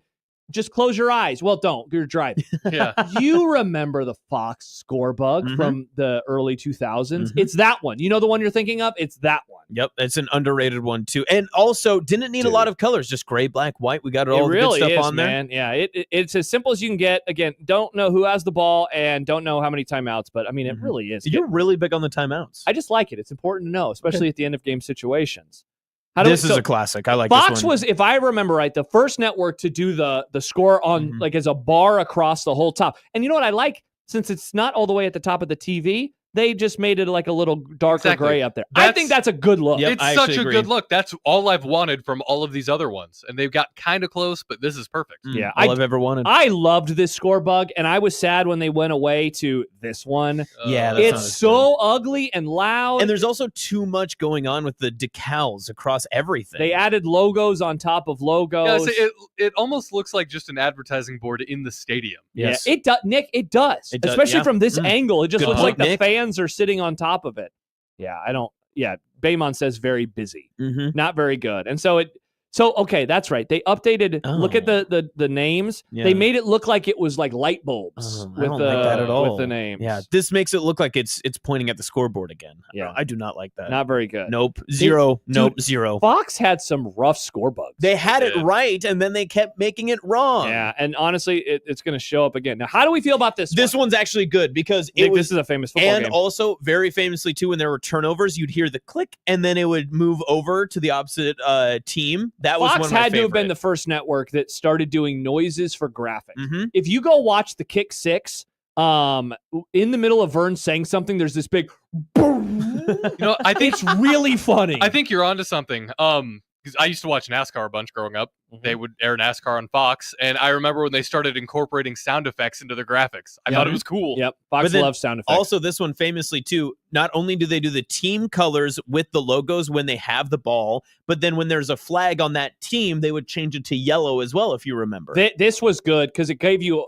Again, outside timeouts. It gave you all the pertinent information. I like how they tell you who has the ball because the whole top of the Scorebug would actually change colors, if I remember right. And also, this one is actually not as egregious, I think, with the amount of advertisement that they would have. They have BCS on Fox on the left and then Tostitos Fiesta Ball on the right. I kind of like that. I dig it. I like this one. By the way, Nick, Boise completes this pass on a hook and ladder, and then they win in overtime. Nice. That game was pretty tight. People you should go back and actually watch that. And then the guy who wins the game actually proposes. Proposed. Yeah. He's also engaged. Why not Hoiberg? Oh, no disaster. OU fans in about 17 seconds of gameplay. Nebraska, people forget they could have gotten Boise if they would have beaten Oklahoma in Kansas City that year in the Big 12 championship game. That wouldn't have happened. But they lost. Womp. Now we are into the mid-aughts when Fox changed it. Nick, this is one, like the previous one, very famously, that would have snow falling. Also, the timeouts, which they now have on the side, during the Christmas season, they would turn those into Christmas light timeouts. That's a fun bit. I like it. I always liked when Fox would do goofy stuff like that. I like the creativity. This is a good one. I do like this one. I don't like the bug itself, but I like that they were experimenting with things. Alex writes, "Yuck." I like this one. I like this one too. I think it's simple enough, but it's good. I would almost want to see what this looked like if you put the logos instead of the team names up there, but I can understand why you want to do that. Yeah, tiny rankings next to those teams as well. This is a good one too. I like these. The simpler they are, the better that they get, and I do like this one. Yeah, I like this. And you get timeouts? Yeah, I like this one. What do you think about this, Nick? I'm good with it. Yeah. I don't love it, but I don't hate it. Look at that. Fox Sports 1. That was when they went by Fox Sports 1 instead of FS1. That's right. Matthew adds the Scorebug reminds me of Deshaun Jackson's punt return game winner with the Christmas lights. That was funny. That's when I hated the Giants more than the Eagles, so I was actually cackling when that happened. Or if it happened now, I would crawl into a hole. Don't like this one. I'm indifferent. Indifferent boy. I've seen it now, but it's yeah. I'm trying to. Although Oklahoma State, that orange is a real bad look. I believe this is Fox from 2014 to 16, maybe is what this one is. See, now it's woke territory. Look at how flat and boring that crap is. This is again a video game graphic. I was so mad when when I watched the first college football game of the year, I was like, yes, football. And I was like, this sucks. I hate this Scorebug, and this Scorebug was around for 3 seasons. Not very good. And then it switched to... Oh, I actually don't mind this one. I like this one. Yeah, I don't mind this one at all. I'd kind of forgotten about it because they... And you get records. You do get records. You get the timeouts. I mean, I'll say this for Fox. I like that they have the quarterback stats on the screen I the do whole too. game. I've always thought that's interesting. And then have you noticed that when they do rushing stats, like the running back gets the ball in the play, they'll pop up the running back too? I like that. The thing I don't like is the cartoon of the players. Yes, I don't like that. The cartoon graphics are a weird bit. And they always make them like so preposterous. Like, yes, Tom Brady with huge muscles. Yes. Don't like this one. I'm okay with this one. This one is too big. The first time I saw this one, I kind of like the way they did the logos, just because I'd never seen anything. John and like I that were before. super critical of this one because the logos are just so big. I'd rather have the last one than this one because also it's more insulting when your team's not ranked in this scenario because they have no number and then they get this goofy little number 3. Yeah, see, it turned into too like written. Like it's like somebody wrote the names and wrote the rankings. I wasn't a huge fan of that one. And then we go back to the Fox Sports One world, which is again very similar to Fox, but there were going to be a couple of intricacies along the way. Yeah. This is great for its era. For its era. I liked this one. This one's good too. And the yellow ring highlighting who has the ball, I actually dig. How about Colorado up? Or no, never mind. They're down on Oklahoma. I don't like how rounded it is. It is very rounded. I can agree with that. I'm more of a square guy. I do appreciate how they show possession by highlighting. This is an underrated one. Really? I actually like this one a lot. Oh. All right. And thus ends the Scorebug 2. The award-winning segment where we talk about scorebugs. Wow. Submit that. I enjoyed that. That was a lot of fun. I liked it. Thanks for having me on, guys. This has been a blast. It has been a blast. All right. When we return, we have I Don't Care to get to. Oh, no. We will get to that. Will we ever play the Scotty Scheffler audio? We'll find out. What kind of year does Dylan Raiola need to have? We can do that later on. A good one. Yeah. Oh, nice. Also, I'm deleting the Micah Parsons question from content. I do not want to talk about Goodbye, that Micah. ever again. So we'll do all that and more. Plus, we haven't talked about Bob Kraft and Bill Belichick or Barstool. Crap, there's so many things. Oh, no. How are we going to get to it all? Well, thank God you're back tomorrow. Yeah, thank goodness. More to Pizza come. Friday? What? Pizza Friday? Oh, are you bringing? Oh, I guess I could. Nice. Okay. Oh, Shout out thank you. Austin. We got to bring beer, too. Oh, I was supposed to bring you guys cookies today. I apologize. God. I had a morning rush Now out you of have the to bring house. us beer, too. I know. Beer and pizza. Mm-hmm. But Thank you, Nick, just give him toppings. He just wants pepperoni in Can his I just mouth. get a box full of toppings? Nice. Is this pepperoni picked in-house? Interesting. On Or- 1620 The Zone.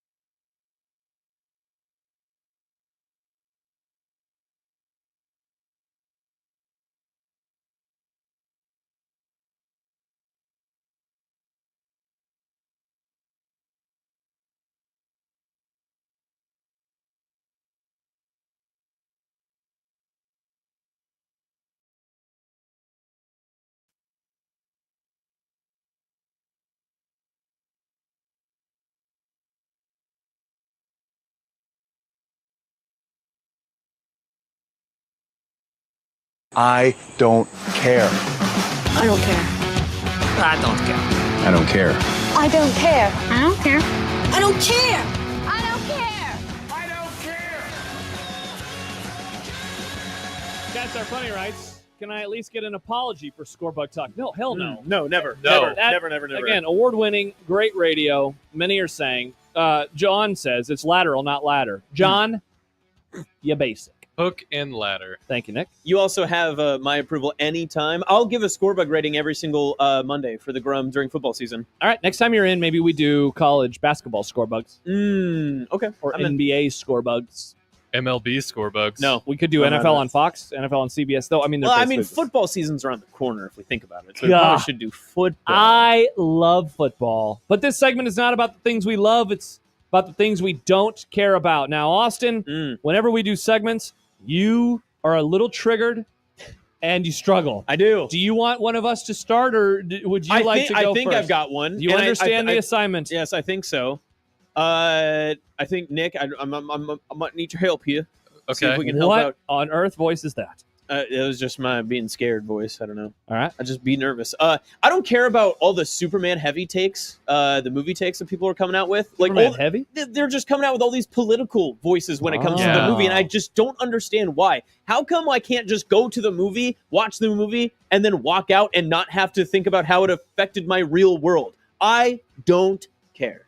That's a good one. That is a good one. Not everything has to be a culture war. That's true. But then how would people get their cliques? I went and watched the Jurassic World movie on Sunday, and I had people like I do the whole letterbox. You mean thing. the It's very woke fun. dinosaur movie? Yes, the woke dinosaur movie. Jurassic Park is woke too. Dinosaurs are woke, Josh. Mm-hmm. What? But then I watched that movie and I left the theater, got on my letterbox, and I said, "What a fun 2.5 hours at the movie theater." And what Where did people say? I turned off my brain and enjoyed it. And people were like, "You didn't get the economical crisis that was going." No, I didn't. It's about dinosaurs. It's a dinosaur movie. You're not allowed to take deeper meaning from a dinosaur movie. From like the 8th one in the franchise. Yes, exactly.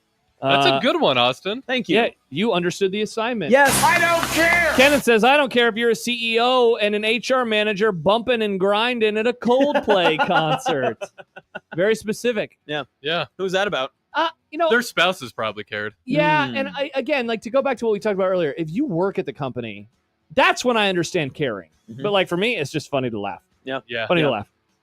Speaking of movies, now I can't remember if I brought this up, so I apologize if I have. Uh-oh. I don't care about Screen X. Do you know what this is? Screen X. No. Screen X. Google Screen X movies. Is that I don't know if I should It's Google not, that. It's not pornographic, Nick. It's okay. Google Screen X. Screen X. So there is a movie theater in Omaha that does this. Experience movies in Screen X theaters. Okay. There you go. And so it's I a panoramic film format which presents films with an expanded, dual-sided, 270-degree screen projected on the walls in a theater. It's just a curved screen. No, it's a tri-screen. It's got 1, 2, 3. So it's like in the around room, you. Nick, there'd be a screen on the side and then the screen in front of us. Oh, but it's I not hate curved. that. So here's why I don't like it, because I've seen a couple videos of the screens.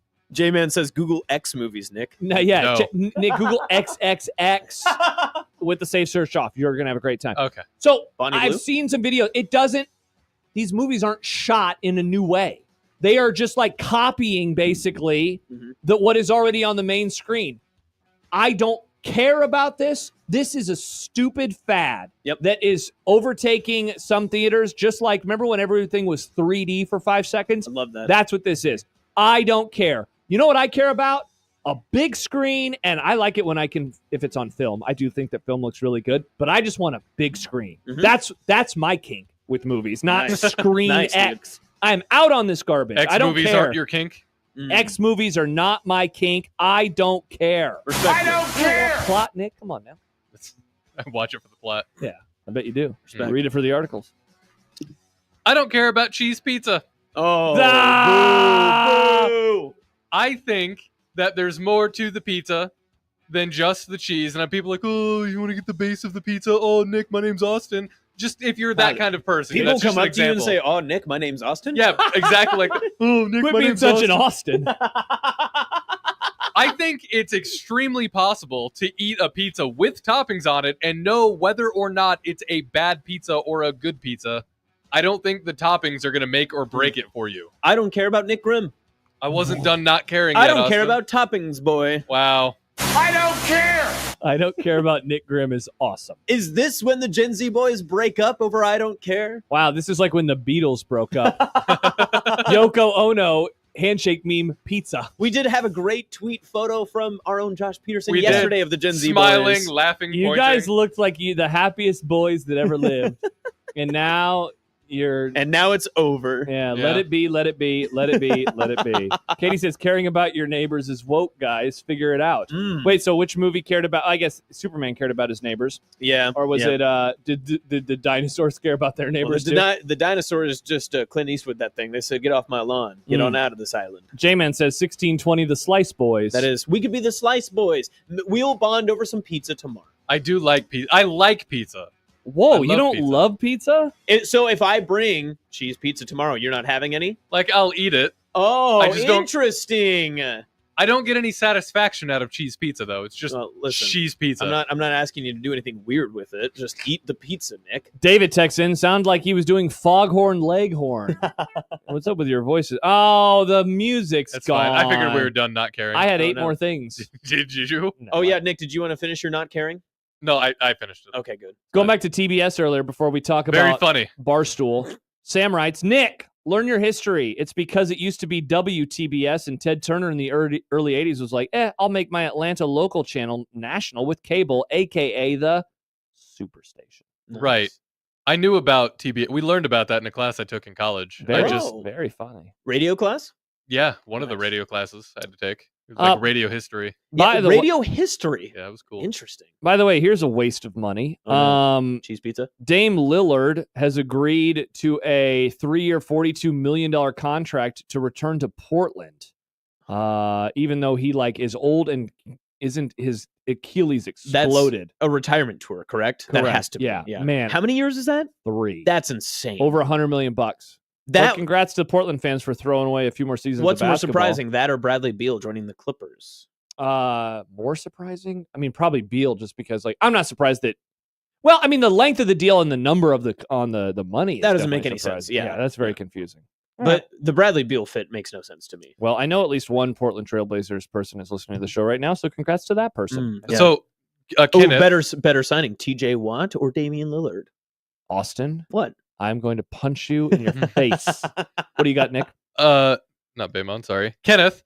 He says, if the last slice of pizza is cheese and it's either cheese slice or no pizza, I'm absolutely crushing that cheese slice. I don't like that scenario. That's kind of where I'm at, too. I don't like cheese pizza, but if it's between cheese pizza or no pizza, I'm going to have the cheese pizza. I would look for more breadsticks in that world. Fair. Or so the crust. Doritos. Well, breadsticks basically are just cheese pizza. All right, settle down, John.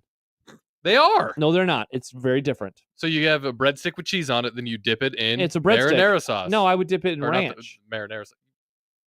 What? Dip a cheese stick in ranch? No, it's a breadstick. Also, yes, I dip cheese sticks in ranch. You don't do that? No. What? I dip it in pizza sauce. Oh, yeah. I dip it in ranch. I'm with you there. I'm not a ranch boy on this. Yeah, I dip it in ranch, Nick. It's but although tasty. I will say 90% of things you could dip into ranch are probably better with ranch. Love ranch. It's interesting because I like dipping cheese balls in ranch, like cheese curds. Yeah, so why are you being critical of me That's for? what I'm saying. That's because that's the same. It's bread and cheese dipping in ranch. No, but it's because of our upbringing as children with the mozzarella sticks and the Max Dunk stickers and all that sort of stuff. Yeah. Alex and Lincoln, door number 1 or door to the pizza? Door 1, Nebraska's 11-3, and they lose to Iowa twice in Texas. Door number 2, you get pizza. Door and 2, also they your only aunt have is naked for some reason. Door 2, they only have cheese pizza at Memorial Stadium. Baymon, ranch breadsticks, Josh. Yeah, no, that's weird. You never dipped a breadstick in ranch? No. Okay, well, you guys are the weird ones. No, quite literally anything in ranch is fine. Thank you. Yeah, put that on a billboard. But if I have ranch or pizza sauce, I'm going to put the breadstick in pizza sauce. But you wouldn't use pizza sauce for everything. So how much pizza sauce do you have laying around? Yeah, I think the pizza sauce that they give you to dip isn't as good as the pizza sauce on the pizza. Yeah, I think I'd agree. it's different pizza sauce. I think Big Sauce is out to get us. Yeah, that is true. They're giving us our sloppy sauce. You're also thinking of the Pizza Hut buffet when you would get the little pizza sauce on the side. Is that also what you're considering? Well, look, Casey's does it too. If you get oh, really? Yeah, they'll give you marinara sauce. Well, pizza Casey's well known for their pizza. I'm calling it is it marinara sauce? Marinara and pizza sauce they're the same. But different. Yeah, they are. Yeah, right. I agree. Nebraska Disc Golf Company, Nick says, put a little shot of ranch in your mashed potatoes, Nick. Whoa. Will, I'm not going to do that. Wow. That's interesting. Shannon says, are we in on the garlic butter sauce for the crust? Absolutely. I do like garlic butter. 100%. Big PJs guys? No, I used to be. But Really? then their sauce changed. When I was like your age and younger, Yeah. I was. I was that way with Domino's. I was in Domino's, so I went to college, and then I was all Domino's. They used to get us PJs all the time at college whenever they'd wake us up with a fire drill at like 3 a.m. What? They would have like Papa PJs John's? waiting for us. Why would they wake you up at 3 a.m.? At the dorms? Or what Well, I mean, the alarm would, in the But dorms. why would it go off? It's a fire drill. Was it the pizza alarm? They did fire drills at 3 a.m.? I'm probably misremembering, but there was one that was really late one night. Like, I just didn't want to get out of bed. I just You know stayed in bed what? and They dealt with actually it. they did that to me too. Yeah, But you and fire Kay, they had done that drills? once. Yeah. Yeah. Okay. We'd all They shuffle didn't out, serve go us to the parking pizza lot. after, but yeah. That is There- crazy behavior. There was one time we for sure got pizza, and I'm not Mhm. sure how they managed to order enough pizza so That was everybody probably could at one of least get a those slice. super lame RA meetings that they made you go to. They probably pulled the fire alarm so that would you come out of your room. Maybe. All right. Speaking of pizza, Dave Portnoy, he is of pizza. Do we have to talk about this? Can't we Nick- talk about more Scorebug? Nick, you put it on the grum. You put He's it on your the grum. favorite person. You said that. You wear a shirt every day that says yummy, yummy, yummy Portnoy. in my tummy. But in all seriousness, I mean, this is a topic. This is an actual sports Yes. topic. We will discuss it when we return because Barstool is now overtaking Fox Sports 1. FS1, as they I call was it. going to say, it was Well, and regular Fox, too. Yeah. We'll talk about that when we return here on 1620 The Zone.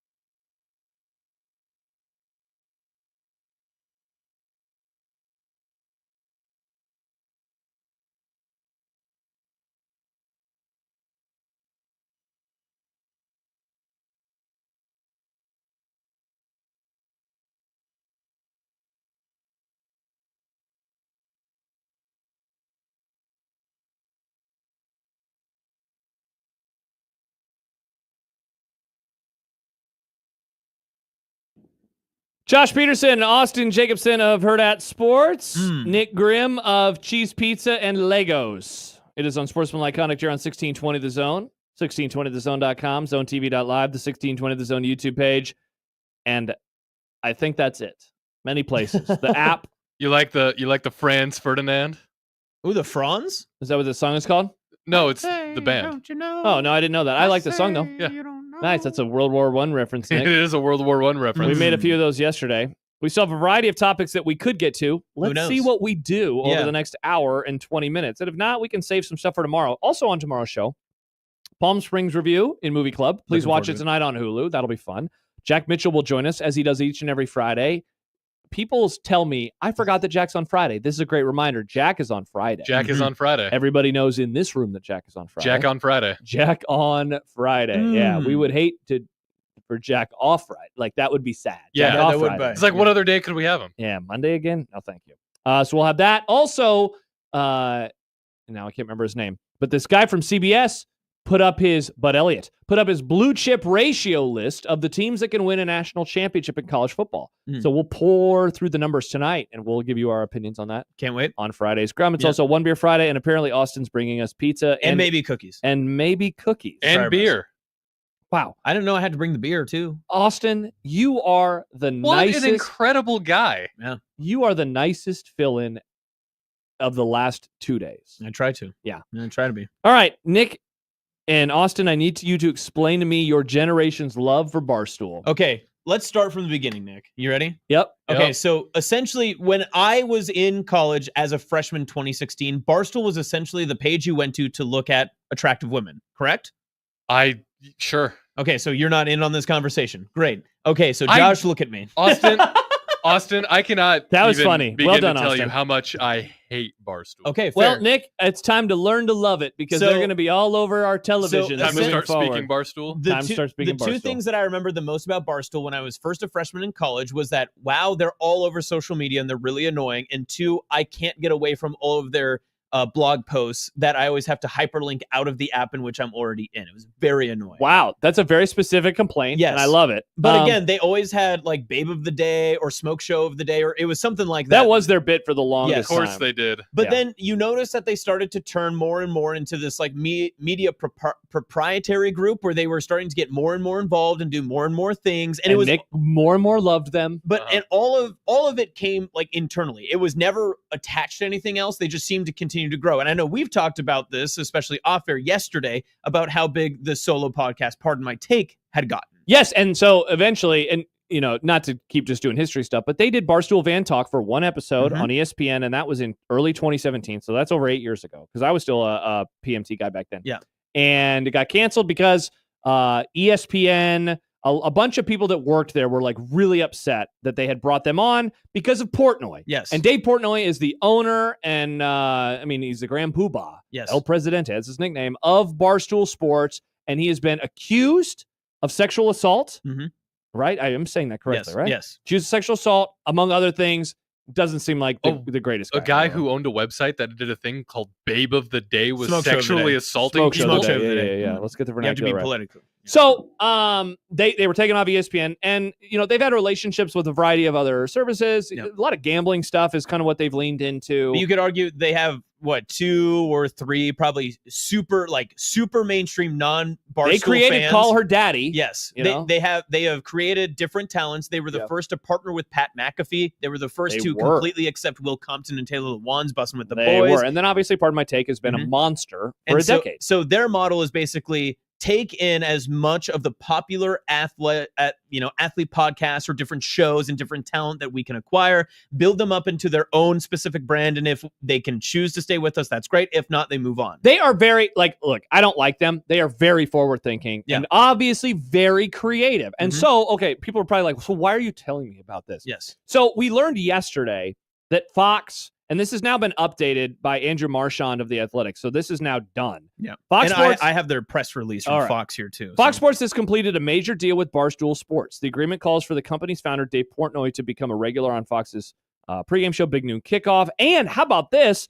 On weekdays, and I'm guessing you have this in the statement, they apparently are going to do a Monday to Friday 2-hour show on FS1, and FS1 just laid off a handful of people, including Samuel Acho, and so that will be Emmanuel. Yeah, what did I say? Samuel? And Joy Taylor. How could you forget about her? And Joy Taylor. Will that show be on in the morning? Does it say in the press release? At the heart of both FS1 and Barstool are bold shows that drive the current sports news cycle. As part of this relationship, Barstool will produce and deliver a live 2-hour program set to air Monday through Friday on FS1, featuring popular Barstool personalities and Fox Sports talent guest appearances, creating opportunity for both brands to grow their reach, deepen engagement, deliver even more to viewers. So the launch date and window will be announced at a later date. Okay, so obviously, and everyone has said this. Nick said this off the air. It was my first thought was, they're trying to compete with Pat McAfee because Game Day has certainly started skewing younger in their presentation in recent years. And it's funny, too, because as you said a couple moments ago, Pat McAfee, his first big break in this regard was at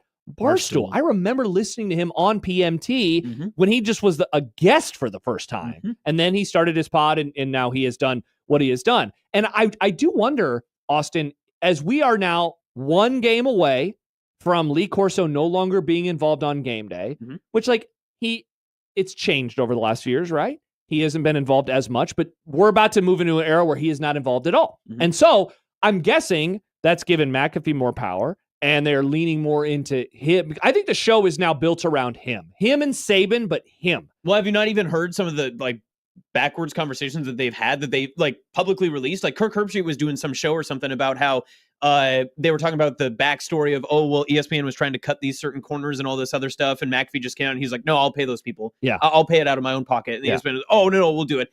He clearly has enough power to feel the need that he can come out and say, hey, if you're going to make a change, I'm actually just going to come in and say, we're doing it this way. And so again, I'm not a fan of him. I don't really like the bro-y shtick. McAfee? Yeah. Okay. I don't like McAfee. I hate it. But that it obviously is doing well, and I believe Game Day's numbers have been really, really good in recent years. And so if you're Big Noon, it's an old school show, right? You got Urban Meyer, who I also don't like. I don't even know who's on the desk anymore with Rob Stone. Is it Brady Quinn? Because they've Mark had Ingram's still there. Yeah, they've had a lot of different. Reggie Bush was on for a while, Matt Leinart, et cetera, et cetera. And so they are now leaning into someone who is very, very popular, and he's very popular with a young audience. Another part of this that I wrote down, sources told The Athletic that Barstool is also likely to have its own pregame show before Big Noon kickoff at select Big Ten games. So not only will Portnoy be involved with Big Noon, there will be a show before that show that will probably be much more. I mean, it's probably going to be him. I mean, Big Cat's obviously a huge college football fan, so I'm guessing he would be involved in that. And then whoever else are the college football guys a part of that network. It's interesting going back to the ESPN of it all. When they were there, a lot of people revolted and they were gone. I mean, look, if you're at Fox and you're critical of this, you're throwing a rock inside of your own glass house, in my opinion. Yep. So I don't think there's going to be any pushback to this. But I do wonder, as someone who does not watch pregame shows, because why? I wonder how much this will move the needle for, a college football fan that's like 24. This is for them. I'm mostly just interested in why Fox thought that this was the opportunity, because most people in generic view would say, aren't you two kind of competing in the same markets? Aren't you both trying to get the same amount of people to the same places? They are. But maybe Fox Sports sees it as clicks, and they go, well, the more ridiculous things that Dave Portnoy says on our channel is better for us than it is to have him say it on his own channel, not for us, right? And it's just so interesting, because the only thing I can't stop thinking about in this whole thing is, did they let the wolf into the hen house in this situation? Yes. Because if Barstool is a growing company, and this almost confirms it, that they were a strictly internet-only based company. They have had some satellite radio affiliations in the past, but not for a long time. Not in probably since pre-COVID. That now you're introducing them into your mainstream audience, which is built around the Big Ten and built around, I would argue, a pretty traditional fan base, because most of the fans that are going to be watching Big Noon kickoff are more than likely just watching it because it's leading into the game that they're going to watch. And real quick, for those who don't know, Portnoy is a Michigan guy. So, there's that, which is going to be interesting with him and Urban Meyer, because Urban Meyer is obviously not a Michigan guy. And Dila points it out. They've been doing on-campus pregame shows and getting great crowds. They have. They do their, like you just said. They did one for the Michigan-Nebraska game in Rule's first year, and it filled the streets of Lincoln. It was backed up quite a ways. They have an audience. And so I didn't even think about it from the angle that you just brought, though, Austin. And that is that, this is quite the play for Barstool, because they are now going to have a 2-hour daily show. Like, that is different. And, as someone who does not engage with any of their pods anymore, I do wonder if those are going to now take a back seat a little bit because, I mean, like, I remember when I was listening to that and like seeing what Big Cat would do on a daily basis, it's like, oh my gosh, he has to be spread so thin, and he is most definitely well compensated. So he's going to be okay in that regard. But I can't imagine that in the end, like these shows, something is going to have to take a back seat, and I'm going to guess they're going to lean into the television. Right. more. Yeah. But you never know. Does traditional television still make as much money as all the streaming and everything else that they've been doing? Or was this also a Barstool? Who reached out to who first? You have to think it's Fox. But in the argument of Dave Portnoy himself on this show, I am very excited because as we talk about it, I actually am getting more interested. I didn't even consider the Urban Meyer factor because all Dave is going to do is try to get under the skin of Urban Meyer. He will. And you can't control Dave Portnoy. That has been very clear. And I know that's something Nick also agrees with too, because Dave will go off the leash and say anything that he wants to. So when he has to be in the realms of traditional television confines and he's going to be stuck there. Now, McAfee has pushed those boundaries quite a bit with ESPN. Yeah, but I'd say Portnoy's pushed him even further with what he's done. 100%. And especially, again, you add in all of the other layers that come with Portnoy that don't come with Pat McAfee. That's true. Like, say what you want about Pat. You can not like Pat for how he does things, but people don't like Dave because of a lot of other reasons that are more nefarious than anything Pat McAfee's done. He seems like a bad person. Yeah. I don't think McAfee's a bad person. I just don't like it. I don't like his shtick. Speaking of bad people, John asked, Josh, how do you not like Urban? His analysis and takes are generally fair and interesting. Because I don't think he's a good person. That's why I don't like Urban Meyer. Maybe Fox is just leaning into if the devil's going to be on our side, we might as well use him. Also, yes, I don't like transition lenses either. And Urban Meyer always weird. Always weird. Hate transition lenses. I had them when I was in 4th grade, and it was one of my biggest regrets. Were you picking up chicks with that? No. Let's see. Jason says, Dave doesn't make it to Halloween. He will say or do something that ends this deal. Ooh, put that on the list. That's actually what I'm so interested in is how long is his leash and how long are they going to allow that to continue? And I thought that would happen with McAfee, honestly, with ESPN, but he brings in such an audience and such a type of person. And it's wild. The agreement that he has with them, like he owns them. He does. And they pay him a ton of money, but it is his show. He gets to do what he wants. You know, like they allow him to say curse words, and like I think they bleep it on television, but he can do whatever he wants. What's also crazy about this whole thing is, and I know both of you can agree with this at least.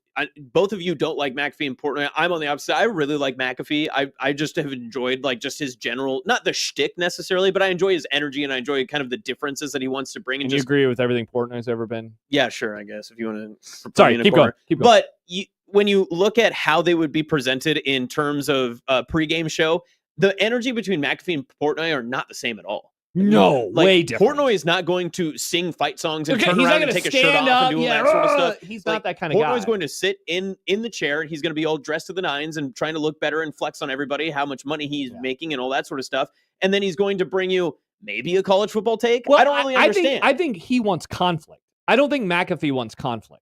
I think Portnoy is going to show up wanting to cause problems, to make people uncomfortable. Yeah, he's just going to Shane Gillis it. He's just going to make everybody weird. I'm happy you said it because that's what I was thinking too. Shane Gillis went on game day and made it really like he made that joke about Nick Saban paying players or whatever, and like Saban was not having any of that. What do you call him? Did you call him Indiana Jones or something like that? Is that with the hat on? Yeah. I think that's what Alabama Jones. I think Portnoy is going to do that with Urban. I think he's going to poke that bear, man. I think that Michigan Ohio State stuff is going to be pretty interesting. Well, if Fox saw that and they said conflict's what's going to sell, then maybe that's what they needed to do. All right, so there you go. That's coming this football season to Fox Sports 1. Nick will be sitting down on the TV. Locked in. I don't know why I'll be sitting on the TV. Adam Sexton, the Portnoy Barstool edition of Fox Sports won't be near as impactful as McAfee on ESPN Game Day. He is turbocharged that show. Yeah, I would agree. I don't think it'll be as impactful, but I definitely think that it will be notable. Yeah, definitely be notable. All right, when we return, how good does Dylan Raiola need to be this season? And don't just say good. At least 5. At least 5. Is that football talk in July? Look at this, folks. You've been asking for it, and we said we gave it to you with Scorebugs. And you say, no, we want actual football. Okay. Here we are. We're going to talk a little football when we return as the happy hour kicks off. Wow. On a Thursday. On 1620 The Zone.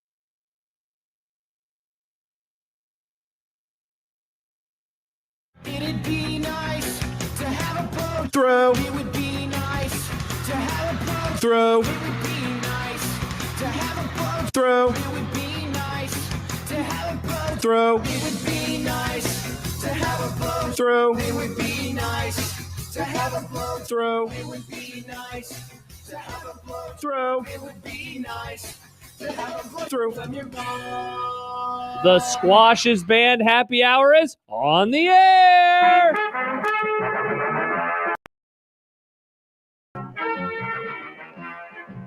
Josh Peterson, Austin Jacobson, Nick Grimm, and the most important voice of all, Squash. no, Nick, yours.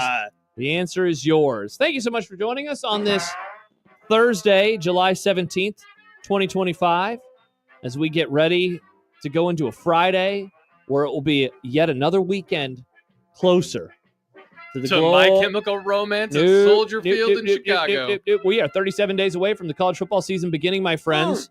We are Love it. 42 days away from making the trek down I-29, right? Isn't that the I that we're going to go down? To Arrowhead Stadium at G something or other field and watch the Cornhuskers G-E-H-A. take on the Bearcats. You could probably also get there if That you was go. a great Bearcat. That's Thank a very good Bearcat. Of Cincinnati. Yeah, have you been working on that? No, it's just there. That was the first time? Yeah. Nice. I don't look in front of the mirror and do that noise. There's probably a way to get down there too if you like go through Nebraska City. You don't could. have to take I-29. Yeah. People do go through Nebraska City. The Lincoln Boys, when they drive in, they stop Lincoln in. Boys. They stop by Nebraska City, Yep. and then you Go meet to them the at Arbor Day Lodge. You meet them at that big the stop over there that has the big thing. I don't remember what it's called, and that's where you pick It's up called your the friends. Big Thing. And then you pick up your friends and you go. We haven't had a chance to talk about this today, and I didn't upload it into the graphics, so I apologize for that. But have you seen this? Have you heard about this?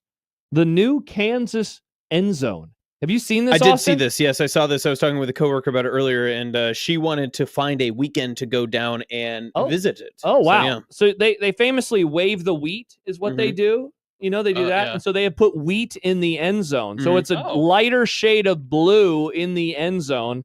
I think it looks cool. That stadium has fun bit. undergone a ton of renovations. Oh, yeah. Yep. And their football team has actually corresponded and actually played well recently. They have. I can't wait to see what happens with them because they were a trendy pick last year with Daniels back at quarterback. And, you know, he just, I don't know. Well, He was they really good they in also had 2022. the close loss type of issues in there, too. So there was some of that stuff as Oh. well. Because remember, They're in their Scott Frost era. maybe a little bit better. They started off like really bad, like 0-6 or Yeah, something, and a and lot of those losses were by one score. Yes, very much so. So I do like the I'm interested to see how it looks on television because it looks like it's great in person, which is usually the opposite. Sometimes it's much better on television than it is in person. Yeah. Josh, or Andy says rather, Josh uses that Bearcat call to tell people to get out of his way when running. Maybe I'll try that tomorrow. That's actually fun. Yeah, I try because one time I said on your left, and I think it came off like this, on your left, and the woman was like, there's no way to say on your left peacefully though, so right? that's why I try to just go.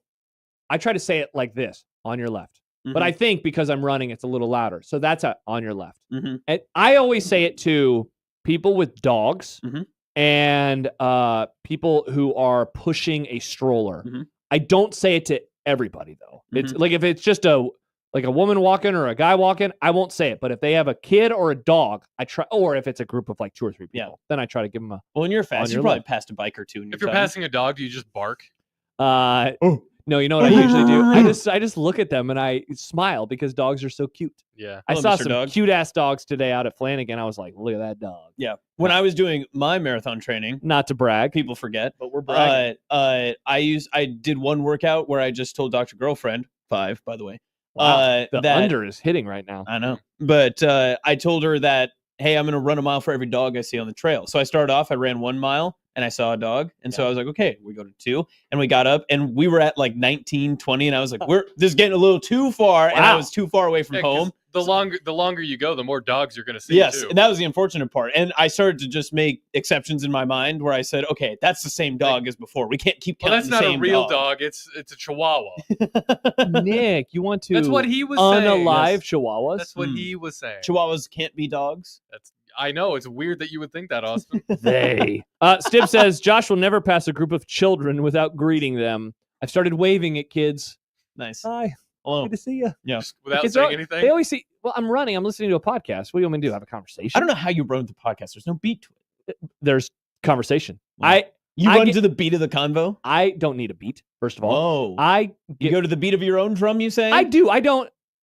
And this is not a brag. Don't put it on the internet that I'm brag. I can run faster or slower with my own 2 feet. I wish I could do that. I am the same pace every time. Like today should be a slow run. I can't do it. I Really? physically can't. I'm always Dude, the same. It's a game changer. Slow down. It's a game changer. I wish. That fixed everything for me. I hated running, and then I did it, and then I loved running, and then I ran a sub 3-hour marathon. Whoa. A few times. When did you do that? 2022. Whoa. And then 2023, and then 24, and then 24. Did you and catch then 25? I caught it 5 times. Nice. Pretty tight. Nice. That is tight. And that's called running. Though right now I'm in a weird spot with my running, which is why we're moving on and we're talking about The Dallas Cowboys. No, but there. What did you name that segment from earlier, Nick? Josh yells. Josh yells at cloud.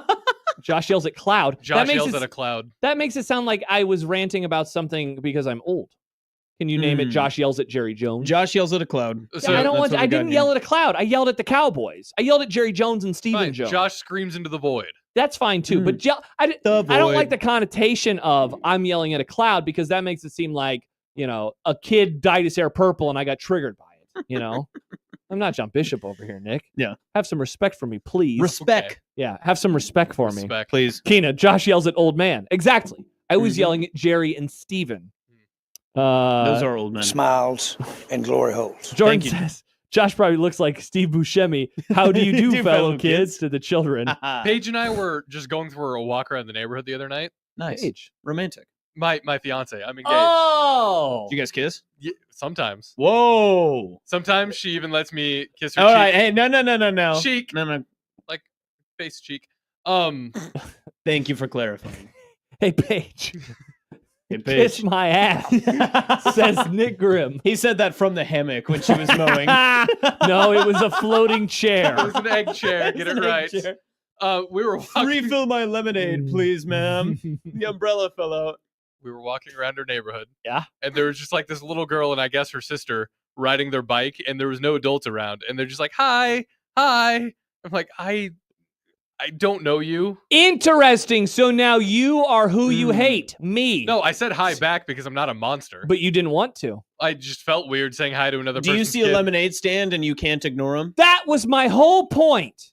It's weird to say hi to a kid.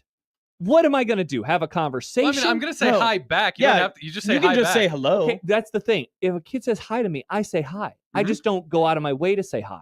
So kids. Ask them their takes on Superman. Is he too woke? I should. Facts. You know I what? don't care. Given the neighborhood I live in, they're going to say Superman is woke. Whoa, oh no. One more. Andy writes, Josh screams into the glory hole. That Nice. could have been Thanks, Jared. the name of the segment. All right. Nebraska football. They have a quarterback named Dylan Raiola. Huskers. There was a great list that came out from The Athletic yesterday from Sam Conn Jr. and Antonio Morales, where they ranked all 136 projected starters of college football. It's a lot of quarterbacks. It is a lot of quarterbacks. It's quite the undertaking. They broke them up into 7 tiers, and wouldn't you know it, Dylan Raiola was on the list. Who would have thought? They didn't put Jalen Gramstad on, which would have been awesome and quite the surprise. And so I was curious when I opened up this story, how far down am I going to have to go and what tier is he going to end up in? By the way, if you're wondering, number 1, Cade Klubnik. Number 2, Garrett Nussmeier. 3, Lenore Sellers. 4, John Mateer. 5, DJ Lagway. Important to remember DJ Lagway. I haven't heard of any of these people. Really? Yeah. You haven't heard of... I mean, I'm not surprised you haven't heard of John Mateer or I don't Sellers. recognize any of these names, and I feel like I'm a little surprised you haven't heard of Garrett Nussmeier. We talked about him sometimes last year. I don't remember. All right. Well, next time we talk about him, I'll be sure to say that's the quarterback we talked about. Oh, Nussmeier. Same with Cade Klubnik, because those guys they're playing each other in week 1. See, and I feel like I definitely remember somebody named Cade Klubnik. By the way, I just got a text. Thank you for not talking to children unprompted. Those are the people we tell our kids not to talk to. Nice. Shout out to me. Anyway. Good with kids, Josh. So remember the name DJ Lagway, because he is, I think, where the crux of frustration for folks comes from with this piece. Yep. Because Dylan shows up in tier number 4, which is described as some are young, unproven starters with high potential. Others are veterans who have flashed great talent, but hit performance or injury speed bumps somewhere along the way. Obviously, Dylan is in the first category there. Yes. Mr. Jacobson. He falls all the way down at number 40, which they wrote, Raiola looked every bit of a 5-star prospect last September, but hit a wall midway through his true freshman season. The hope is he'll make a jump with Dana Holgorsen fully in charge of the offense now. A Big Ten personnel staffer said, has calmness, maturity, swagger to him, which you want out of your quarterback. Think him continuing to get bigger, faster, stronger, and leaner in the offseason can take his game to the next sick level. Of people body shaming other people. And one more, Raiola doesn't display top-end athleticism last year, though, which has left some in the sport wondering how high his ceiling actually is. Austin, thoughts? Number 40, tier 4 for Dylan Raiola. From the very beginning, I think that a lot of the national media kind of forgets about what Dylan's... They look at the stats in general, and they see 13 touchdowns, 11 interceptions. Those are usually the first two that you can go to. Usually you can kind of ignore yards, you can kind of ignore completion percentage, and those are the first two you can go to determine how successful you were in the first year. You also did have some fumbles on that resume too, so the turnover to touchdown ratio a little bit skewed in the opposite way. Yeah. I want to give you a comparison from a freshman season from an SEC quarterback in 2019. Okay. Played for Auburn, true freshman quarterback. 57% completion percentage, 16 touchdowns and 6 interceptions with 2,542 passing yards. I know who who would this this is. be? This is Bo Nix. This is Bo Nix. He started for the Denver Broncos. Now, on the opposite side, Bo Nix turned out to be a pretty decent quarterback, He correct? did, and he was mid as hell for 3 years at Auburn, and then he went to Oregon, and he was awesome. I'm not suggesting Dylan Raiola needs to transfer to get better, but I am saying that Dylan Austin Raiola says he needs to go to Oregon. He wants him to go to Penn State. Oh. Austin. And then Matt Rule will follow. Mhm. Exactly. What I am suggesting is I think Dylan Raiola is actually further ahead than people will give him credit for. He completed 67% of his passes. He had more passing yards than Bo Nix had in that freshman season. 13 touchdowns, of course, the 11 interceptions. But if we do recall the early stretch of the season, which is tough to do, what were the first 3 interceptions that Dylan Raiola threw on the year? So I know that the first one was Northern Iowa, which was stolen away from Nair, probably. Jalen Lloyd. The second one was the Illinois game, and that was stolen away by from Nair. And then the third one, was that the really bad one in the Rutgers game where he just kind of threw it to the guy? Yes, those were his first 3. Those are his first 3 picks. So could you argue the first 2 were basically 50-50 calls, essentially? Absolutely. Yeah. In the moment, I said, why didn't the wide receiver catch the ball? And if Jalen Lloyd catches that ball, he either scores or makes a big enough play. Can we... Sure.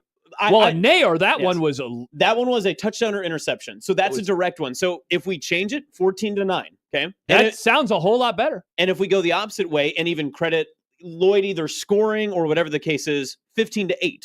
And then I'm not going to credit the last interception, but I want to make a point of that last interception. Okay. That was clearly one of those interceptions that is thrown that a true freshman quarterback makes in his first season. Total brain fart. Mm-hmm. Yeah. And what do you do when you get better after that? He improved after to move forward through the rest of that. So I kind of discredit 3 of those interceptions, and you can move it down. That stat looks a lot better and more comparable to where we saw Nix 16-6. The reason I want to bring up Nix is because a lot of people thought in that second season at Auburn, he only started in 11 games. He did miss one, I believe, due to injury. I don't think he was benched, but he didn't progress as far as people had thought. He actually regressed a little bit. Completion percentage went up 2 points, nearly to about to 60%, but went 12 for 7 and threw for 100 less yards, of course, missing 2 of the games that he had played. And that was his sophomore year? That was a sophomore year. I think you could see a bigger jump from Dylan because 1, completion percentage was higher. 2, higher. Learned from a lot of the really bad throws. His interceptions, especially late in the year, they were some bad interceptions. But I think you learn more from those type of interceptions than you do some of the other types of passes that, especially certainly the first 2 picks. And exactly. And in the tier in which he was, it was tier basically 4. A young guy who has talent but needs to show more. Exactly. Or it's the experienced quarterback that just doesn't have consistency. Dylan's not that because he's going to be a true sophomore. But if a senior quarterback is throwing interceptions that Dylan did his freshman year, you would say, oh God, what are we doing? Why is this guy still in? When a true freshman does it, you can assume the upside is there. I'm surprised at 40 is far too low for young Dylan. Yeah. So I think that he should be lifted up because the upside, I believe, is there with the completion percentage that you can see. And if you actually go back and watch where the interceptions were, they're not terrible interceptions. So 2 things off of it. One, maybe we can say for tomorrow, and that is how good does he need to be? Mm-hmm. But the other one is this, and now I want to go back to Lagway for a moment. So Lagway is 5, which I think is pretty crazy because if you go look at his numbers, now he has a better winning percentage because I think they went 6-1 in games that he started. Mm-hmm. He played in 12 games, but a lot less experience overall on the season. But and so I was on with a Portland radio station this morning, and they asked me about those 2 players. Mm-hmm. And I keep saying, and I've heard now others say this too, so I think I'm onto something. It's like the devil you know versus the devil you don't. Mm-hmm. And I'm not calling either of these quarterbacks Satan, but we know more about Raiola because we saw him play more last year. And so it seems to me that Lagway is propped up a little higher because he seems like a ball of clay that can still be molded. And I apologize if somebody did say that exact comparison. Whereas Raiola, I think people think he's a finished product already, which is wild, but I do think that that's happening at this moment in time. And I actually agree with you in that sense, because when he arrived at Nebraska as the 5-star plus quarterback, everyone assumed that, well, a 5-star quarterback looks like this. And in UTEP, he looked like that. He did. I would say the whole month of September until the last couple drives versus Illinois and then in overtime. I thought was he the freshman of the month, September? Oh, that's a good question. I don't know. I think he won freshman of the week for the UTEP game, but I don't know if he got anything more after that. But yes, to your point, yes. And I've said it a million times. I was in the building for the Illinois game, and I remember that was the only game I attended last year. And sitting up in the press box and watching some of those throws, honestly, that's a good game to go back and rewatch because I think that after what happened in October, November, and the bowl game, and I know we say people forget a lot, but I kind of think people forget how good he looked early, and then it all fell apart for a variety of reasons. Injuries, horrible play caller, the talent level around him, not the best, et cetera, et cetera. And so, I am certainly willing to give him the benefit of the doubt on being able to improve. It's just how much will he be able to improve? Would I bet on 40 being too low? Absolutely, I would. I do wonder what the ceiling down Ooh. Do you want to double down floor and ceiling tomorrow? Wow, we could do a floor ceiling of Dylan Raiola. Yeah, what is that? Because if he didn't play last year, let's pretend that they would have brought in Kyle McCord. Yes, that's the exact player I was going to say. They bring in Kyle McCord, and he doesn't go to Syracuse because that was originally going to be the plan. And Dylan comes in, and they do the arch stuff where he doesn't redshirt, or if he does, he's still playing in at least 4 games. He's playing in games. He's getting some experience, but not a whole lot. Coming in late game situations. Maybe he has to come in to spell a McCord injury for a couple, and he barely throws the football. But his completion percentage is still 70. He has 4 touchdowns, 1 pick. And we only see those nice looking throws. He doesn't get banged up. He doesn't get hurt. He's not the guy. There is no way in hell he's 40 right now. They would probably have him closer to 10 because we wouldn't have as much experience watching him play football. That's I have to thought experiment alert. I have to alert. sit on that. This is also a good reminder too that McCord's season last year, through 592 attempts, completed 66% of his passes, 4,800 passing yards, 34 touchdowns, 12 interceptions. And in the game against Pitt, I think there was 3 pick sixes and maybe 4 interceptions. So most of those picks were, in that one game. Dante says Dylan is a big boy. Jalen could have done more to catch it, but come on. I never put that interception on him. I thought that should have been that's a shocking take that we're taking. And I'll be very critical of October Dylan and November Dylan and footwork Dylan. He's not an infallible player, but I thought that was a fine throw that a receiver, that was the issue with some of those guys last year, is just go through the defender, man. I still wonder where the season would have changed if Nebraska wins that Illinois overtime game. Well, God, I'll be critical of him for a moment for Dante. He overthrows Lindenmeyer.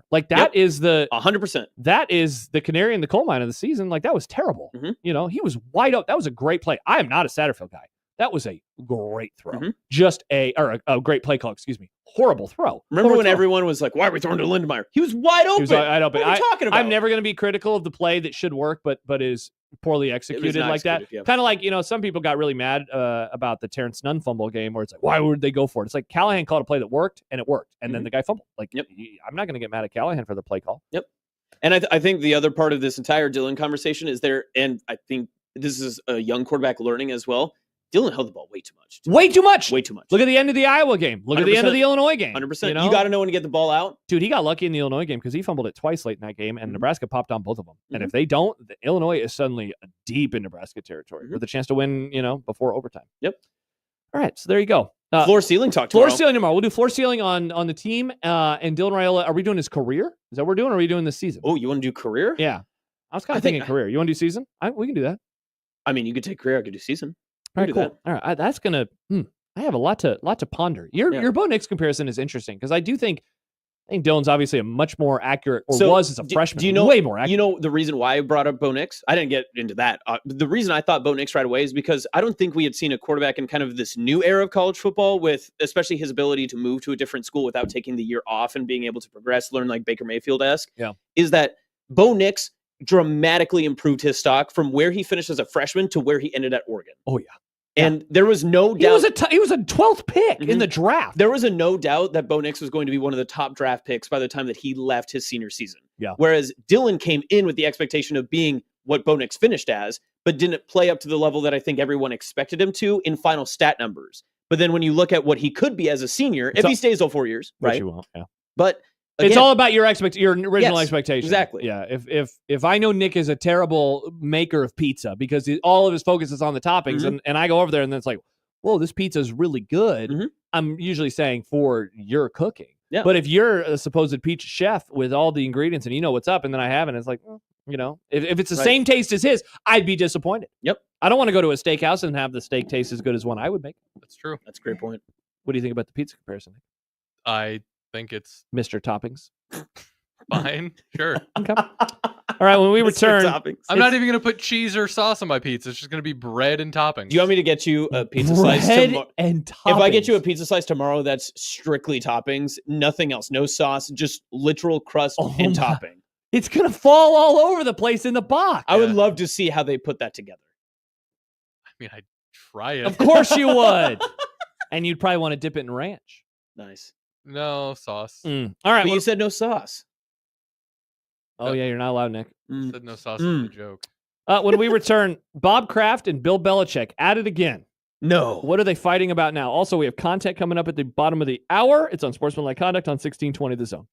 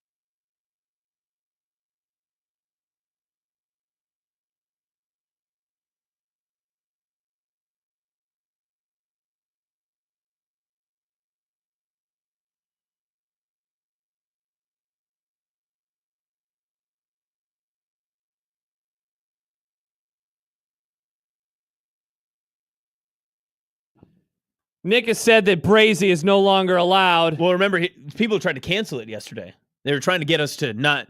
The woke mob didn't want us to use it. The woke mob has come for Brazy. The woke mob was after it. By the way, the guy who was the CEO. Yeah, he was maybe having Astronomer. Is that what it was? Yeah, you called it Astronomer? Look, guys, sometimes you read a word that you've never seen before. Yeah, sometimes you spell green with A. Fun of. I don't make fun of you, Nick. Yeah, you do. I do sometimes. Yeah, that's true. It's wild. I recommend to search it. Now, Mike Wilkening, who used to cover the NFL but is still a friend of the Grum, says if the statement from the concert CEO that's going around is indeed his, it's the worst statement I've ever seen. If he wrote it, heaven help him. Trite, condescending, insincere, and error-ridden, guessing some AI in it. The best part is he's like, I got to take accountability. But that was a private moment while I was on the big screen. It's like, bro, you're at a concert. Literally anyone can get on the big screen at any time. You experienced a very normal thing that happens at arena shows. I Don't think go that's to also concerts. a part of your ticket buying process, correct, Nick? Like when you go to those shows, sometimes it says in like the fine print, like we're going to put you on the screen. Yeah, like you at think any I moment read you can fine be. print? Yeah, I don't know. You seem like that type of guy. Astronomer. Yeah. So yeah, that's what's going on in that world. I love the idea of someone getting in their car right now, like, what's going on? Also, Astronomer? At the beginning of that too, he's like, "This is not how I want to be act or how I want to be represented." It's like, but that's how you were acting. Yeah. He is apologizing for getting caught. He's not apologizing for the I will act. say this, good thing that with his kids, it happened during summer break, because if they were in school for this, I wouldn't go to school. Oh, that man, day. they're going to get roasted. Yeah, they probably got to move. It's time to move. Sorry, kids, we're moving to a different state. Yep. We're going to Brazil, maybe. Do you We'll just leave the think? country. Do you think the lady's husband and the dude's wife are gonna get together? Oh, man, they should. To have a happy ending? That was maybe a plot point of the end of season 2 of White Lotus. Spoiler alert. We don't know if anything happened, but it was implied. Interesting. Spoiler We alert. love implications. Speaking of implications, The Bob implication. Bob Kraft versus, I love that joke. Robert? Bob Kraft versus the very Bill Belichick. This has been one of the weirder, messier. Two old men fighting. It really has been, just slapping things around. And It's all saggy. well, speaking of slapping things around, so Kraft was on a podcast called Dudes on Dudes. Do you listen to this pod, Austin? No, but Do you know Jordan must. Nice. Who's Dudes on Dudes? Let me Google. All right. Oh, Julian Edelman and Rob Gronkowski. Oh, that makes sense. Yeah, I would never want to listen. It's to this quite podcast. literally called Dudes on Dudes with Gronk and Jules. Wow. No, thank you. So I'm aware of them. He was asked a question about like moves that he's made that got questioned a lot. And he said the one that got Malcolm questioned the Butler? most was in 1999. I gave up a number 1 draft pick for a coach that had only won a little over 40% of his games to get him out. I don't know if there are any Jets fans here. I think getting Bill Belichick to come to the Patriots in 1999 was a big risk. And I got hammered in the Boston area, but he was with us for 24 years. So like a pretty nondescript statement, like who cares? Everybody moves on. Bill Belichick is triggered by the statement. He says in a statement himself to ESPN that it was he who took the big risk by joining a franchise with few resources that was $10 million over the salary cap. Belichick told ESPN, as I told Robert multiple times through the years, I took a big risk by taking the New England Patriots head coaching job. I already had an opportunity to be the head coach of the New York Jets, but the ownership situation was unstable. Is this a rivalry that you enjoy? Belichick versus Kraft? Or is this, like Nick just said, a couple olds just hanging out? I think it's just olds kind of beefing with each other, but it all started because I think documentary. Well, yeah, Robert Kraft has a really big issue with the fact that he's not getting enough credit for what the Patriots dynasty was. He's Patriots Jerry Jones. And rightfully so. He doesn't deserve any of the credit. Oh, okay. Whew. Bang. Austin, Did you hear that? Not gonna lie, you really had me in the first That's half. called a take. Call the cops, but not for me. Like, man, you got me good there. The reaction you had, I was almost flew out of your chair. That was incredible. Pre-triggered. I was You pre-triggered. were. That could have started a world war. Belichick is so, or not Belichick. Kraft. Kraft is so annoying. Yes. He's obsessed with the image of what he has in his own head rather than what reality is. Yeah. It's like, I cannot imagine having such an ego to care that much about the credit that one gets for that, like that level of success. They won 6 Super Bowls. They went to 3 others. Like it is a run that we will never see in the NFL again. And he is whiny all the damn time about it. And it's not like Belichick's been perfect lately either. But man, he is just a He sucks. But we should have known this from the beginning because do you know how many times he shared that story about, when Tom Brady was a rookie, I saw him in the hallway and I accidentally called him Kyle and he said, I'm actually the best draft pick. He has shared that story for years and years and years on years on years on years. Yeah. It's insane that he's like, oh yeah, this is my story with Tom. That's how I knew he was going to. No, you didn't. Correct. You had some random no guy. idea. Yeah, if I was walking around the hall and like a coworker was like, I'm going to be the best radio host I've ever, I'd be like, okay, cool. And then if they did, like, I wouldn't like tell it. I mean, I probably would tell that story a couple times. Right. But his ability to try to spin anything into him being the beneficiary of every single decision that was caused, because now we're even hearing, there was a couple of years ago where or maybe it was the documentary.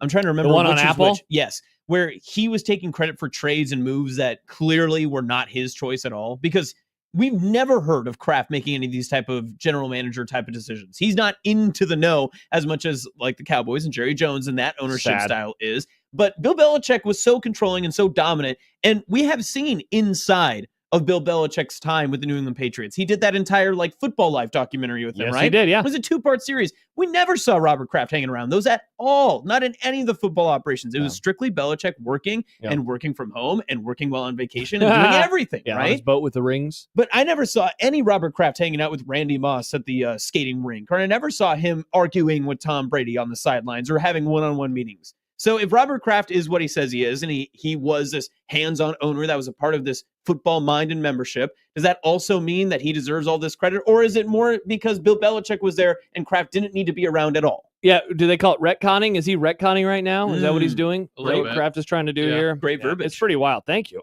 By the way, speaking of Belichick, he pulled a commitment from Ohio State. He got a player to flip for the 26 class, 176 player overall, according to Did he send his main recruiter, Jordan?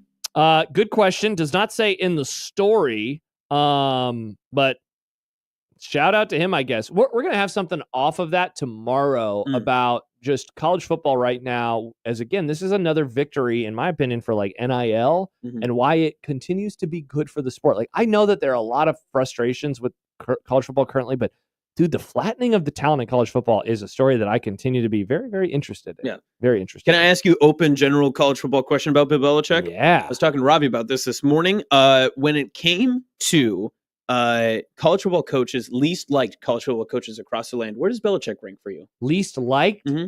Oh, and maybe not in your perspective, but how you think they're perceived nationally. Yeah, I'm guessing he's going to be pretty low, but because he won 1 million games in New England. Yeah. I think people But are... even with all of this offseason stuff, you don't think that he's gaining like a little bit of people just like not liking him too much? No, if anything, I think people are probably just like more confused. Okay. I am confused by everything. What do you think in coach's perspective? What do you think? Do you think that he's not as well regarded? That's a great question. I don't know. My guess is that there are a lot of people in college that are like, good luck, buddy. Yeah, you know, like, that's you right. know, Yep. It's different. It's just like going up is he could say the same thing. Good luck, buddy. You're in the NFL now. I don't think it's going to do very well. I don't think so either. Yeah, I think it's going to I would love to see a North Carolina success story. And I don't think that they're going to be an 11-0 door 1 door 2 situation, but if they went 7-5 or 8-4, that storyline, they're going to beat that rock to death. Oh yeah, I mean, God, Colorado went 4-8 in year one under Dion, and they were the biggest story in the world. If Bill Belichick took a team to 8-4 in year one, yeah, they'd be talked about a lot. Yep. I'll be very interested to see what happens. Their first game is on a Monday night, and they play Scott Frost's UCF squad in week 4, and a lot of people expect that to be big noon. So pretty interesting. Be a lot of fun. Indeed it will. All right, when we return, it is time for content. The story that Nick has tried to bury all week. We finally get to it. An NFL coach has been arrested. The truth has come out. The truth has come out, at least according to one Facebook page. We'll talk about that. Von Miller and Adam Silver, among other things. Nice. When we were... What was that? Just nice. And baseball. Nice. Just kidding. There's no baseball in there, Nick. On 1620 The Zone. I hate that. So I've never watched PT.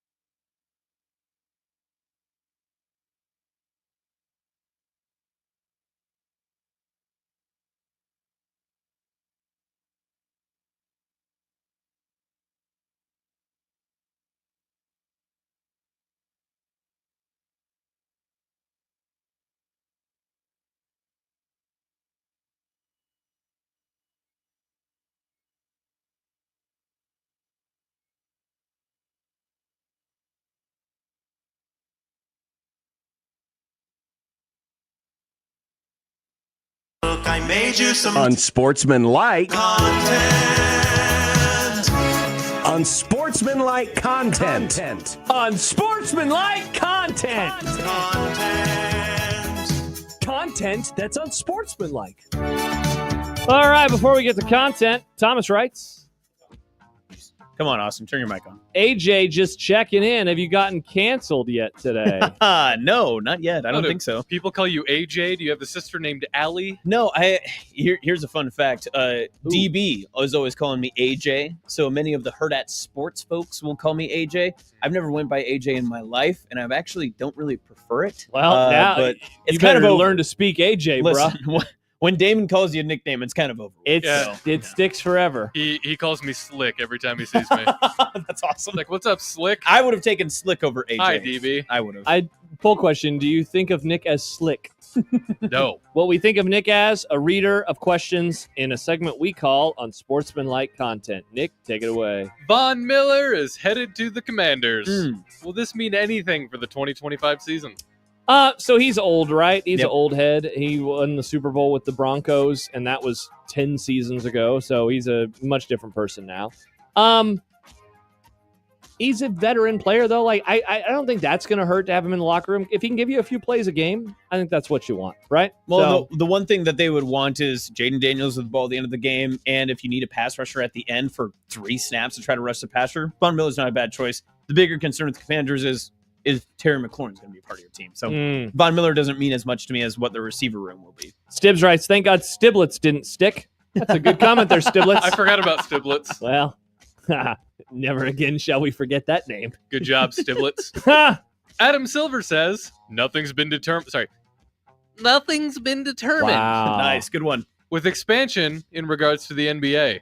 Do you buy this? I don't, because people love money, and more teams usually mean more money. But I would be interested to see what their strategic location would be next for an NBA franchise. The NBA is unique in that they have put specific cities with NBA franchises that you wouldn't really assume would deserve one. So I'm not, people are going to be clamoring and be like, oh, Omaha? Nah, it's probably like Kansas City, Seattle or something like that. It's going to be Seattle and Vegas, I think. Yeah. Yeah, I don't buy this for 1 second. They've been talking about expansion for years. Everyone in the NBA knows what they're going to do. Yeah, this is whack. That said, NBA team, Omaha, sign me up. I'm down for it. I just don't think it's going to happen. Oh, of course not. Yeah. But it'd be really cool if it did. They'd probably play at CHI, right? Oh, yeah. Yeah. No, Sokol. Nick, we could do the games on 1620 The Zone. Whoa. We could. Yeah, that'd be sweet. Oh, no.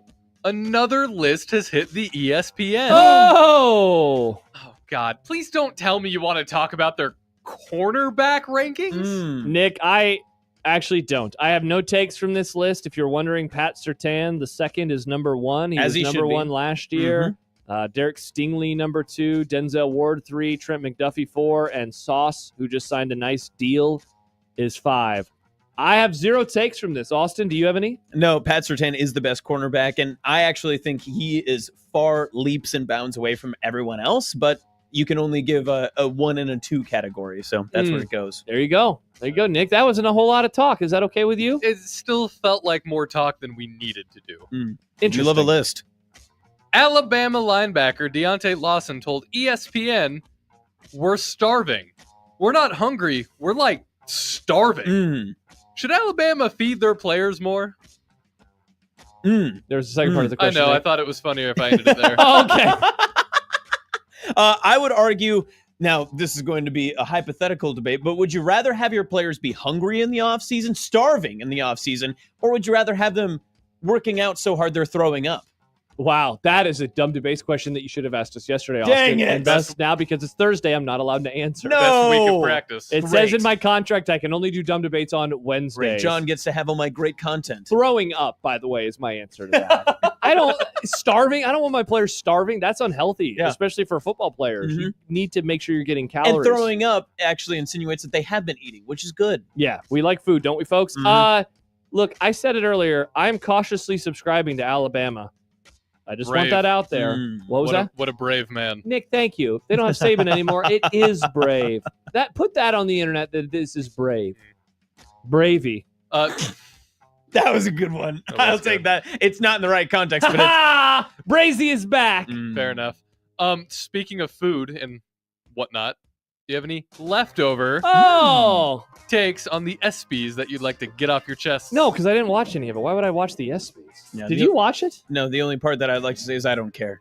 Wow. Oh, that is what I should have done for I don't care. Would have been Nick, easy. you were woke. Did you watch the woke ESPYs or the non-woke? I don't know. Were they woke or not woke? I don't. Shane Gillis was there. That's probably woke or not woke. Okay. That could be a new game. Woke or not woke. Woke or not woke. I actually love that. That's perfect. Woke or not woke. Nice. To lib or not to lib? That is the question. I Know What You Did Last Summer is here. Are either of you interested in this one? I'm always down for movies, but the next movie I'm going to in a theater is going to be Fantastic Four, and I'm going to wait until then. I'm always okay. What? Like, if you're down for this, is it because you just want to save money? Yes, Oh, for okay, one. okay. So that's part of it. The movie going experience is expensive around here. It You gotta be is. careful about that. I do like the. I can be a no concessions guy, but I can't do it all the time. Yeah, for sure. Yeah, we usually get popcorn. We got the big tub at Marcus, which means it's only $5 every time you go. And so we did that over the weekend. It was awesome. This is the Trust Tree with the nest. Please. I've never seen an I Know What You Did Last Summer movie. Okay. I've never seen any of them. I don't think there's anything wrong with that. Yeah. I've never seen any of the Final Destinations. I choose to stay away from them. Oh, wow. Interesting. But I Yeah. did hear Bloodlines is very good. The next movie I'm seeing is F1 on Saturday with my best bud. So, move. yeah. Good move. So I'll go see that. Yeah. Movies. Nice. Micah Parsons. Wrong. What? Ask a question. Say what you want to say. No, I just wanted to say his name. What is the segment called now? Is it still Josh Yells at Cloud? No, I changed it. to Josh Screams into the Void. That's pretty I good. should put glory hole. Into the glory hole. Yeah, I was mad. Yeah. If you want to hear my thoughts on the Dallas Cowboys, go back check to the out pod. What segment number was that, Nick? I don't remember. 3? All right, go check it out. It was early. I yelled the whole did. time. I think it was 3. God, It was before we did our award-winning Scorebug segment that. Oh man, the best July 17th segment you've ever heard on the radio in the world. True. And this is probably the best unsportsmanlike content question you've ever heard on July 17th of 2025. The one you I just can't asked, wait. or the one you're about to ask? This one I'm about to ask. Give it to us, Folks, I have some sad news from one of the AI-generating news sites. Oh, no! According to the Eagles Nest, Eagles head coach Nick Sirianni has been accused of embezzling $6.8 million in charity funds. Whoa. Not only was he arrested, but he was wearing a hoodie that spelled the end of Philadelphia with an additional L.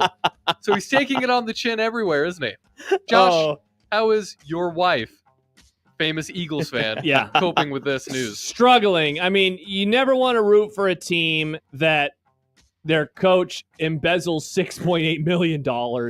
And you certainly, I mean, pretty embarrassing for him to have on a misspelled hoodie, though it's a collector's item. You would think you could just go literally anywhere in the office and you could pick up any gear you'd want. My favorite thing about this is the idea of like a coach being arrested and he just has the team's gear on. I just love the idea of that. Like Bill Belichick is at home and they're like, sorry, Bill, we're arresting you. And he's wearing his North Carolina gear. That's actually a great question. How often do these coaches always wear their team gear, right? Like, and obviously you would think, okay, well, they're around the facility or they're at workouts or practices. They're going to wear, the Nebraska end and all that good stuff. But when they get home, does Matt Rule just put on his pajama poncho with the Nebraska end emblazoned? Yeah, does he just get so pumped that he's like, thank God I don't have to wear Husker stuff? Does he like... Is that when he throws on his Penn State gear? Oh, no. Does he sleep in Nittany Lion wear? He does love the color blue. Can you pull that back up quick? Oh, yeah, sure. My favorite part about this trashy AI slop ass stuff. Whoa. It says shocking, but it's not in all caps. Shocking. So it's just shocking. Shocking. Shocking. Look at that police Eagles officer. Coach Nick Sirianni. You're going to jail, Nick. I like how the police officer is just looking at what is technically a photo being taken of Nick as he's walking towards the camera. I don't really understand. Yeah, why is the camera person there? And then why is the police car in the background, but that's not the car they're going to? Cops famously love when you take pictures of them when they're making arrests. What? So how does one of these places make money? How does this Facebook make It's just money? I'm guessing it's just by the click, Well, right? they said the link below, so then it'll link you to wherever they're hosting this. Well, you should always trust a link on the internet. Always. As you should know. Click. I love clicking on things. Poll question: do you like clicking on Remember, things? Big click. Austin, remember when you and I were coming up, we were going through like elementary school and middle school, and all the teachers were like, hey, you got to be careful on the internet. Don't give away all your personal information. Yes, correct. Don't click on like weird links or whatever.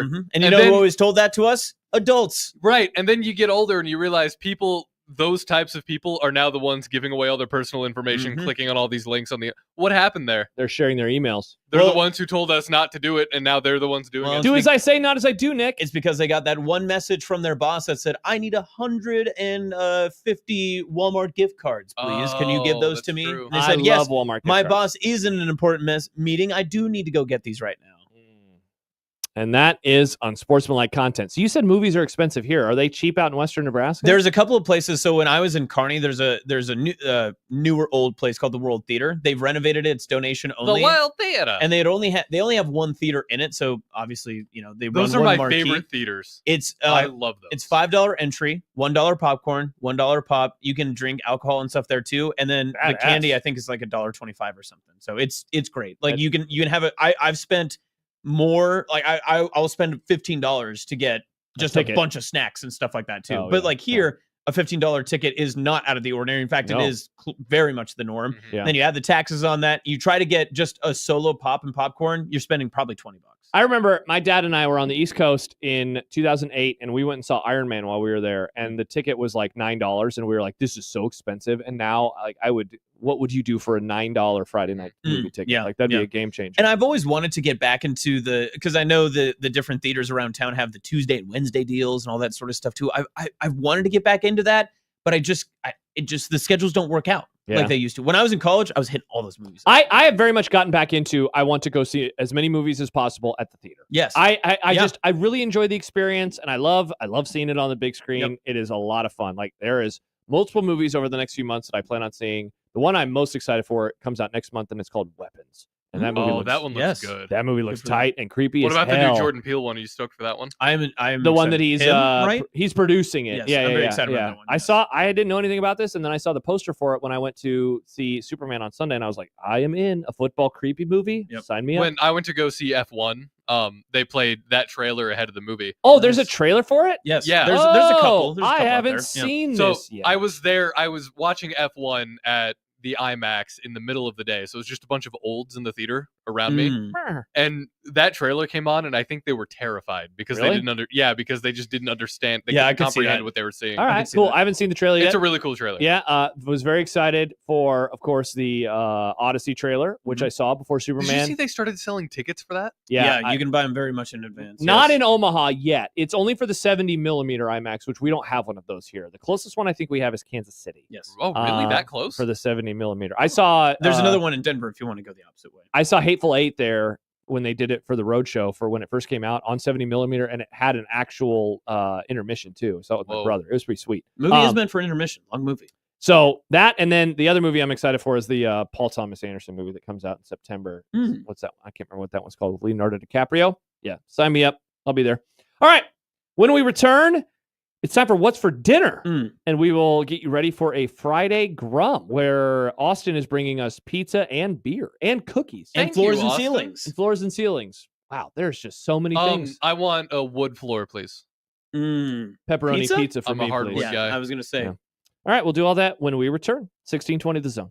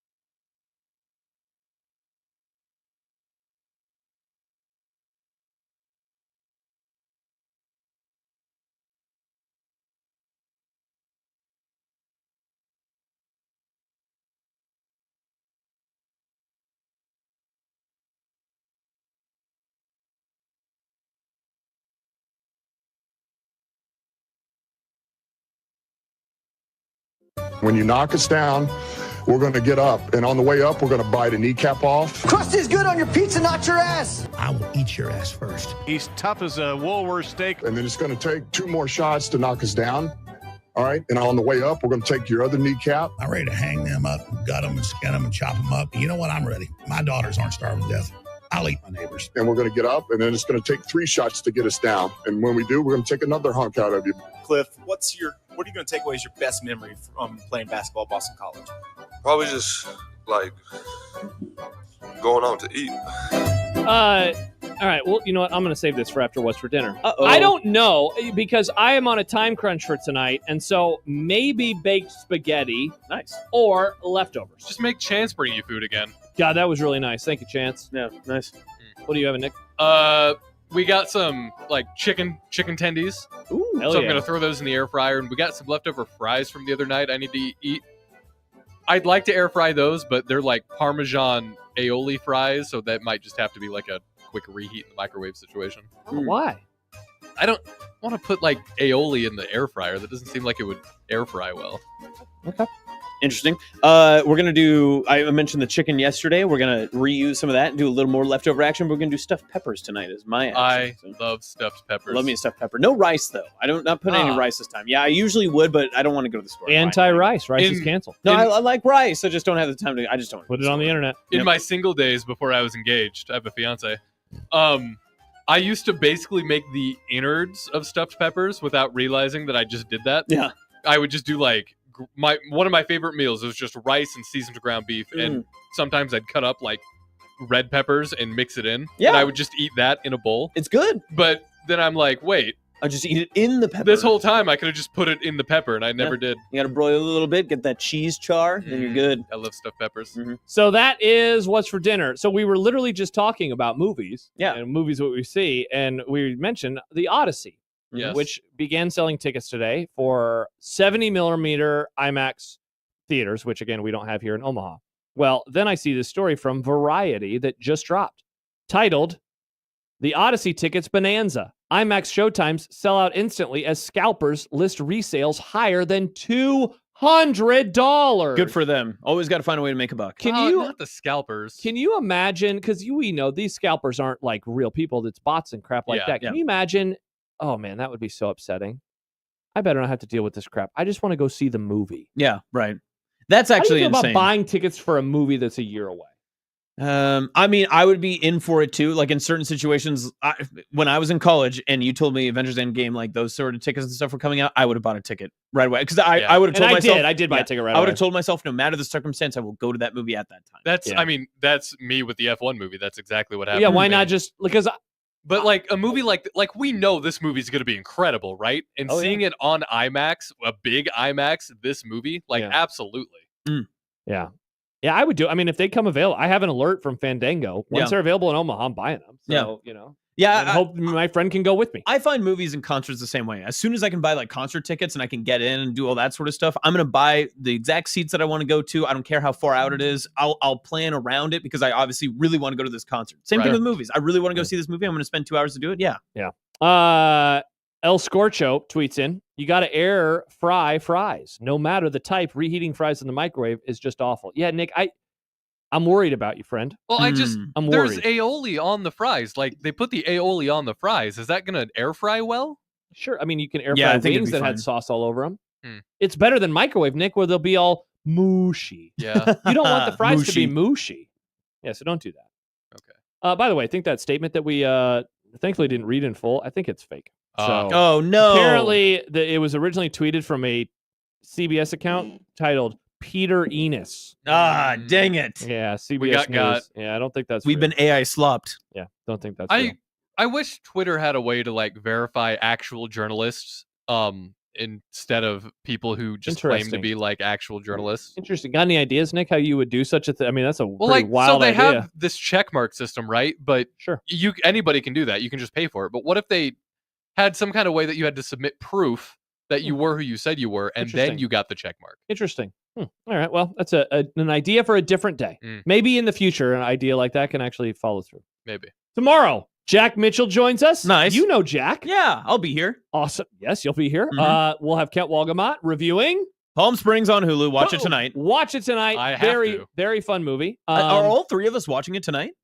Thursday's always my movie night. Nice. Let's go. Yeah, and we're having popcorn with the grounded up salt. Yeah, so I we'll might be doing do that. popcorn tonight. I think tonight's a popcorn night. Respectfully. Popcorn night. All right, so we'll do that. And what are we doing? Floors and ceilings and other stuff. Doors, windows. We're building a house. Pizza, cookies, and beer. Wow. What a day tomorrow is going to be. That's what I'm actually going to name tomorrow's stream: pizza, cookies, and beer. So Austin, if we don't have really all have three to of bring those, these things. If I don't remember, this will be bad. Yeah, I think we might yell at you. Yeah, as you should. Yeah. Don't Micah Parsons yell at me, please. That'd be very scary. Oh my! I feel like I forgot I wasn't holding the flashlight right. Josh, I saw the devil in your eyes. The devil. Yeah. That was scary. I've seen a part of you that I don't know if I can unsee.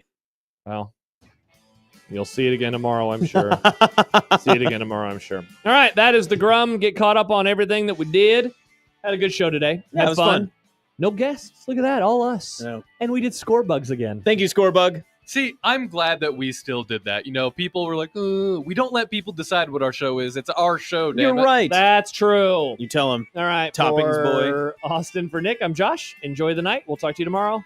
Bye-bye. Goodbye. Goodbye, everybody.